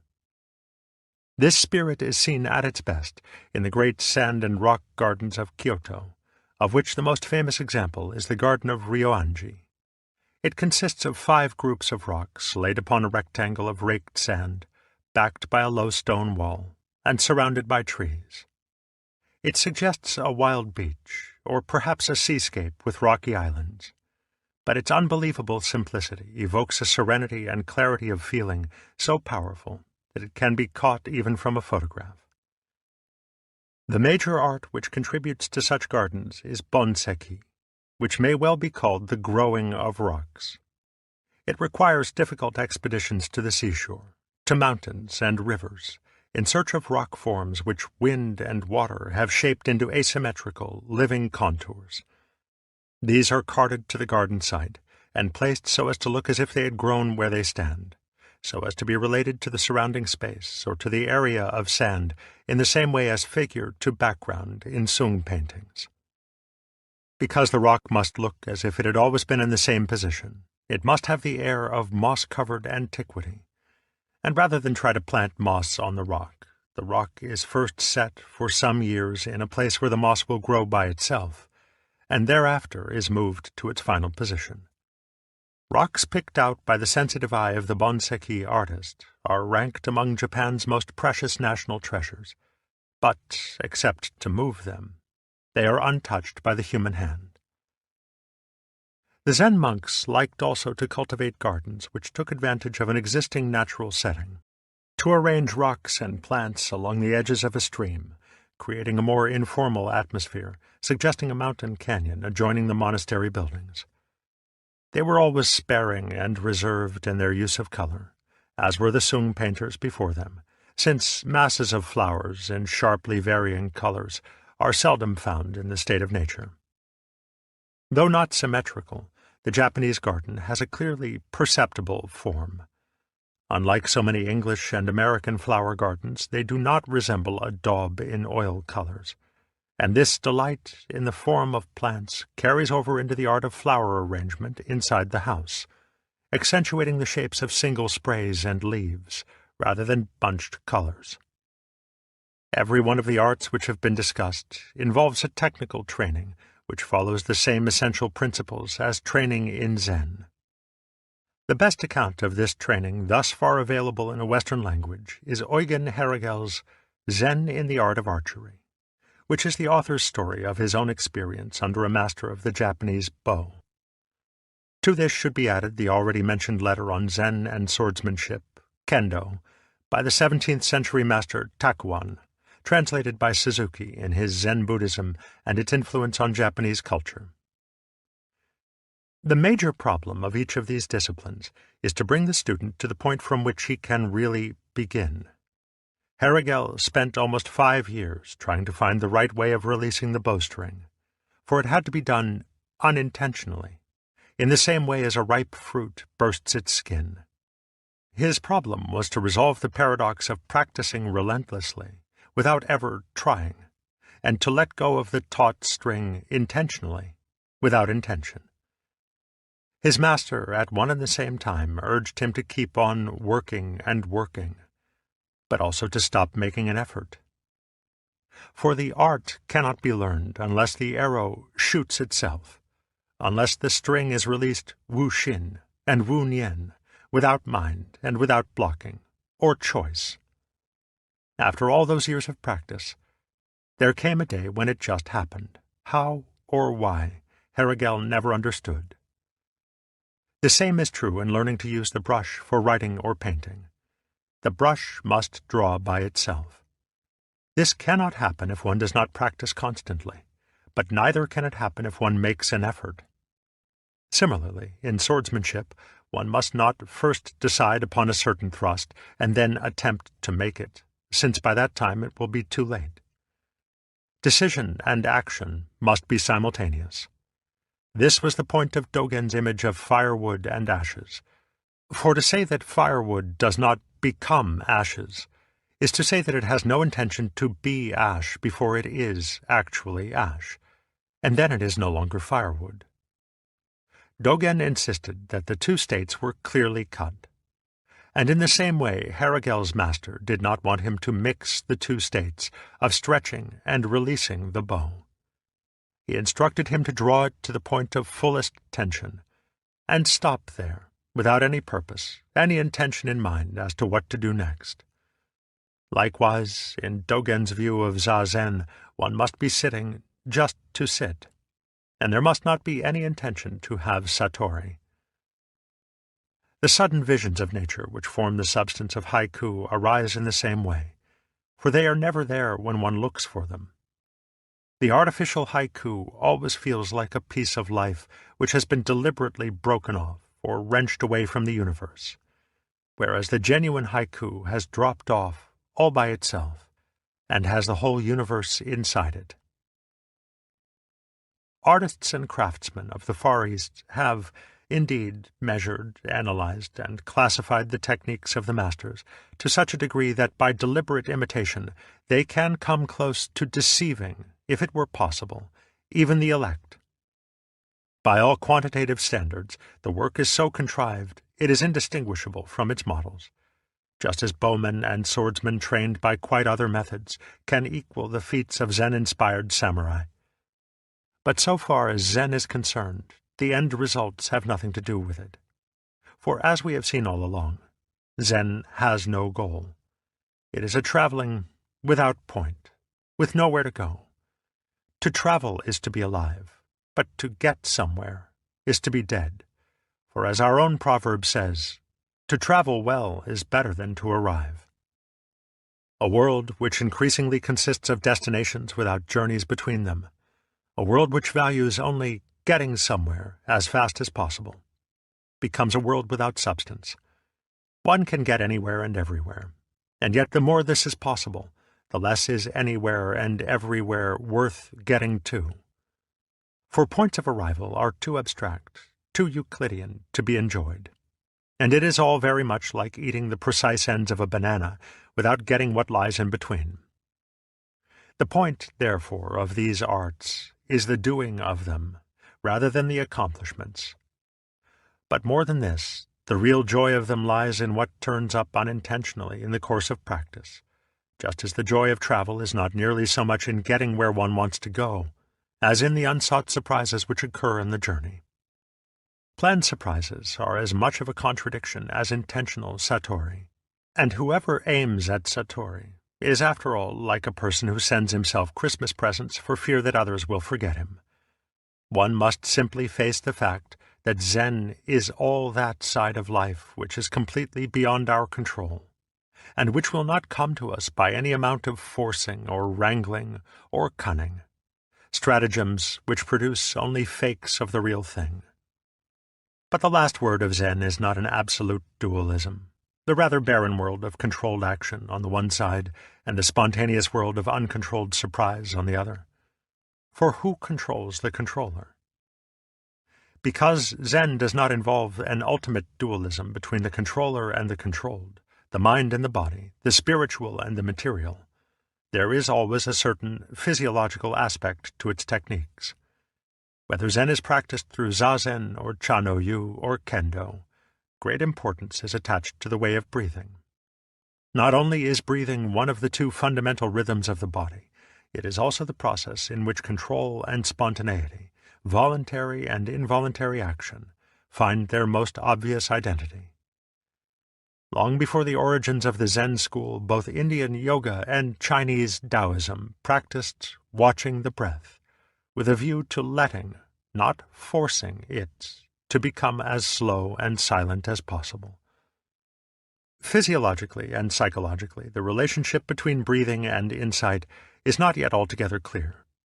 But if we look at man as process rather than entity, rhythm rather than structure, it is obvious that breathing is something which he does, and thus is, constantly. Therefore, grasping air with the lungs goes hand in hand with grasping at life. So-called normal breathing is fitful and anxious. The air is always being held and not fully released, for the individual seems incapable of letting it run its full course through the lungs. He breathes compulsively rather than freely. The technique therefore begins by encouraging a full release of the breath, easing it out, as if the body were being emptied of air by a great leaden ball sinking through the chest and abdomen and settling down into the ground. The returning in-breath is then allowed to follow as a simple reflex action. The air is not actively inhaled, it is just allowed to come, and then when the lungs are comfortably filled, it is allowed to go out once more, the image of the leaden ball giving it the sense of falling out, as distinct from being pushed out. One might go as far as to say that this way of breathing is Zen itself, in its physiological aspect. Yet as with every other aspect of Zen, it is hindered by striving for it. And for this reason, beginners in the breathing technique often develop the peculiar anxiety of feeling unable to breathe unless keeping up a conscious control. But just as there is no need to try to be in accord with the Tao, to try to see, or to try to hear, so it must be remembered that the breath will always take care of itself. This is not a breathing exercise so much as a watching and letting of the breath, and it is always a serious mistake to undertake it in the spirit of a compulsive discipline to be practiced with a goal in mind. This way of breathing is not for special times alone. Like Zen itself, it is for all circumstances whatsoever, and in this way, as in others, every human activity can become a form of Zazen. The application of Zen in activity is not restricted to the formal arts, and on the other hand, does not absolutely require the specific sitting technique of Zazen proper. The late Dr. Kunihiko Hashida, a lifelong student of Zen and editor of the works of Dogen, never used formal Zazen. But his Zen practice was precisely his study of physics. And to suggest his attitude, he used to say that his life work was to science rather than to study science. In its own way, each one of the arts which Zen has inspired gives vivid expression to the sudden or instantaneous quality of its view of the world. The momentariness of sumi paintings and haiku, and the total presence of mind required in cha-no-yu and kendo, bring out the real reason why Zen has always called itself the way of instantaneous awakening. It is not just that satori comes quickly and unexpectedly, all of a sudden, for mere speed has nothing to do with it. The reason is that Zen is a liberation from time.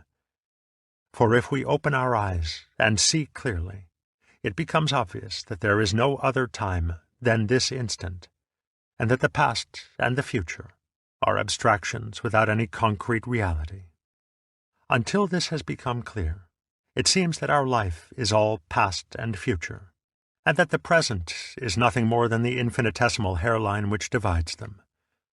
From this comes the sensation of having no time, of a world which hurries by so rapidly that it is gone before we can enjoy it.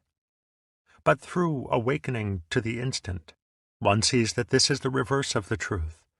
It is rather the past and future which are the fleeting illusions, and the present which is eternally real.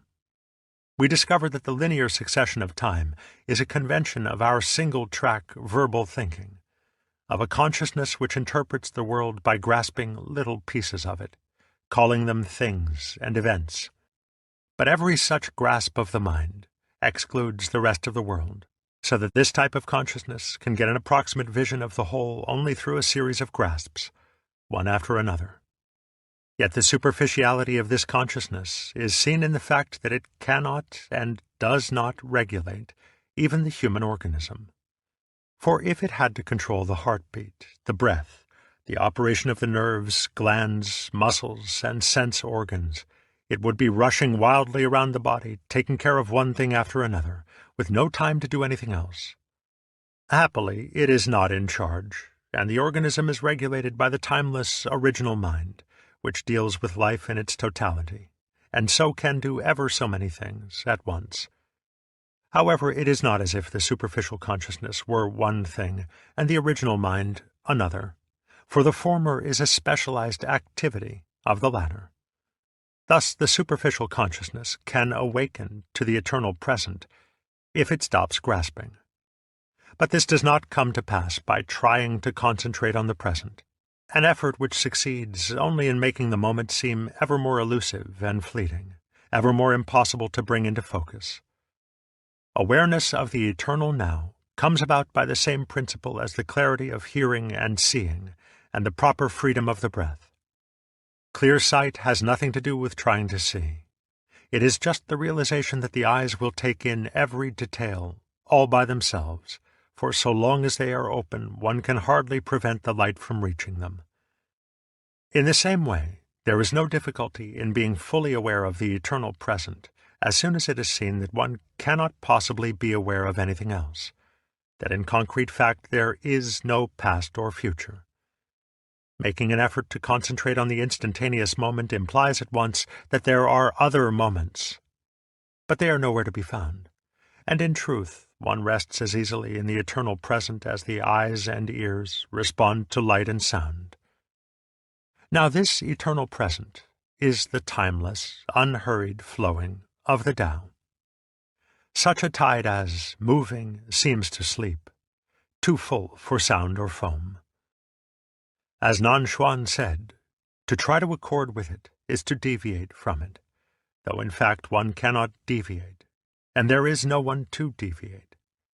So, too, one cannot get away from the eternal present by trying to attend to it.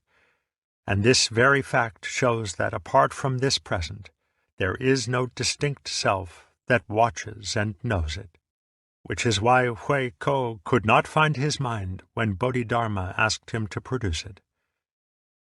However puzzling this may be, and however many philosophical problems it may raise, one clear look is enough to show its unavoidable truth.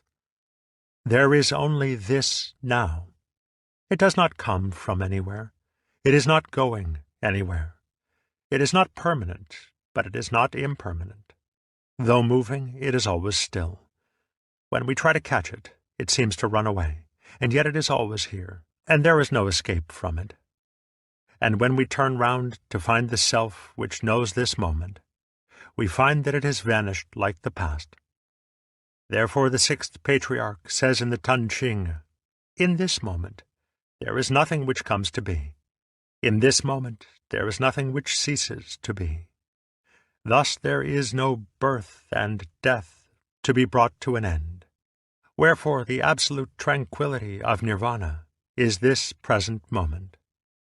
Though it is at this moment, there is no limit to this moment, and herein is eternal delight.